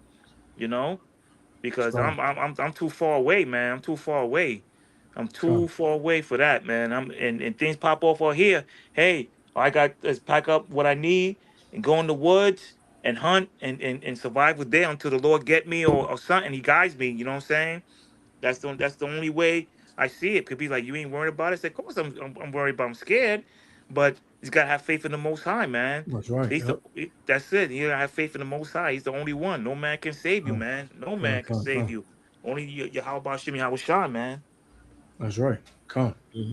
I got the script. This is Jeremiah 50 and verse 22. Jeremiah 50:22. It says, "A sound of battle is in the land, and of great destruction." Yep. Listen, that's it. That's clear as day, man. A sound of battle, man. It's not no peace talk. Ain't gonna be no more marching. Ain't That's gonna it. be no more protesting and talking on social media, man. It's gonna be battle. It's gonna be destruction on the streets, right? It says, "How is the hammer of the earth cut asunder?" Right? Yeah. Who's the hammer of the earth? Babylon the Great America. This is the hammer of the earth, man. It says, "And broken." How is Babylon become a desolation among the nations, man? Right. All these nations, like Raul said, all these nations are watching what's going on with America. You don't think these other nations know what's going on inside of America? Not just between America and Iran, but through the citizens, because every nation is here in America. Yes, sir. So you got spies all in this country, reporting back to Russia or wherever they from, telling them what's going on and telling them how people are out here, and this place about to blow up, right? People about to go crazy and haywire. Everything is being known, man. And this place is pretty much a third world country. It's like a priest. It's who he say, and they say a sound of battle, right? Battle is heard in the land, right? Yep. So when you look at it, said the loud chaos noise of approaching invasion in Babylon. That's right, Do invasion. the translation, right? So they come in here. Yep. They are, like I said, they gonna come right here. The same thing America was doing to another country is gonna come. They're gonna come here and do the same thing, man. Hey, then they just You know? merged. Then they just merged the IDF with the U.S. military. Yeah. They just did They're that. trying to. What? It's not past yet. They're trying to. Yeah. I think they're gonna get it passed. Well, you know, it's going to They're still pass, talking but they about just it. got to play the game of Mhm. we need to go to the Senate hearings and all this, you know. Yep. But you ask me, they've been over here. They've been merged with them. You ask me. You know, all of these killings by police and you know, certain things that happen in this country. A lot of that's not, you know, American citizens as far as police. A lot of that be these foreign from other country officers that came and got in these law enforcement agencies and all that over here. It could be the American Edomite too. I mean, they all Edomites, Right. but you know, I think it's more of these other country Edomites, these you know, Ukrainian, because remember all those Ukrainians came in when they got bombed by Russia when that started. Then you had a whole bunch of those what was it, those over there in Africa, was it East Africa? Remember when them Hamites started putting hands on them Edomites over there? Oh, you're talking about the South Africans. Yeah, South Africans. Remember when they came over here, a whole And bunch Esau of brought Edomites, them here. and gave them all Citizenship or so. citizenship and benefits and all that. So I'm pretty sure, man, is linked in some way. It's linked in. You know, don't get me wrong. These American Edomites, they hate Jake too. Mm-hmm. They want to put they put Jake to death too. Oh yeah, You know? 100%. 100%. Matter of fact, now not just you mentioned that, brother. Now you know that this race war is gonna come up soon. You seen that video when 3 Edomite girls brung that Jake's sister and started pounding on her? Oh yeah, in the room. In the room, yeah, man. That's I understand with Jake, man. You see Jake the is things going on stupid. with Jake so much, man. It's stupid and still believing, hey, I'm gonna go to Cindy's house. You know, I'm going to Becky's house, and look what happened, man. Yeah, I've seen that, man. They was wailing on her.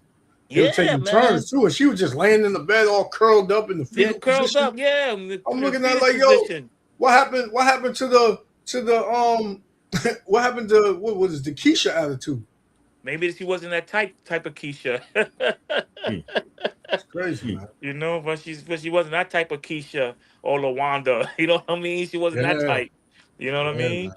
You know, a sister from the hood. You know, like Keisha and LaWanda, they're gonna fight back and get busy, and they won't be around that type anyway. You know what I mean? Yeah. And I was about to say that. See, a lot of our women, even the hood ones, they got their thing that they don't like about you know, the men, the Israelite man, and all that. Right. But you don't see them really out here with no Edomite women making friends with them, because a lot of them, they know, like They know. them people are dangerous. Yeah, 100%. You know what I'm saying? So, yeah, you got a lot. Any of our people that deal with these other nations, they look weird, man. They don't have that. They might be Edomites, you never know, but Mhm. you know, they don't have that sense of, like, you know, when you get that sense of urgency, like, come on, man, like, this is, I'm not comfortable here. They don't get that. They don't have that, you know, because I always found something up with, you know, our people. Just, it'd be one of us, and it'd be like 20 Edomites, and it'd just be one of us in the bunch just walking down the block. Mhm. And you'd be like, yo, what the hell, y'all? You don't feel away? Like, at I'm ready to get out of there when I see I'm outnumbered, man. that's what I'm saying. You outnumber 1 to 10, 1 to 15, 20. And it's especially the drinking going on. Yeah, nah. yeah. And you know, that's all the Edomites want to do, man. They want to go to the bar. Yep. And that's when the true colors come out. Yep. That's right. That's when the true colors came out, man. Telling you, I mean, I went through that one time. It was like years. I wasn't the truth or nothing like that yet. I befriended this dude. I think he was from Yemen, right? And he went to Penn State, and then we came cool. He's like, yo, you want to, you know, every Saturday he said we go to Penn State, you know, you want to go? And I was like, yeah, sure, why not? You know, just get out the house and do something for the weekend, you know. Uh-huh. And he had a whole bunch of Edomite friends, you know, and stuff like that, you know. And I mean, I thought it was cool, but then I see they would start gigging on me and things like that, you know. So I felt some kind of way and shit, and I had to stop going, man. You know, that was the Yep. spirit that, yo, you want to go? I said, nah, I'm good, man. You know, I'm Yep. not going again, man. You know what I mean? Shit. Yeah. You know, so Yeah. you know, there's people's got to have that discernment, man. You know, you got You got to. you have to, man. If someone's telling you, the intuition's telling you, don't do it, whatever, don't do it, man. You know, don't do it. Don't do it, man. That's Because right. Shoot. Khan, that's right. That's right. Yeah, what you got? What you got, Elder? Yeah. I mean, second Ezra 15. We did Oh, we was in 34? 32, right? 30. I started at Matter of fact, 33. we were supposed to continue. We're supposed to do some more talking on verse 32 about the disorganized. You talking about second entrance? Yeah. No, we started at 33. Second entrance 15 and 33 and 34. Oh, okay. Oh, we start. Okay. Sorry. We did. You say we start at 33. Come. I didn't want to do something at 32. No. Damn, All right. It's my fault. Yeah. All right, you want to start at 32? Yeah. Sorry about that. Second entrance 15:32. It says, "When these shall be troubled and keep silence through their power, Mm-hmm. and shall flee." Okay, now, so when it said keep silent to their power shall flee, that means when you look at the American military, right now they're in panic. Like they're in Iran right now, they don't want to fight that. That's why it said then these shall be in trouble, right? Trouble. Another word is to be like disorganized, right? Same thing with the government and so forth, right? Then these shall be trouble and keep silent through their power and shall flee. Another word, they're gonna be in sudden panic, confusion, like there's a thing called military rout, losing their structure, rank, and ability to fight. Okay. And this link up with when Moses said the mighty man of Babylon are for born to fight. Born to fight. Yeah. So yeah, when you look at the word, they shall be trouble in the Hebrew. It said thrown into panic, confusion, and military rout, losing instructor to fight. I mean, they don't want to fight the war because they're gonna be in sudden panic. When you look up that word, right? Okay, go ahead. Then these shall be troubled and keep silence through their power and shall flee. Right. So when they see the power of the other nation, they're gonna be in dismay, man, scared. And this is what happened right now as we speak. A lot of these military out there don't want to fight. Yeah, they don't want to fight. You know what I'm saying? And the Bible says, and shall flee. They're saying they don't want to fight a war for Israel. Right. They don't want to fight the Yeah, war. I was watching a video based on that this morning. Mhm. A lot of soldiers said, "I'm not going to no war, man. I'm not going to do that." Yep. Yeah, they don't want to fight the war for Israel. Mm-hmm. Verse They don't 30. want to fight. Come. It says, verse 33, and from the land of the Assyrians. So we know that's America already. So when you look up America comparison to Assyria, Assyria was known as a strong military country, a strong military power, right? Remember that you read earlier, Moses saw how the hammer of the earth become what? That verse you read again. Cut asunder. Asunder, meaning to destroy, break to pieces. Why did Moses call the hammer of the earth? Because of the strong military. You see what I'm saying? A hammer is something strong used to damage something. So America is known as the hammer of the earth, but no more. That's right. So Moses said, no, to become like weak as a woman militarily. Right? Go ahead. Okay. It says, and from the land of the Assyrians shall the enemy besiege them. Yeah, they're going to be destroyed. They're coming here. Like you just read in Jeremiah chapter 15, 32. That was a good precept. I used that. You know? Okay. That's right. That's a good precept to link this up, man. Okay. Okay, go ahead. And consume some of them. Mm-hmm. And in their hosts shall be fear and dread and strife among their kings. You see? Well, see? Fear and dread. So when the Bible says, and in their hosts, see? In their house, when you look at the word house, mean what? It means their armies, right? Shall be fear and dread and strife, mean indecision. They don't want to go to war. They don't know what to do because they're afraid if they leave now, they're going to have, they're going to get them in jail 1 year and you cannot get nothing with from the government. You cannot get a government job. It's like you just like, this is a word I'm looking for. You guys help me out, man. I'm looking for a word. When you leave the military, what do they call it? Dishonorable discharge. Discharge. Yeah. That's the worst. Yeah. You can't get no job from the government. Wow. So the soldier, they don't know what to do because they fight. They don't guarantee they gotta come back in good shape. Some of them might lose their legs. Yeah. Eyeballs gone, lips cut in half.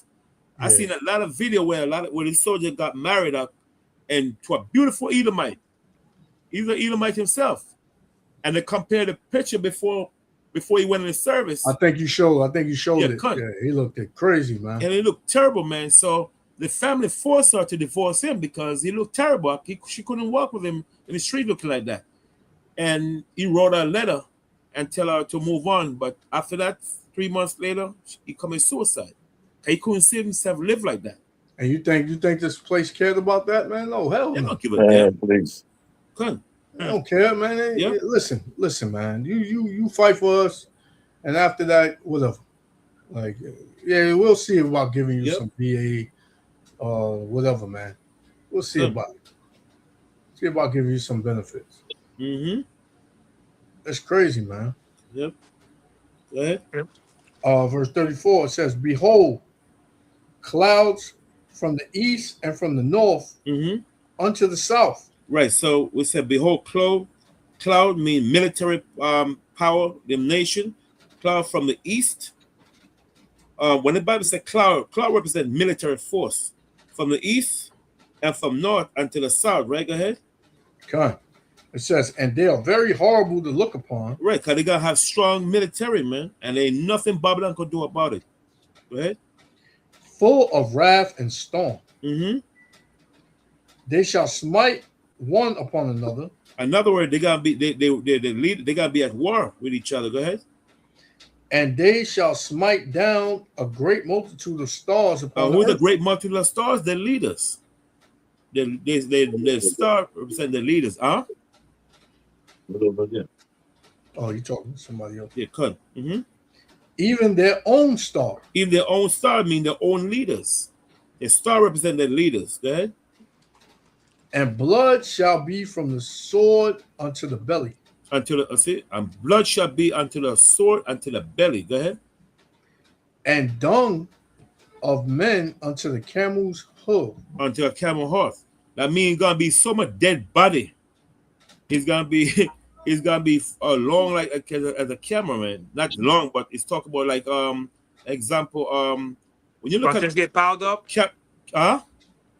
When it's like when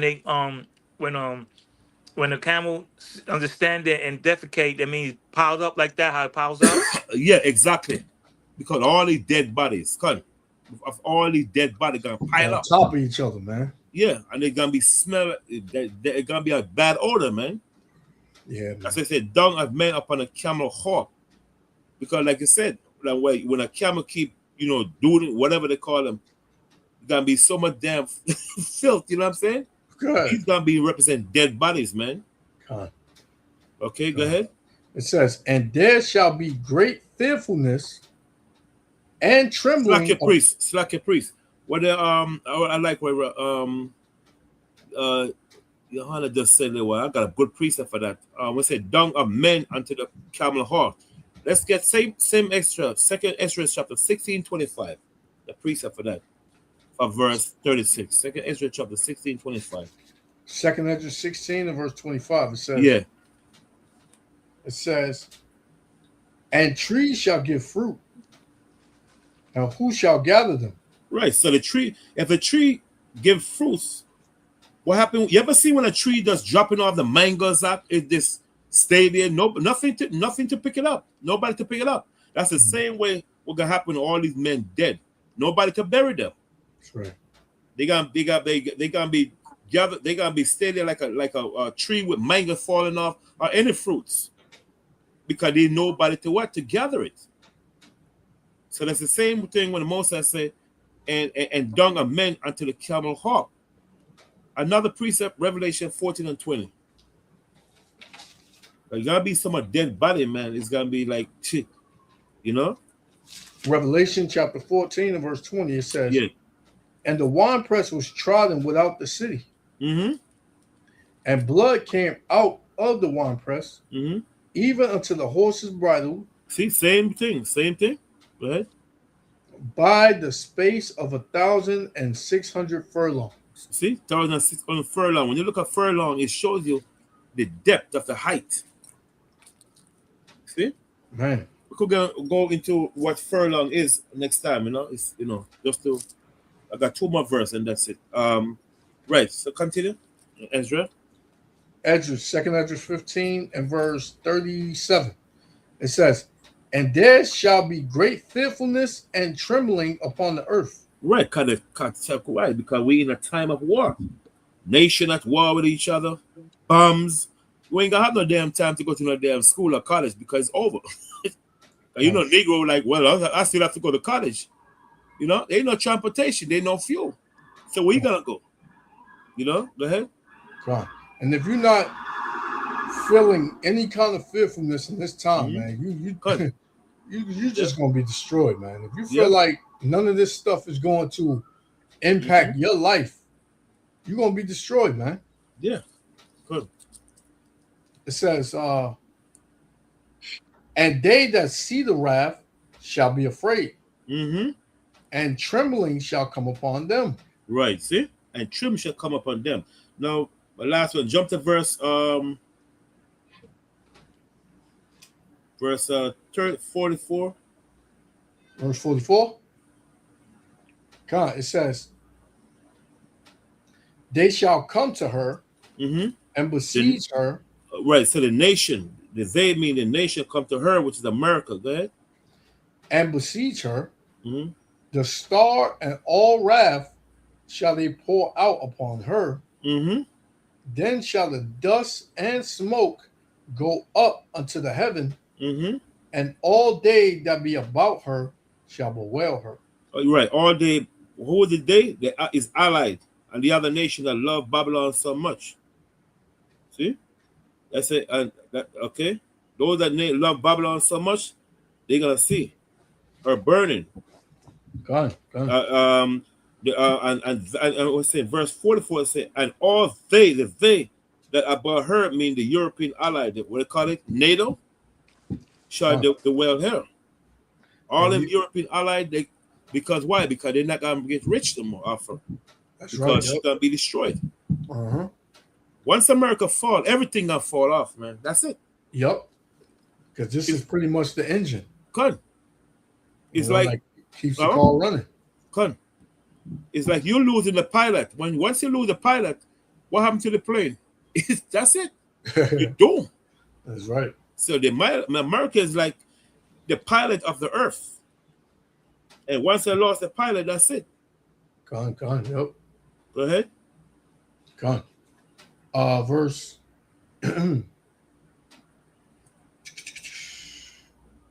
verse 38. And then shall there come, I'm in 2 Ezra 15:38. It says, and then shall there come. No. I would say jump, 44. Salakia. Verse 44. They shall come to her and besiege her. Oh, Salakia, priest, we read that already. Jump to verse 46 though. Oh, 46. And thou, Asia, that art partakers of the hope of Babylon. So who's Asia? Them so-called Chinese, right? Them Chinese. Asia are those people they call like what? Asia, like China, Japan. They call them Asia Thailand. people, right? You got Thailand. You got Kun. Those Kun. All those people they call Asia. Yep. People. Kun. Okay.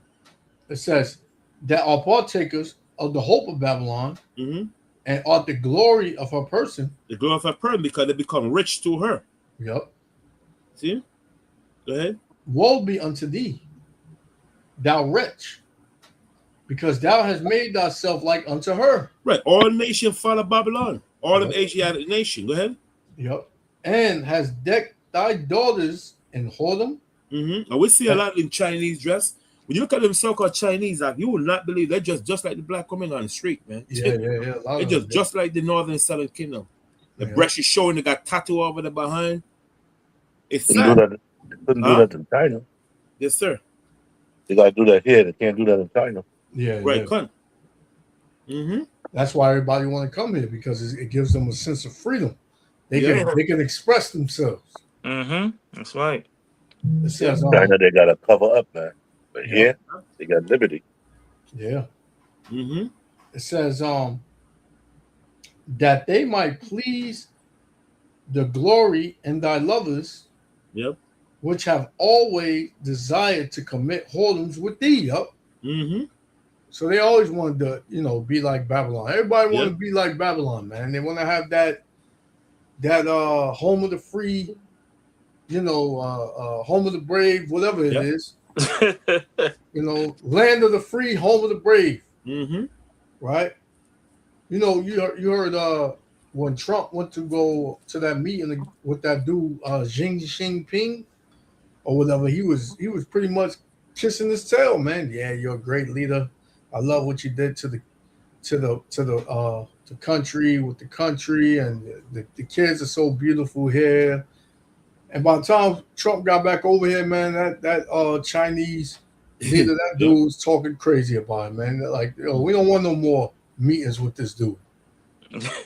Pretty much. You know what I'm saying? Because they already know America get over there, they're going to just spread that filth from Babylon all the way over there, man.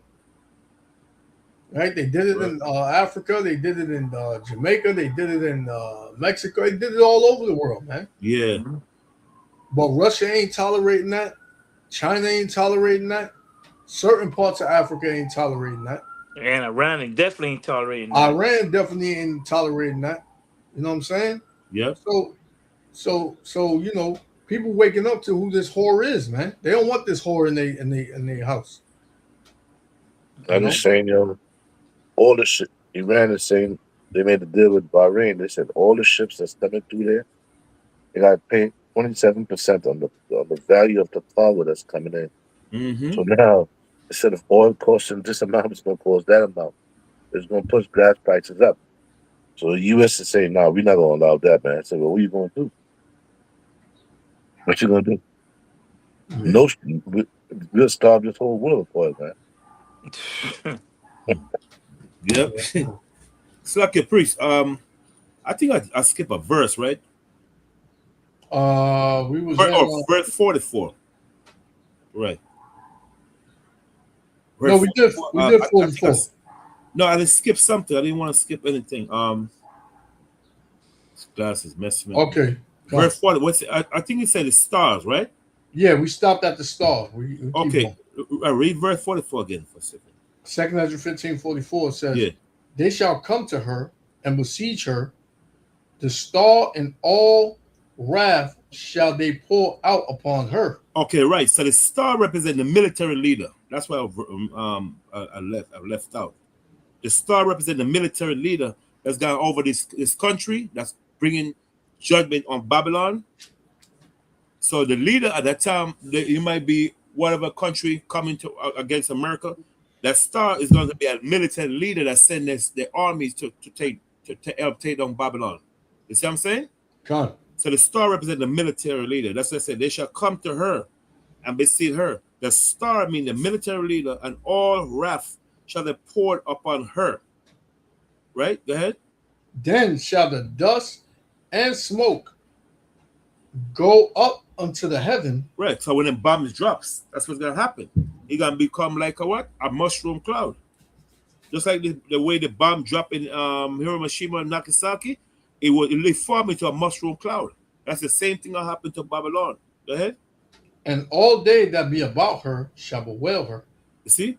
So say all they be about her. The they is who? European Union, known as NATO's. Okay, verse 45. God. It says, and they that remain under her shall do service unto them. So the they that do remain, those that are occupied with America wickedness, they're gonna become slaves to these other nations that invade Babylon. That's why I say, and they shall do service unto her, the service they're gonna do unto these nations that conquered Babylon. They're gonna become slaves.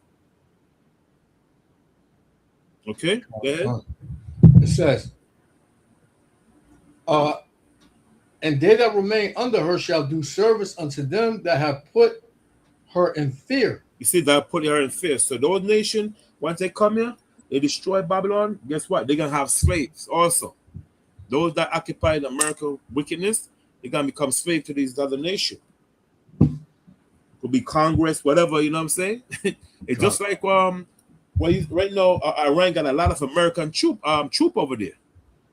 So the same way America went and conquered nation and took and have these people in as their property, but they're not saying it. The same thing will happen.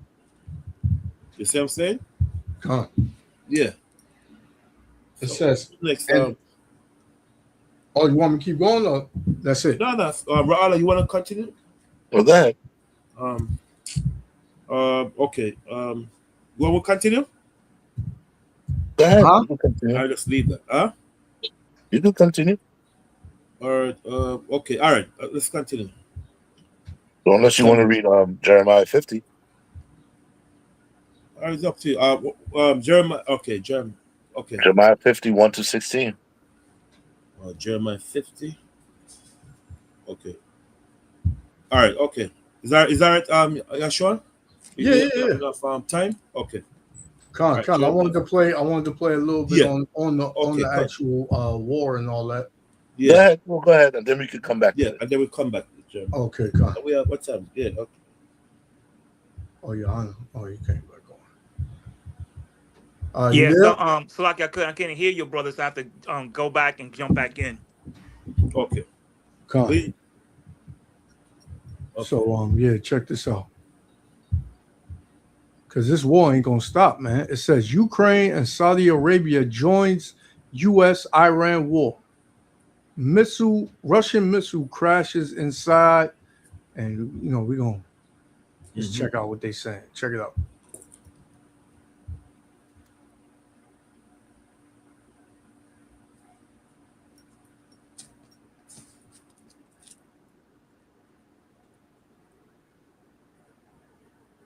Tensions are high in the Middle East as the White House insists all options remain on the table for Iran after the U.S. elected not to strike again last night. But it comes as reports suggest Iran's new supreme leader is more interested in building a nuclear weapon than his late father. Chief Foreign Correspondent Trey Yingst is in Tel Aviv with the latest. Trey? Yeah, hey guys, good morning. The United States has stopped hitting Iran for the moment after 13 straight nights of strikes that ended late last week. Reports do indicate there are diplomatic efforts underway to get the United States and Iran back to an agreement. And we do know this, as President Trump indicated on Friday, he believes Iran still wants to make a deal. And every once in a while, they're going to set some things up, but they don't have much left. And by the way, they are talking to us right now. They'd love to make a deal. I don't think they're ready to. I don't think it's time yet, but I'm willing to listen. But they cannot have a nuclear weapon. While diplomatic efforts unfold with Iran, the Iran-backed Houthis in Yemen are once again in direct conflict with Saudi Arabia after attacking 2 Saudi-owned oil tankers last week. The Saudis responded with heavy airstrikes against the Yemen-based proxy group. The Houthis then ramped up attacks on Saudi oil refineries, launching new missiles over the weekend. Days ago, President Trump issued a warning to the Houthis, saying that if attacks on vessels in the Red Sea continue, that both the Houthis and Iran would pay a military price. Despite this, the Houthis are still threatening the Bab al-Mandab Strait, saying that a blockade on Saudi vessels remains in effect. We're also tracking another interesting development involving Ukraine. According to Ukrainian President Volodymyr Zelensky, Ukrainian forces struck Iranian vessels that were carrying military cargo between Russia and Iran in the Caspian Sea, an expanding front in this war. Countries across the region do remain on alert today, including Israel. The Israelis held a cabinet meeting this morning, and there are questions about what the days ahead will bring. Guys? Saudi Arabia's defense ministry has said that its air defense forces intercepted and destroyed several drones that were launched from Iraqi territory that were targeting petroleum facilities. In an official statement, the Saudi defense ministry said that the terrorist attempts originated from Iraq and were carried out by Iranian-backed terrorist militias. According to the ministry, the unmanned aerial vehicles were aimed at oil facilities in Saudi Arabia's eastern region. It alleged that the drones were launched by Iran-aligned armed groups operating within Iraq. This, remember, follows the Houthis' threat to block Saudi-linked shipping through the Bab al-Mandeb Strait, accusing Riyadh of enforcing a blockade on Yemen and carrying out recent attacks, including on Sana'a International Airport. The Bab al-Mandeb Strait, remember, is a critical global matter. So I'm guessing Tehran is like the capital city in Iran? Tehran, yeah. Tehran, right? Yeah. And Baghdad is Iraq. Capital city of Iraq, yeah. Tehran. And they like right there. Iraq and Iran, they like neck and neck. Mm-hmm. Yeah, the whole Gulf state, all those Gulf states is added onto each other. Yeah, like it's all right the Gulf states. Right. Yemen, Bahrain, Saudi, Iraq, Iran, Kuwait, they all added onto each other. And right here, where the arrow is the strait, right? Right. So See that little tip? See that little tip yeah, right yeah, there? little tip right here. That's called the Strait of Hormuz. Right So there. this is pretty much right there where Iran is. Right. Mm-hmm. Man. Yeah. So American think they can control what's here. No, it can't. Nah, man. That's how Iran said we'll starve. People will starve, man. They control that. That's crazy. You gave $300 billion to have function on this country, and it still ain't getting used up. Well, y'all said something last week. I don't know who it was. They froze the money. I forgot who it was. They said they froze the money. They took it back pretty much. Yeah, they took it back because what they were trying to do, sort of back in law. That's crazy, man. They took the money back because they would say we're gonna unfreeze this $300 billion, but what you got to do is buy all this corn and this wheat and all this stuff. I said, man, listen, we're not doing that, man. We're not buying nothing from you, man. Yeah. We're gonna do what we want to do with that money. That's our money. So say, you know what? We're gonna refreeze that money. I say, go ahead. Yeah. Well, it's just like they froze. The Europeans froze $500 billion of Russia's money. and they started they started taking the interest of that money to buy weapons for the Ukrainians. Great. So the Russians was like, "Oh yeah," they raised the price on the natural gas of going into Europe, raised the price of oil. So say all that money, we get it right back, and we continue to bomb them. That's how demonic this man is in Babylon, man. Is to where he thinks that he can move however he want to move, and everybody else has to move according to how he wants them to move. Right. Like, you got to give me what I asked for. You can't get nothing from me unless I feel like I want to give it to you. But you got to give me what I want. Right. So now you see all that stuff about freezing money, how they froze this one money and they froze that one money. Now the new world is saying, listen, I don't want no U.S. money, period. Because when you're ready, you're going to freeze that money and you're going to take it. Yeah. I don't want it. So that's where the BRICS come in. They bypassing that U.S. dollar system completely. So America's not making no more money off of countries anymore. Yeah. And they said the next BRIC summit is in India. 40 countries have applied to be part of that BRIC, man. So this U.S. dollar is about to hit a big time crash here. Right. Yeah. Of course. It's already like at its lowest. It's about to be even low, man. It's about to be nothing. Yeah, and as you see gas prices going up, food going up, you know. Because the value of the dollar ain't nothing but basically but toilet paper. Yeah. Yep. That's right. Maritime choke point linking the Red Sea with the Gulf of Aden, through which around 12% of global trade passes. Saudi Arabia demanded that Iraq prevent its territory from being used to launch attacks. There's been no immediate response from Iraq yet to the Saudi statement. Saudi Arabia and other Gulf countries had accused pro-Iran militias in Iraq of launching waves of attacks targeting their territory during the earlier phase of the conflict. This incident comes despite a recent halt in direct military exchanges between the United States and Iran. An Iranian military spokesperson said that Tehran had halted its military operations after the United States stopped its attacks against Iran over the previous 2 days. The Houthis have come out with a statement now that they have launched a fresh attack on Saudi Arabia's oil facilities. Earlier, Yemen's Houthis had claimed responsibility for targeting Saudi Aramco oil facilities, describing the attack as the latest escalation between the two sides. The Iran-backed Houthi rebels said they launched missiles and drones at Saudi Arabia in response to Saudi airstrikes on the strategic Red Sea port city of Hodeidah, raising fresh concerns over the security of key regional shipping routes. Earlier, the Houthis targeted 2 Saudi oil tankers in the Red Sea, and in retaliation, the Saudi-led coalition said that it carried out airstrikes on Hodeidah, hitting the port and the state-run telecommunications corporation. Tensions between Washington and Tehran have intensified in recent weeks, with Washington carrying out attacks on Iran and Tehran responding by targeting what it said were U.S. military facilities and equipment in countries across the region.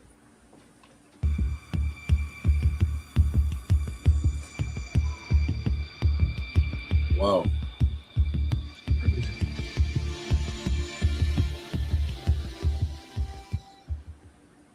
You're watching Al Jazeera. We have some breaking news for you. It is Iranian state media saying that a number of missiles have been launched from the center of the country toward Jordan. Jordanian sources say explosions have been seen in the skies over the country. Now, don't forget, on the 17th of July, 3 U.S. military personnel were killed at the Salti Air Base in Jordan. We'll have more on this story, but at the moment we have the U.S. military saying that at 5:45 p.m.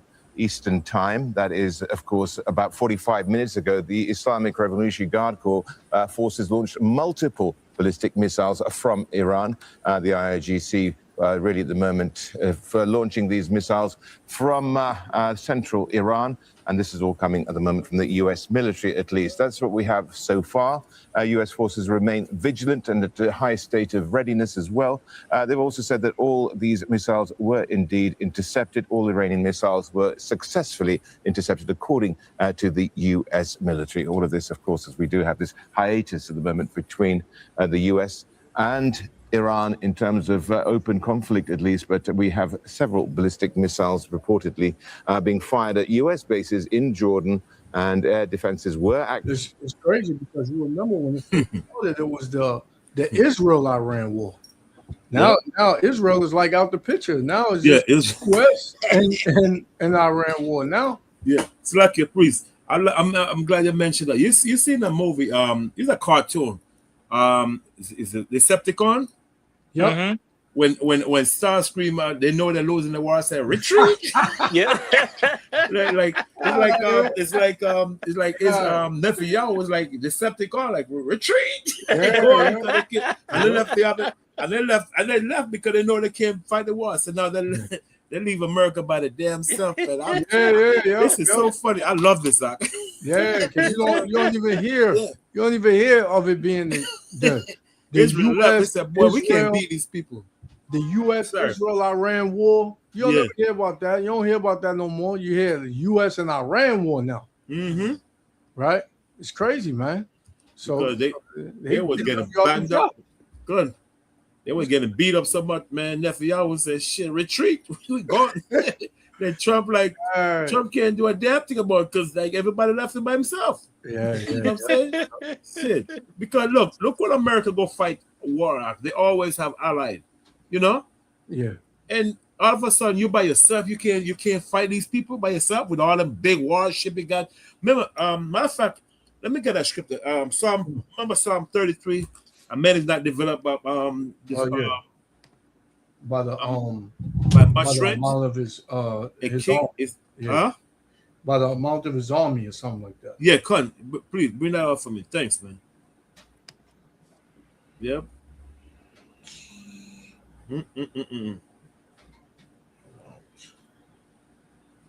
Man, he don't give a damn, don't care much power you have, man. When you tell him to go, that's it. I think Psalm 33:16, right? Yeah. Yeah. Psalms 33 and verse 16. It said, there is no king saved by the multitude of an host. Right. And the multitude of hosts mean the army. Don't care how much military power you have. A strategy make you win the war. Right. You know what I'm saying? And even former military general, they were saying that America did not have good strategy when they got to try to invade Iran. No. They wasn't prepared because Iran is a mountainous island, man. It's hard to invade that place. When Alexander the Great went up against a place, man, Alexander the Great almost died. Because you know what I'm saying? When he had the war with the Granicus River, the Sus, Arbela, you know, those three wars, he almost died. It was a black man that saved him. God. King Italus. You know? So those places very hard to win, man. Yeah. So he's thinking because America always, because they have a lot of great military. So what? This war with Iran is going to show the world that America is not invincible, man. Mm-hmm. You're by yourself. Yeah. You know what I'm saying? Same thing with Afghani war. You know, the mountains, height of the mountains. Mm-hmm. You know, we're going to their world where they're familiar with the land. We not. Yep. You know, go set up traps and same thing. Or in Vietnam, you know, the jungles and the bushes and and stuff like that, man. You know, come on, man. Come on. Yep. This is why they've been treading on the fence about the ground war. Man. They don't send them ground troops in Iran, man. That's it for them. First of all, that's the militia is 12 million. Not the military. The militias is 12 million. You got to fight them first. So by the time you really get to, you're going to be very weakened there. Yeah. America don't have 12 million people in their military.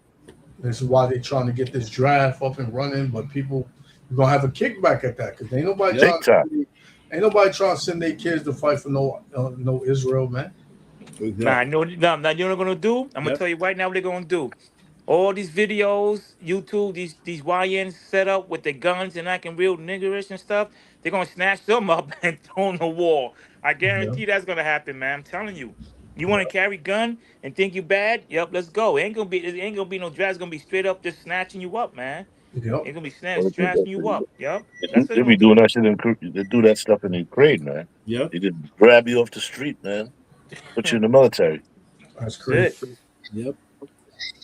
Slack priest. You finished the video? No, it's some more, but you want to bring something up? Yep. Feel. I was I gonna give you go with that. Jeremiah 15, verse 1 to 16. But if you want to finish the video, it's up to you. It's not bad.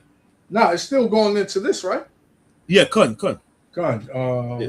We'll bring it out. Jeremiah 50, verse 1. Yeah. Huh? This, Alex says 51, right? Yeah, 1-2-16. Okay. Yeah, this All whole chapter is crazy, man. 50, 50 and 51. Good. Go on. It's Jeremiah 50 and verse 1. It says, the word that the Lord spake against Babylon and against the land of the Chaldees. So we know this is not talk about no modern day ancient Babylon, modern day Babylon. Okay, go ahead. By Jeremiah the prophet. Mm-hmm. Declare ye among the nations and publish and set up a standard. Publish and conceal not. Right. Say, Babylon is taken. Bel is confounded. Merodach is broken in pieces. Her idols are confounded. Right, or leaders. So when it says these words like Bel is confounded, like those idols, like for the Jeremiah chapter Isaiah 19 about the idol of Egypt, mean their leaders and so forth. Okay. It says her idols are confounded. Her images are broken in pieces. For out of the north there cometh up a nation against her. And out of north, the north is talking about Russia. Out of the north, that nation is going to be Russia. You're going to show you. Go ahead. Which shall make her land desolate, and none shall dwell therein. Right, I say, and none shall dwell therein. So we just proved also, like you said earlier, that this couldn't be talking about modern ancient Babylon, because the scripture said, and none shall dwell therein. Because who is dwell in modern ancient Babylon? The Iraqi, the Arabs. Right? Them Arabs is in Babylon, which is in modern day Iraq today. People still living there. So this is talking about modern day Babylon, America. Go ahead. It says, and none shall dwell therein. It says, they shall remove, they shall depart, both man and beast. Right, because it's going to be a desolate, a desert land when the Most High finished with it. Okay? Yeah. In those days, and in that time, saith the Lord, the children of Israel shall come, they and the children of Judah together, going and weeping. Right, the northern and the southern kingdom. Go ahead. They shall go and seek the Lord their power. Right, they're going to keep the commandment. If they're not, they're going to get put to death. That's it. Straight up. You ain't going to have no pork eating or damn wheat. Speaking of in the kingdom, they got to follow the Most High law. And that's what you see happening today, man. You see a lot of brothers and a lot of sisters coming into this truth. Right, yeah. Learning who their power is, man. Calling upon the name. That's it, calling upon the name of the Lord, man. Come. Which is Yahweh Bashem Yahushua. Yeah. So it says, and Salakia, they shall ask the way to Zion with their faces, their wood, saying, come and let us join ourselves to the Lord in a perpetual covenant. In a perpetual covenant, right? Like she said perpetual covenant. Yep. That's why the church should read. Why the hell they don't read that verse, right? You see what I'm saying? Go ahead. A perpetual covenant that shall not be forgotten. See, that shall not be forgotten. The perpetual covenant is keeping the Most High laws. Tell right in Psalm Deuteronomy chapter 31, verse 31 to 4. When it says perpetual covenant, that's everlasting covenant. Yep. Jeremiah 50 and verse 6. My people have been lost sheep. Their shepherds have caused them to go astray. The shepherd was so sorry, go ahead. But it says that my people had been lost sheep. Now, when you read in the New Testament, it says that Christ was sent but to the Lost sheep. lost sheep. So that's a precept to that. Go ahead. It says, they have turned them away on the mountains. They have gone from mountain to hill. Right. See, when they say they have turned themselves away on the mountain, mean from one philosophy, they have gone from mountain to hill to another philosophy. Mountain to hill means our people into different philosophies. That's right. You see what I'm saying? Okay. They have forgotten their resting place. And our resting place is what? The commandment, and it's talking about our land, Jerusalem. Twofold. The commandment and our land, Jerusalem. Christ said, in me you will find rest. In the world, you will find what? Tribulation. Right. So the resting place, our homeland, Jerusalem, and it's talking about Yahushua Christ. Go ahead. All that found them have devoured them. Yeah, the nation is divorced spiritually. Go ahead. And their adversaries said, we offend not. Because they have sinned against the Lord, the habitation of justice, even the Lord, the hope of their fathers. Right, even the Lord. We're forsaking the Most High. So when the nation is doing something now, they say we have not offended because we have a reason to do that because they sin against God. Yeah. See? Bible said the murdered innocent and found himself not guilty. That's right. So Esau is saying, well, we could kill them because they sin against God, so God ain't gonna say nothing. Yeah. You know what I'm saying? But with the Lord, what this idiot, this devil don't see is that he set up a system that keeps us in sin. And then when we do sin, first of all, ain't none of these nations, because the scriptures say Yohanan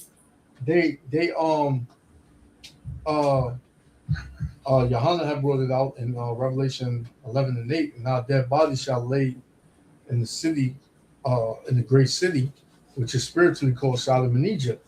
But when you read down, it tells you that the nations have not suffered our bodies to be put in graves. Yeah. So the nation, they didn't tell us who we were. Esau, Edom didn't tell us who we were. Right? They just called us black, Negroes. Right? Yeah. All these bywords. And then you set up a system that keeps us low and beats us down. And then you push things in our neighborhoods like these abominable foods, and you push homosexuality and all that stuff, and you support our people getting into that. Like the elders spoke about this young Jake that had a skirt on at school, right? Esau knows that that's an abomination, man. Esau can fix that. He's not doing that, right? Neither is he saying, yo, that's not the way to do it. You don't do that. You're supposed to follow the laws of your God. He's not saying any of that. So even though we are in sin, and these nations can say, oh yeah, they went against their God. We ain't doing nothing wrong. But who set up a system for us to do wrong? Esau Edom. So he's still going to be judged for that. Yep. You know? Still going to be judged for that. It says on verse 7 again. It said, all that found them have devoured them. And the nation, they said, all that found them devoured the nation. They devoured us. They throw any pagan customer at us because we have no leaders to tell us that's right, what's wrong. The so-called pastor, they're not our leaders, man. But they can explain to us what the Most High said about these so-called pastors, our leaders. Go ahead. And their adversaries said, we offend not. See? Because they have sinned against the Lord, the habitation of justice. Right? The habitation of justice, even the Lord, Yahweh, the hope of their fathers. Right. Remove out of the midst of Babylon and go forth out of the land of the Chaldees. Right. And be as the he-goats before the flocks. So when the Bible said be as a he-goat before the flock, means to step up as a bold leader, right? God. Bold leader and act as the vanguard for the rest of the sheep. That's what the leaders are supposed to do today. Step up as a bold leader and be a vanguard for the sheep. We don't have that today. Read that verse again. Come, remove out of the midst of Babylon. Me come out of the lifestyle of America, brother, using this verse to say go to another country. No.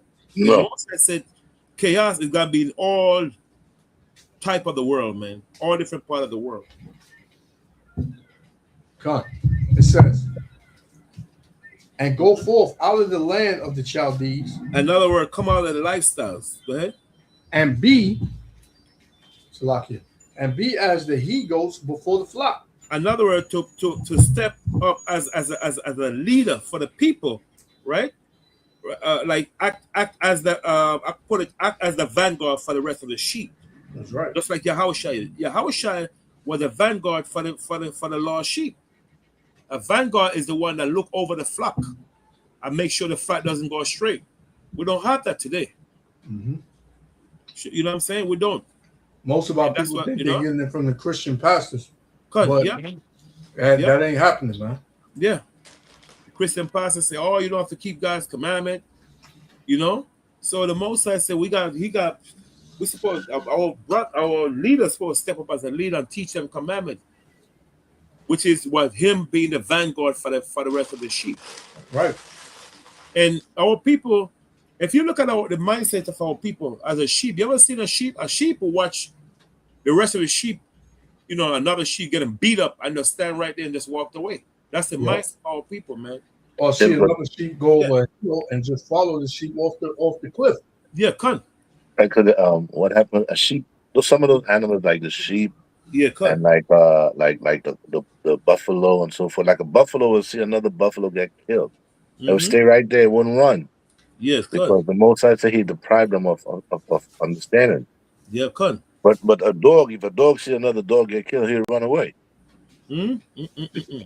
Because he understand what that happened that they don't understand. Yep. So the Most High is using that as a pilot, like a sheep. Yeah, you're supposed to take the sheep. He said, be as the he before the flock. You're supposed to take those people and lead them, man, as you said. Lead those people out of Babylon. That's right. And the man standing up as a he goat now is the servants of the Lord, the prophet. Yeah. Because he's leading you back to the Most High. We're the only ones. Well, I mean, there's other Israelite groups also that's teaching that. Listen, it's time to be a man. Start leading. Time to start to lead, to teach. Teach the people who they are. Yep. Teach the people the laws. Teach them what's coming, man. Some people only teach about wealth. Yep. Some supposed to teach. Listen, destruction is coming, man. Yep. You gotta prepare, man. Prepare your hearts. Yep. If you listening to any Israelite camp that's telling you destruction is not coming, America's not gonna fall, and heathens are welcome, do not listen to those camps. Yep. Don't. Go home, get your Bible, and read for yourself and see if what they're telling you is the truth. That's crazy, man. That's right there. That's putting blood in your hands, man. Because the book of Ezekiel says, blow the horn. You know, they tell you to blow the horns, and Jeremiah says, tell about our peoples of the sins, you know, and things like that. And you see a lot of these camps, like I was watching a video last night. Another thing I see, like camps going against each other, man, and things like that, man. It shouldn't be like that. I mean, if you want to debate on certain things, by all means, because the scripture says that. You know what I mean? That's not how scripture is done. A lot of people want to debate. The scripture says, what you're supposed to do? Teach the laws, bro. There's no debating about laws. Right. The scripture says you shall not eat pork. There's no debates based on that, man. Exactly. Right. You know what I'm saying? You should not sleep with your neighbor's wife. There's no debates about that. What is this stuff about debating stuff, man? You're supposed to teach the laws, man. You know what I'm saying? The scriptures tells you in Romans the 14th chapter. You're supposed to teach the word gracefully, man, but never to doubtful disputation. They're supposed to argue the scriptures, man. Yeah, a lot of people do that. camps going against each other, that's doubtful disputations. We, like us, we don't do that. We teach, and if you feel that what we teaching is wrong, we'll let you come up, prove us wrong. Or you don't have to listen to us. That's it. Yep. Yep. But it's never going to be no doubtful disputation. Once you start arguing scriptures, that means you're doubting what you're saying, man. Take for instance, Salakia. Brothers used to always say, "Oh, we're not supposed to keep the Passover because we're not in the land." But the Lord said, amongst all your dwelling places, wherever you dwell at, you're supposed to keep the Passover. Yep, That's through all right, your generations. That's all through your generations. That's right. So those brothers that say that are always asking one question. You're not supposed to keep the law either? Exactly. So that's pretty because the keeping the Passover is part of that, man. Exactly. It's a law. Yeah. That's right. Dudes have debates on us not keeping the Sabbath because they said the Lord was the Sabbath. The Lord was the Lord of the Sabbath, but we ain't got to keep the Sabbath no more, and this and that. Like, brothers find any way to not keep the laws, man. And hey, whatever. You want to do that? Hey, that's on you. Yeah. Yeah. You know what the word says. If you want to go against the word of the Lord, you're gonna lose every time. Every time. Yep. Because even though in the Sabbath, we ain't supposed to cook, we ain't supposed to labor, Now we're in America, so it's that we can't, if some jobs you gotta work in the Sabbath and the most, that's when grace comes in. Yep. Don't use grace as we ain't supposed to do it and you do it anyways. Oh, God gave us grace, you know what I mean? Because we're in the flesh. Yeah. So let me ask those brothers questions. Like, let me ask you a question, bro. When we was in the Babylon captivity, did we keep the Shabbat or not? Yeah. Did Yeah. Daniel? Yeah. Did those guys keep the Shabbat or not? No, they did. Did they follow the laws there or not? We wasn't in the land then. Right. Right. The scriptures tell you that you're supposed the law has dominion over a man as long as he liveth. Mm-hmm. Right. Yeah. Yep. Yeah. So you gotta keep the laws. That's right. Where we dwell at, we're supposed to keep the laws. That's why we're supposed to wear our fringes to remind us. It's like your priest. I got a precept for Ra'al just brother. To show proof that we kept the Passover in another land. Numbers chapter 9:9-12. Numbers chapter 9. Yeah, 9-12. 9-12.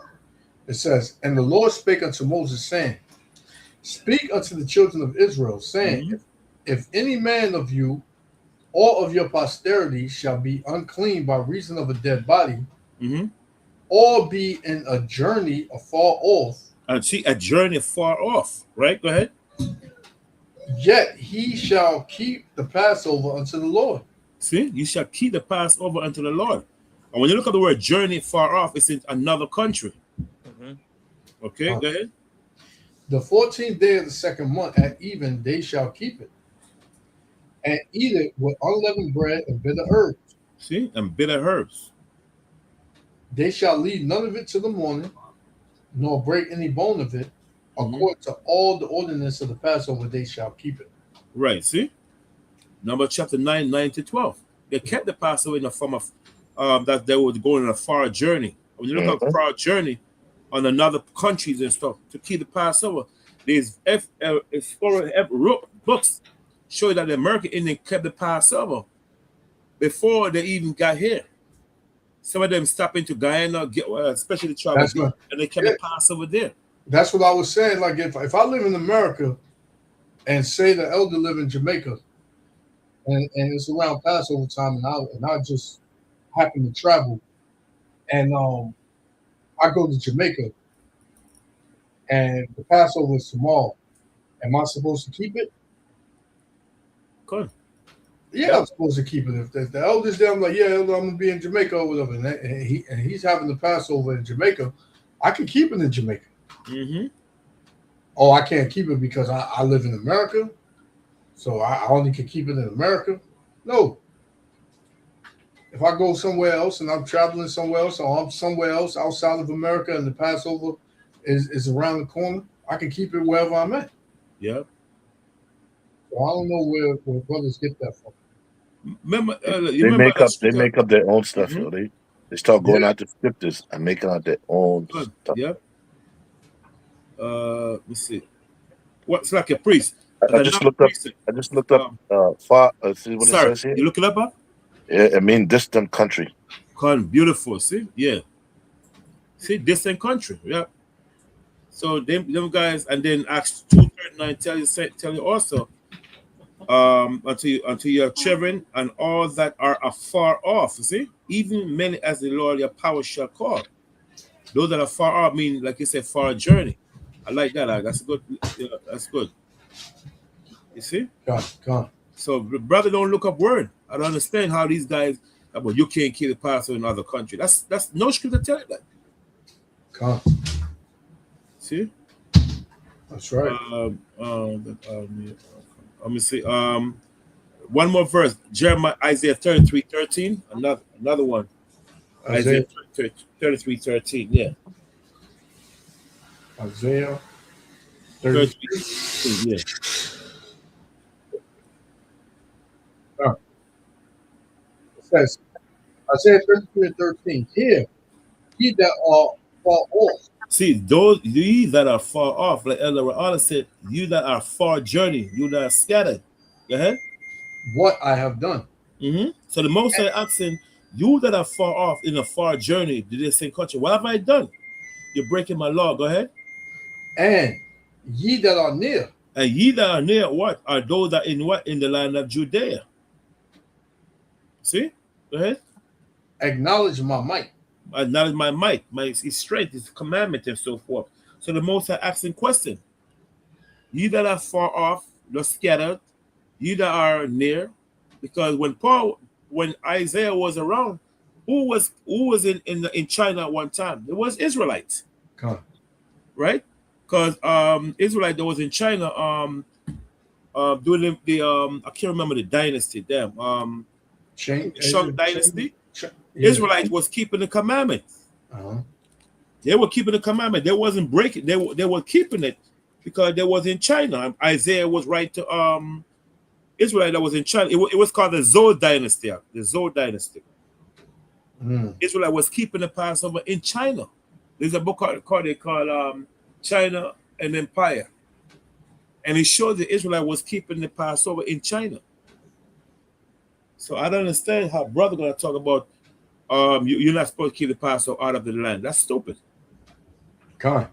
It's telling you here, man. Even though you're on a far journey, a distant land, mm-hmm. You're supposed to keep that. Because if you're not keeping that, it makes no sense. Because then you're not keeping the laws. Mm-hmm. Exactly. I got another example. When you go into the northern kingdom, right? This is 2nd Esdras 13, and yeah, that's a good one. Yeah, verse 40. 2nd Esdras 13 and 40, it said, "Those are the 10 tribes which were carried away prisoners out of their own land of Israel, in the time of Hosea the king, whom Shalmaneser, the king of Assyria, led away captive. He carried them over the waters, and so came they unto another land." Right? So according to these brothers, they out their land, they can't keep the law. Right? They said what? But they took this counsel among themselves, that they would leave the multitude of the heathen and go forth unto a further country where never mankind dwelt. Right? And what country is that? That's America. That's right. Exactly. That they might keep their statutes, which they never kept in their own land. Right. See? So they said, man, we gotta get the hell away from these people, man. So that if we can serve the Most High. Good. Why you think it's so hard for us to serve? It's hard, but it's not hard. Right. Right? But they give us pushback for serving the Lord, for teaching the word of the Lord. They turn, they have this trance on our people so heavy that they think that the word of the Lord is against them. Right? This is why you got so much pushback in this country when we teach the word. Mm-hmm. People get all bent out of shape and want to fight. You know what I'm saying? Well, it's the same thing. So the way we're going to be able to serve the Lord all the way is to get away from these people. And the Lord delivers us out of it.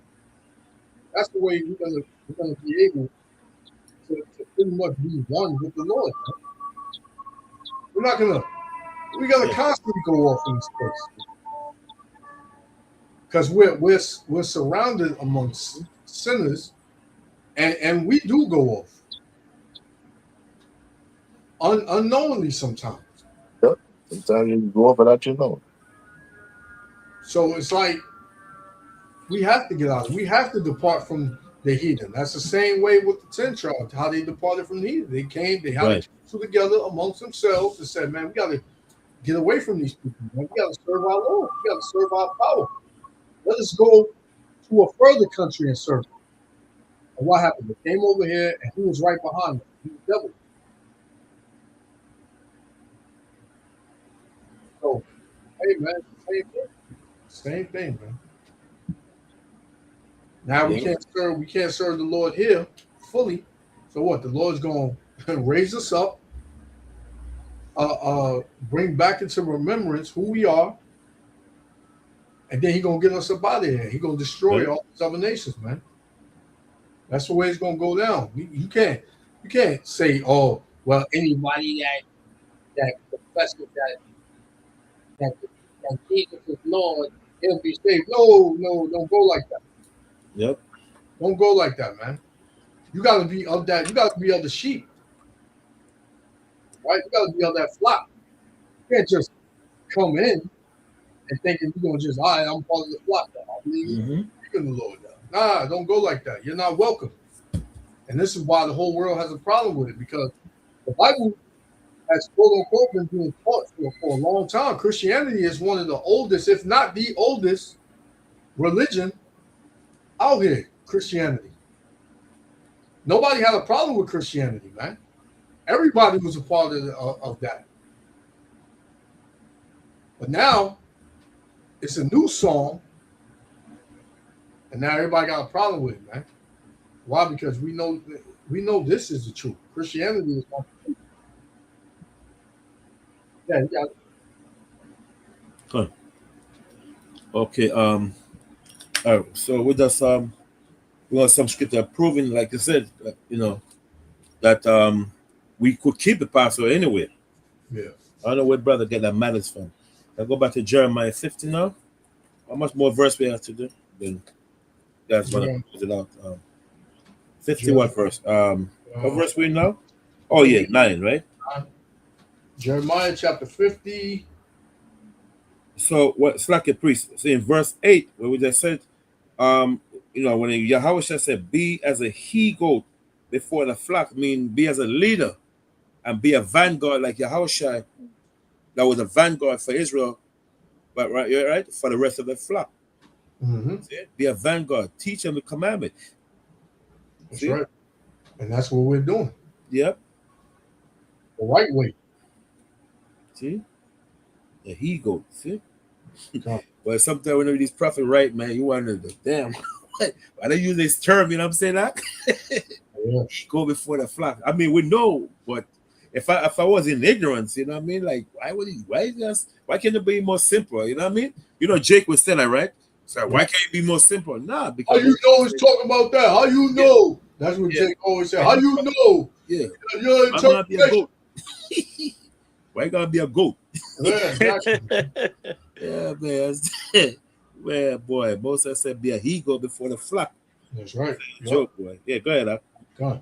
Verse 9, it says, "For lo, I will raise and cause to come up against Babylon an assembly of great nations." From the Come on. It says, "From the north country," which is Russia. "From thence she shall be taken. Their arrow shall be as of a mighty expert." It's like a priest. You skip something. From the north country, and they shall set themselves. Oh, come on, Salaki. and they shall set themselves in array against her. Right, right. From thence she shall be taken. She shall be taken, because America gonna be kept, gonna become invaded by the invaders. Yep. A lot of people, you know, remember, a lot of people put their faith in the American military system, just like the Bible say, "Oh, people put their faith in the strength of Pharaoh, the military, the economies, all these things that strengthen the American economy." All people believe in them thing 100%.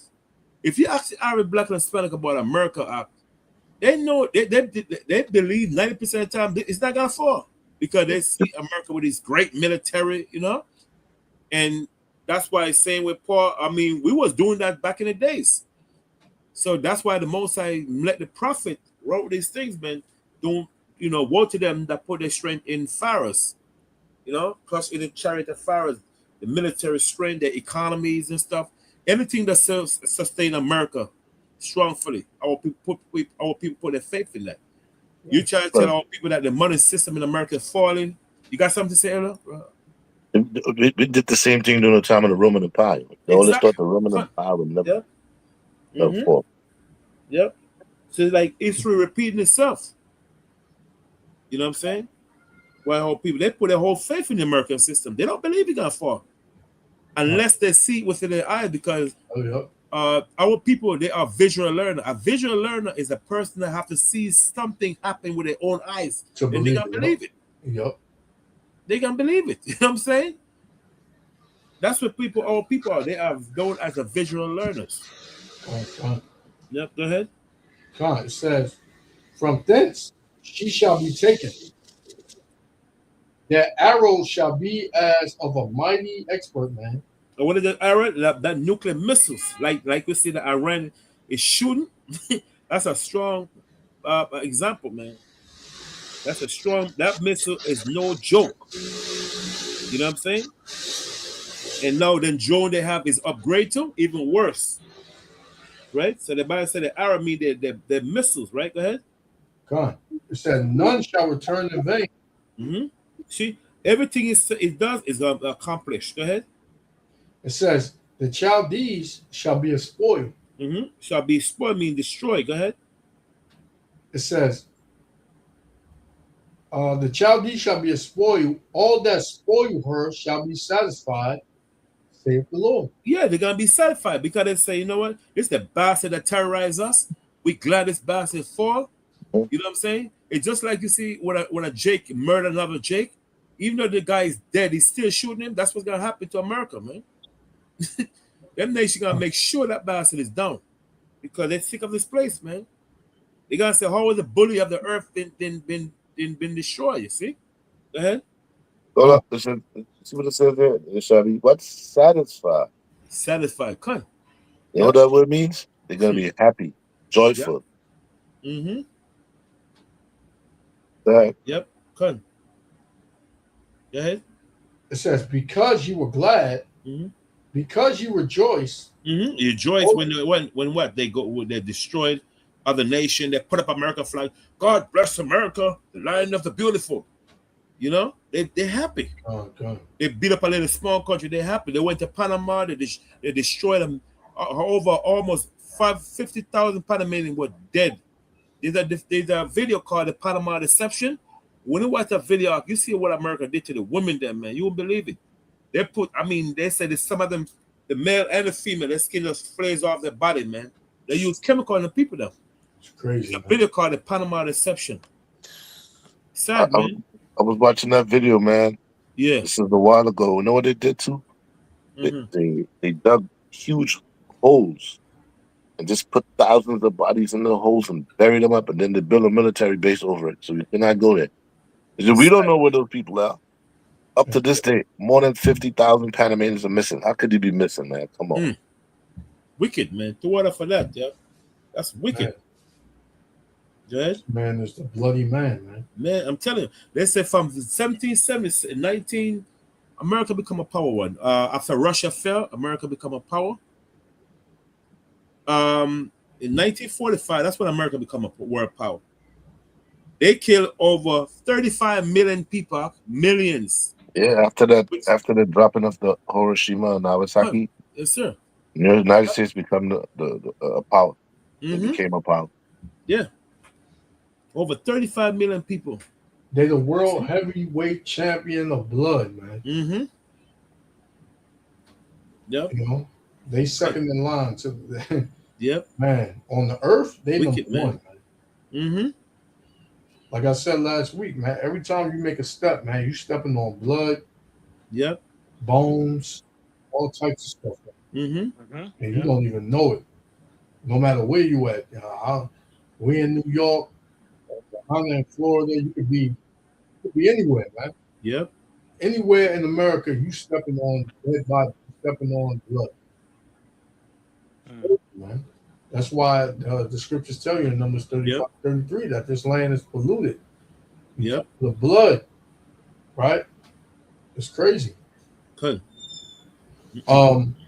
Verse 11.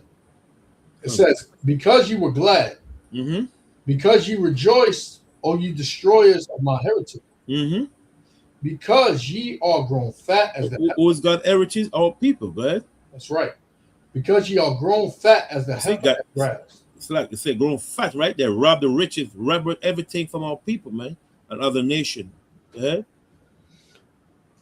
Because ye are grown fat as the heifer at grass, and bellows as bulls, your mother shall be sore confounded. Yeah, your mother is Britain, because we know Britain come out of America, right? Britain came out of America. Is the scripture we say is after 7? What verse is that? And it's after 7. You have it. You mean America came out of Britain? Right. Come on. Yeah, come on. 50:11. And it's after 7. This is Revelation 17:11. Yes, sir. It says, and the beast that was. When it's so when it said the beast that was mean, another word, it was in its making. Okay, go ahead. And the beast that was and is not. Another word, America wasn't ruled at that time, because the empire that was ruled at that time was we know was the Roman Empire, but it was a future prophecy that was seen in the vision of John the Revelator. Go ahead. Even he is the 8th. Even if the E is the 8th, right? And is of the 7th. And is of the 7th. Another America came out of the British Empire. The British Empire came out of the Roman Empire, the Spanish, the French, all these other kingdoms, right? Go ahead. And goeth into perdition. Perdition means destruction, total destruction. That's right. Total destruction as we speak. They murder people all over the world, man. God. Okay. Back Jeremiah 50:12. Your mother shall be sore confounded. Confounded, right? Go ahead. She that bare you shall be ashamed. Right? Because all the sin America commits, Britain gonna be ashamed. Because Britain gonna turn against his own daughter. America, go ahead. Behold, the hindermost of the nations shall be a wilderness. So when the Bible said the hindermost of the nation shall be a wilderness, in other words, America is going to be the last Babylon to rule the earth, right? The word last Babylon in Hebrew is Akaryat. Gawaya mean the last Babylon. Akaryat mean the last. Gawaya mean nation, mean America, the last Babylon to rule the earth. Okay, go ahead. A dry land and a desert. See, a dry land and a desert. I mean, it's going to be a desert land. Okay, go ahead. God, verse 13. It says, because of the wrath of the Lord, it shall not be inhabited. Right. But it shall be wholly desolate. Everyone that goeth by Babylon shall be astonished and hiss at all her plagues. Yep. This place going to be flatline, man. Yep, got flatness, yeah. Flatline. So all you trying to uphold Babylon and keep it going is not is in vanity. This place is not going to survive, man. Lord willing, we don't have another year in this place, man. You know, Yeah. we want the prophecies to Yep. to move quick, man. You know, every day we wake up is a new update. You know what I'm saying? So, man, we have to do everything just collapse. Mm-hmm. Right, didn't the scripture says about praying and make this place get destroyed, man? You know what I'm saying? The prophecies come fast. Come, yep, come. Yeah, we have to do it. This war, economic collapse, civil unrest, race war, all that stuff, man. It's at the door. You know what I'm saying? All it takes is for one incident, man. You've been hearing about the lights going out in this place. Yep. Like 7 water plants been cyber attacked in America so far. Yeah, man. Scripture said in one day. It happened like in one day. Exactly. Things are just going to start happening like repeatedly at one day, another day, another day. Hey, yeah. The scriptures say that. Let me get it. This will be my last one. 2 Corinthians chapter 16. Start that one. 2 Corinthians 16:1 says, "Woe be unto thee, Babylon and Asia. Woe be unto thee, Egypt and Syria. Gird up yourself with cloths of sack and hair. Bewail your children and be sorry, for your destruction is at hand." Mm-hmm. Right? The sword is sent upon you, and who may turn it back? Right? Judgment is sent to this place. Ain't nobody turning it back. It said, a fire is sent among you, and who may quench it? Plagues are sent unto you, and what is he that may drive them away? Who can drive away the plagues that the Lord is bringing on the earth? Nobody. May any man drive away a hungry lion in the woods? Or may anyone quench the fire and stubble when they have begun to burn? The answer is no. Ain't nobody stop that fire when it's begun to burn, man. It says it stops when the Lord stops. It says, may one turn again the arrow that is not shot of a strong archer. So, you know, a literal arrow, if somebody's a strong archer, man, that arrow gonna hit his target. You know, and then this one, we're talking about the missiles, man. When the Lord put the spirit on these leaders to push that button, the missiles gonna hit wherever the Lord wants it to hit, because the spirit of the Lord is gonna be in the missiles, man. Mm-hmm. It says, verse 8, the mighty Lord sendeth the plague, Yep. and who is he that may drive them away? Right? So this is who's sending the plague. And you can't stop it, man. You cannot stop it because it's from a higher, it's from the ultimate supreme being. I'm gonna jump to verse 37. It says, behold, the plagues draw nigh and are not slack. Like what Allah says, today and something tomorrow.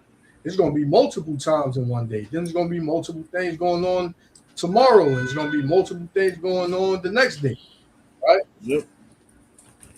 It says, as when a woman with child in her ninth month off her son, within 2 or 3 hours of her birth, great pains surpass her womb, man. Them birth labor pains.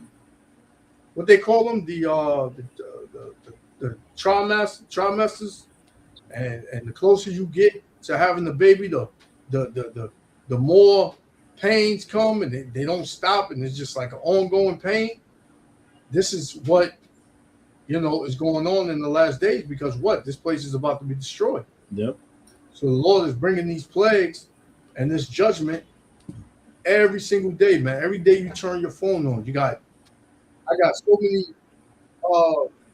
notifications popping up on my phone every day. Death, death. Good. Yeah, I mean, like it's coming like like numbers in the damn airport, man. We're trying to see what gate you at, man. The gate just keep going. The numbers just keep popping up. So this death constantly, right? It says, for 2 or 3 hours from her birth, great pains can pass her womb, which pains when the child cometh forth, they slack not a moment, man. So, yeah, man, this is going to be hell all the way up until the kingdom. Yep. It's like a priest.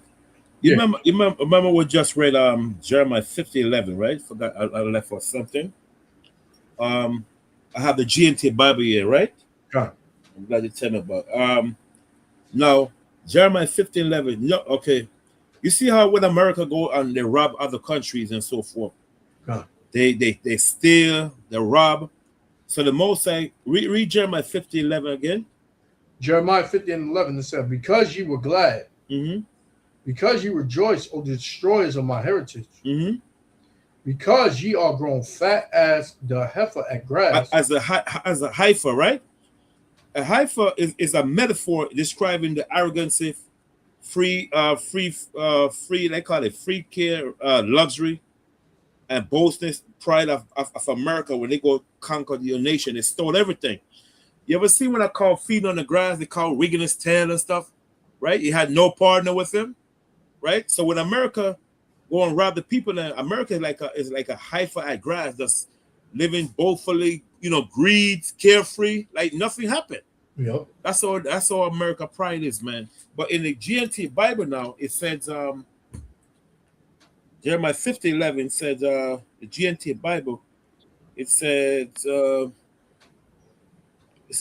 Lord power say, people of Babylon, you plunder my nation, which is Israel. You are happy and glad, going about like a cow threading grain, or like a neighboring horse. See? See? But your own great city will be humiliated and disgraced. See? But I just use this because it break down some of the word, It's good you tell me about this. I didn't know about this Bible, but it break down some of the words. And it show you how America does, man, like a heifer at grass, you know what I'm saying?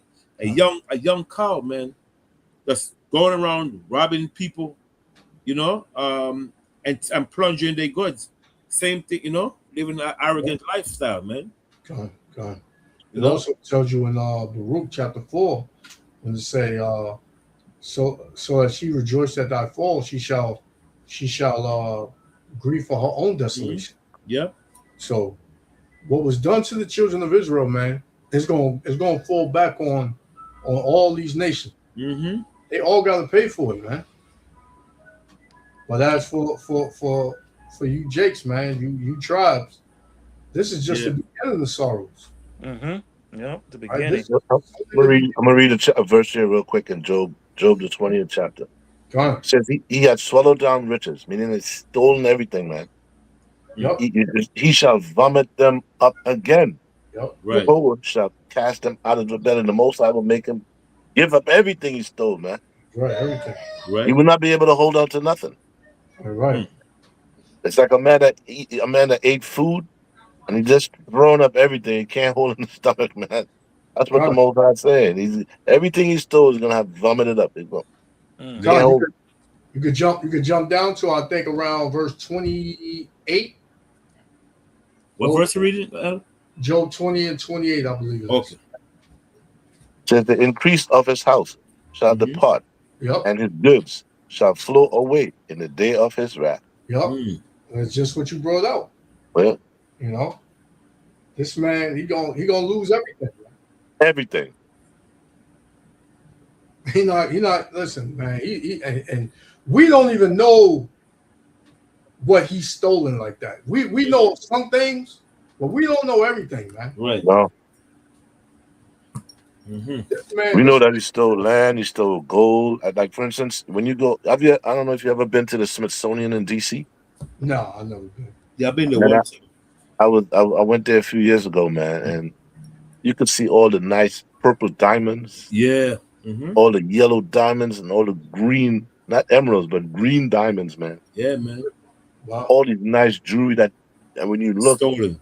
Africa, India, China. All this was stolen things. They even have the Hope Diamond over there too from India. That's They crazy. claim it was donated, but if you read the history on that, man, and they have all these different artifacts that worth millions of dollars, man, that they got in that museum, man.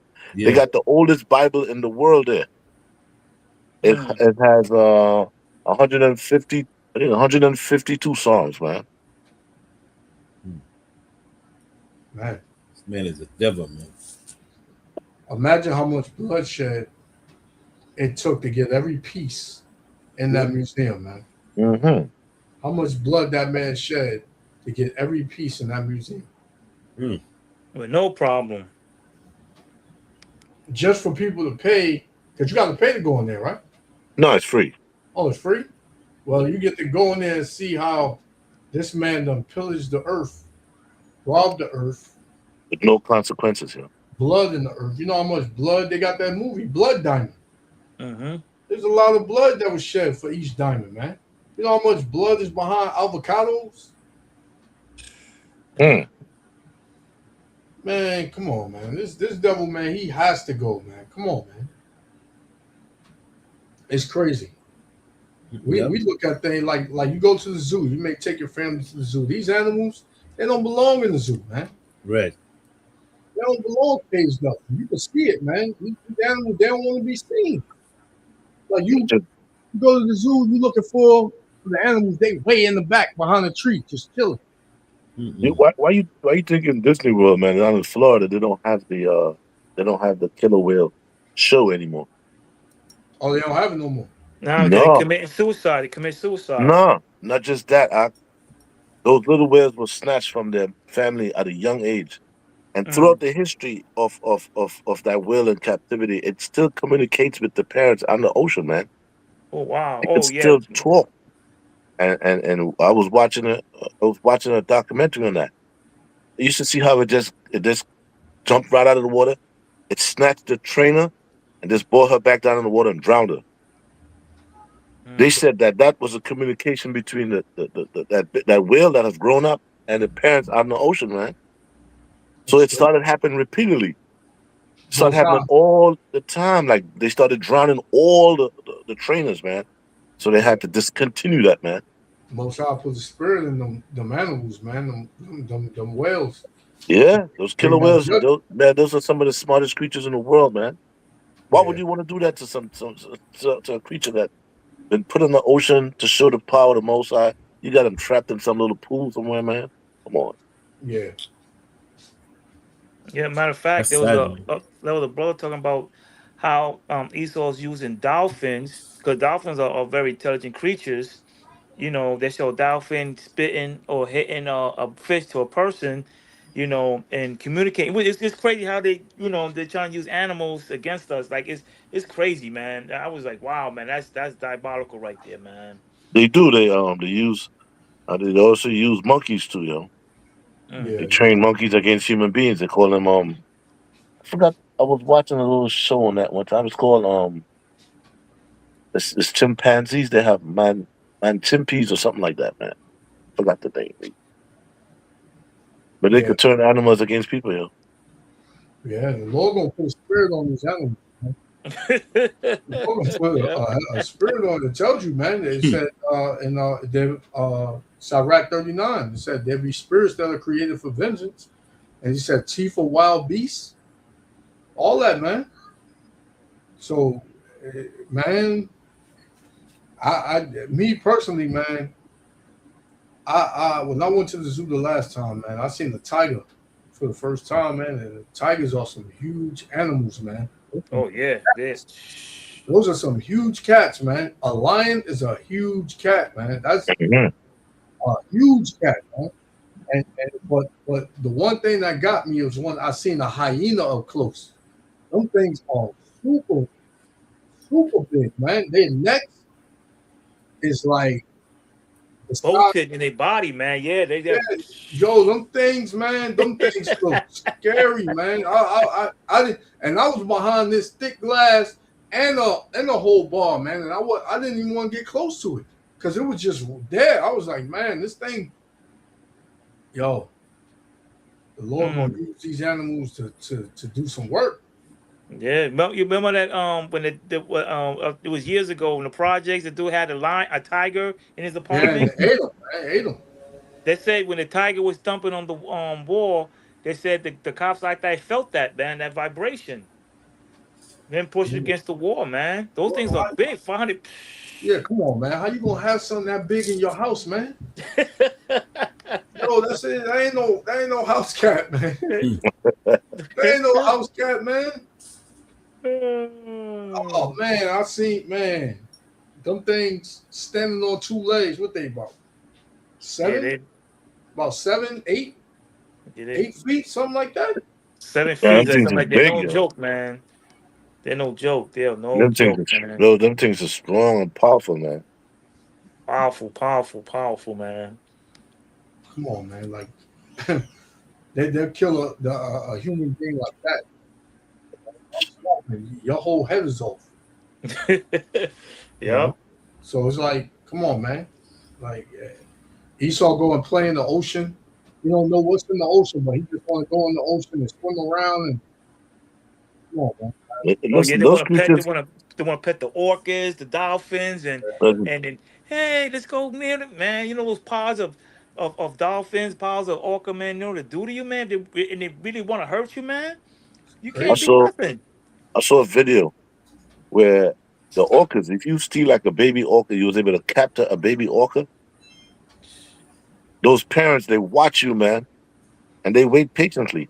You ever come back to that ocean, man? They come after you, man. They'll like you don't come in like one of them big ships. You come like in one of those smaller boats. They'll sink that boat, yo. Yeah. They literally attack that boat, man. Remember what was that? That was a couple of years ago when it was an attack when the orcas were attacking any boats that came in the ocean. Because of what they did, man. They stole the little orcas, man. They was coming up next to the boat, just knocking it over and all that stuff. Man. And they know which boat too now. Don't they know which boat. This Edomite woman and a dude, they was in like this little boat. They was in some country.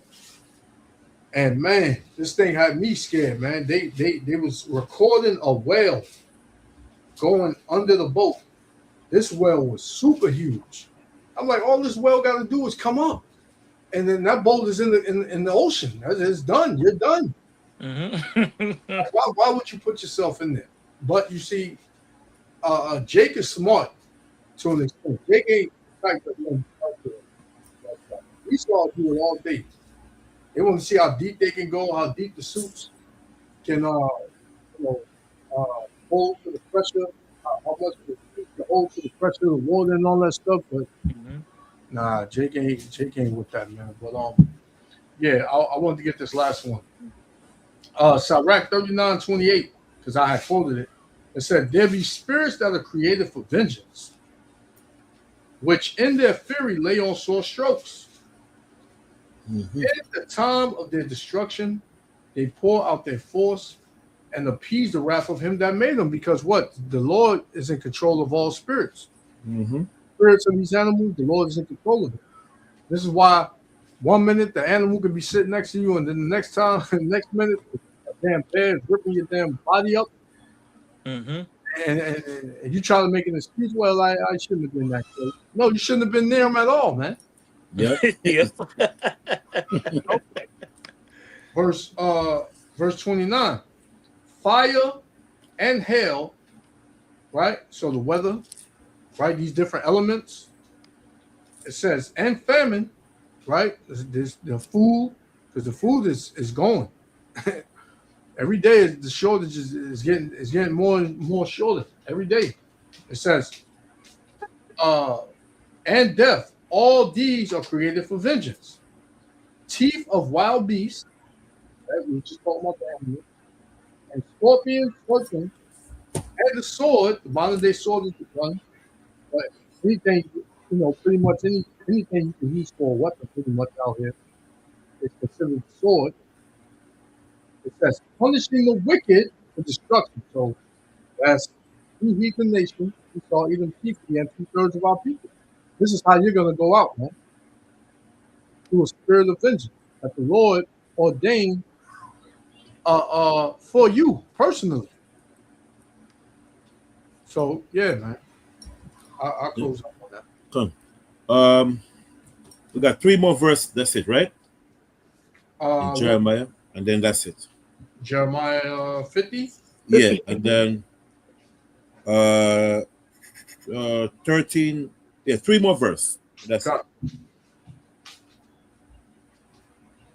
This is Jeremiah 50 and 13. It says, because of the wrath of the Lord, it shall not be inhabited, but it shall be wholly desolate. Every one that go about Babylon shall be astonished and hiss at all her plagues. Right. See, a hit at all her plague, man. So they gotta say, damn, this is the country that once ruled the world in oppression. They gotta see all her plague the most I bring on her, man. Go ahead. Come. Put yourselves in array against Babylon round about. All ye that bend the bow. What is the bow? The nuclear missiles. Go ahead. Shoot at her. Spare no arrows. For she have sinned against the Lord. Go ahead. Shout against her round about. She have given her hand. Her foundation. When it says shout at her round about, she had given her hand, meaning people have discovered her now, man. You can see. Yep. Like you playing cards and somebody can see her hand. They could see her now, man. Yeah. You know? Yep. All that's it. Says her foundations are fallen. Meaning what's the foundation of America? They say her foundations are fallen. Go ahead. Which is the government, military, all that stuff. Yeah, exactly. Her foundations are fallen. Her walls are thrown down. In her defenses, all of her defenses. What is defensive? Or military strength and the dollar bill. All that's falling down, man. Right, con. And it's safe up in now, right? Con. For it is the vengeance of the Lord. Take vengeance upon her as she have done, do unto her. Right? Yeah. The same way they destroy other country, Moses said, do it unto them the same way. God, in 13, on the 13th verse, right? I'm going to read this real quick. It says, because of the wrath of the Lord, it shall not be inhabited, but it shall be wholly desolate. Meaning, when you look up the word wholly, mean completely, man, destroyed. Nobody gonna live here, man. No, at least not for 1,000 years. We know that for sure. God. Verse 16. Cut off the sower from Babylon. Right. So when it says sower, we know it's a person who plants seed. In other words, all these guys that do sower, everything is the most I can cause the grass not to grow. In other words, no food will be planted and gathered because the Most High say gonna cut out the sower. But when you read the scriptures, the scripture says, even though you plant that seed, the Most High send the angels to cut those seeds to grow. Con. So if you're gonna cut off the angels from going down there to cause those seeds to grow, man. Read on. Right, God. It says, cut off the sower from Babylon, and him that handleth the sickle in the time of harvest. Right. Man that reap. Read on. Yeah. For fear of the oppressing sword, they shall turn everyone to his people. No. So go back. So you have something to say, Rahal? No. It said, for the fear of the oppressing sword. The oppressing sword is the enemy that's coming against Babylon. Jump to verse 22 for a second. Verse 22. A sound of battle was in the land. Right. So that's what's gonna happen. That's gonna cause people to leave. People that come from other country, when they see them in other country invade America, they're gonna leave. They're not gonna stay here. That's why the Bible say what? Says, for fear of the oppressing sword, they shall turn everyone to his people. You see, so the oppressing sword is the other nation that's gonna bring hell on America. They're gonna leave. They're not gonna stay here, huh? They're gonna go right back to their country. Go ahead. And they shall flee every one to his own land. Right. So the oppressing sword is the other nation that's gonna bring hell to America. They're gonna leave. Once they see that war out, they're out of here. They're not gonna stay. You know That's what I'm like saying? that's like what happened over there in Spain with all those men that got dropped off in the back of that truck. Right. You know, and they were just running through the city, causing all types of havoc and causing hell, man. Once that thing in America, because the scriptures speak about preparing the ambushes. So this place is going to be ambushed soon. Yep. Invaded. Sleeper cells in here. You know, that was given the green light. You don't know what's going to go down. Yep, you see a whole bunch of Muslims in Texas, New York, coming as senates and representative and all that stuff, man. Mm-hmm. Yeah. Man. It can happen anytime, any day, anywhere. Yeah. You don't know. Yep. You even got DJ Trump telling you to prepare, and that it could be an attack on U.S. soil. Yeah. How dumb are you, man? you do all of this. You just bomb people, kill kids and blow up schools, and you think they're not going to want blood for that? Exactly. You know, like the brother said earlier, the doctor said that the people from Iran said that they want American citizens to feel what Iran citizens feel. Exactly. It's true. Mm-hmm. So they're going to make it happen. They're going to make it happen, man. It's going to happen. And it needs to happen because these people in America are hella proud. They are hella proud, man. They think ain't nothing going to touch them. They walk around bouncing and doing spins and backflips all up and down the block. Happy. Because you got some good weather and some nightlife. It's crazy, man. Yep. It's crazy. Let's say, all right, want to close it out, man? Come on. I mean, yeah, ain't nobody got nothing else to close out. No. No, I got nothing else. Long class. Yeah, man. It's long, man. Beautiful, That's man. good, though, you know? Yeah, beautiful thing, man. You All know. the spirit, man. All through the Yeah, spirit. good. Yep. So, yeah, thank you for everybody that tuned in. We are blessed through the spirit and power of Yahweh Hashem Yahushua to give y'all this word in truth and sincerity. Yeah. Like the elders always say, any questions y'all got, y'all can just throw them on the comment board and we'll do our best to try to answer them. Anything. Don't be afraid to throw nothing up. We'll answer it to the best of our ability with what the Lord gives us. And, we give all praise and glory to Yahweh, Hashem Yahushua. Yeah, It's like Elora Allah. Try to subscribe to subscribe to Yashuan page. The one that we just I texted today. Oh, so it's gonna be using a new page or the same? Or... No, it was just this. It was just this day, case, but I throw the links on all three of the pages. So sometimes, like today, it didn't let me send the link to 2 pages, and this was the only the channel y'all got on today. That was the only link that they was allowing to go through. All right. You know what I'm saying? So that way y'all have it. Yeah. Come.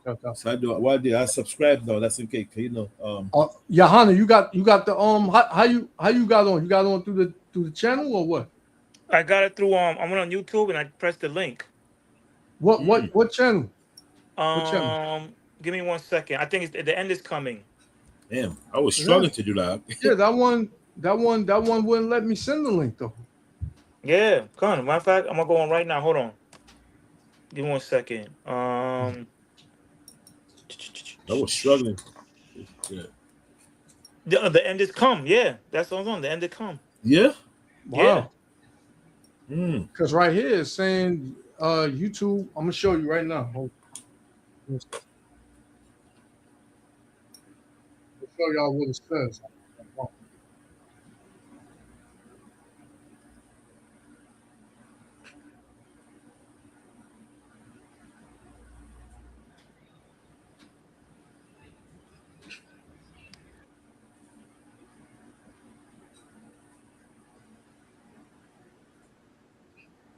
Let me go on.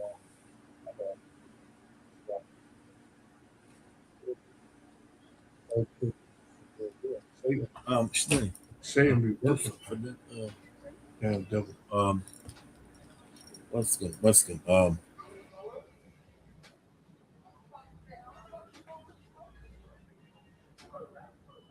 Check it out.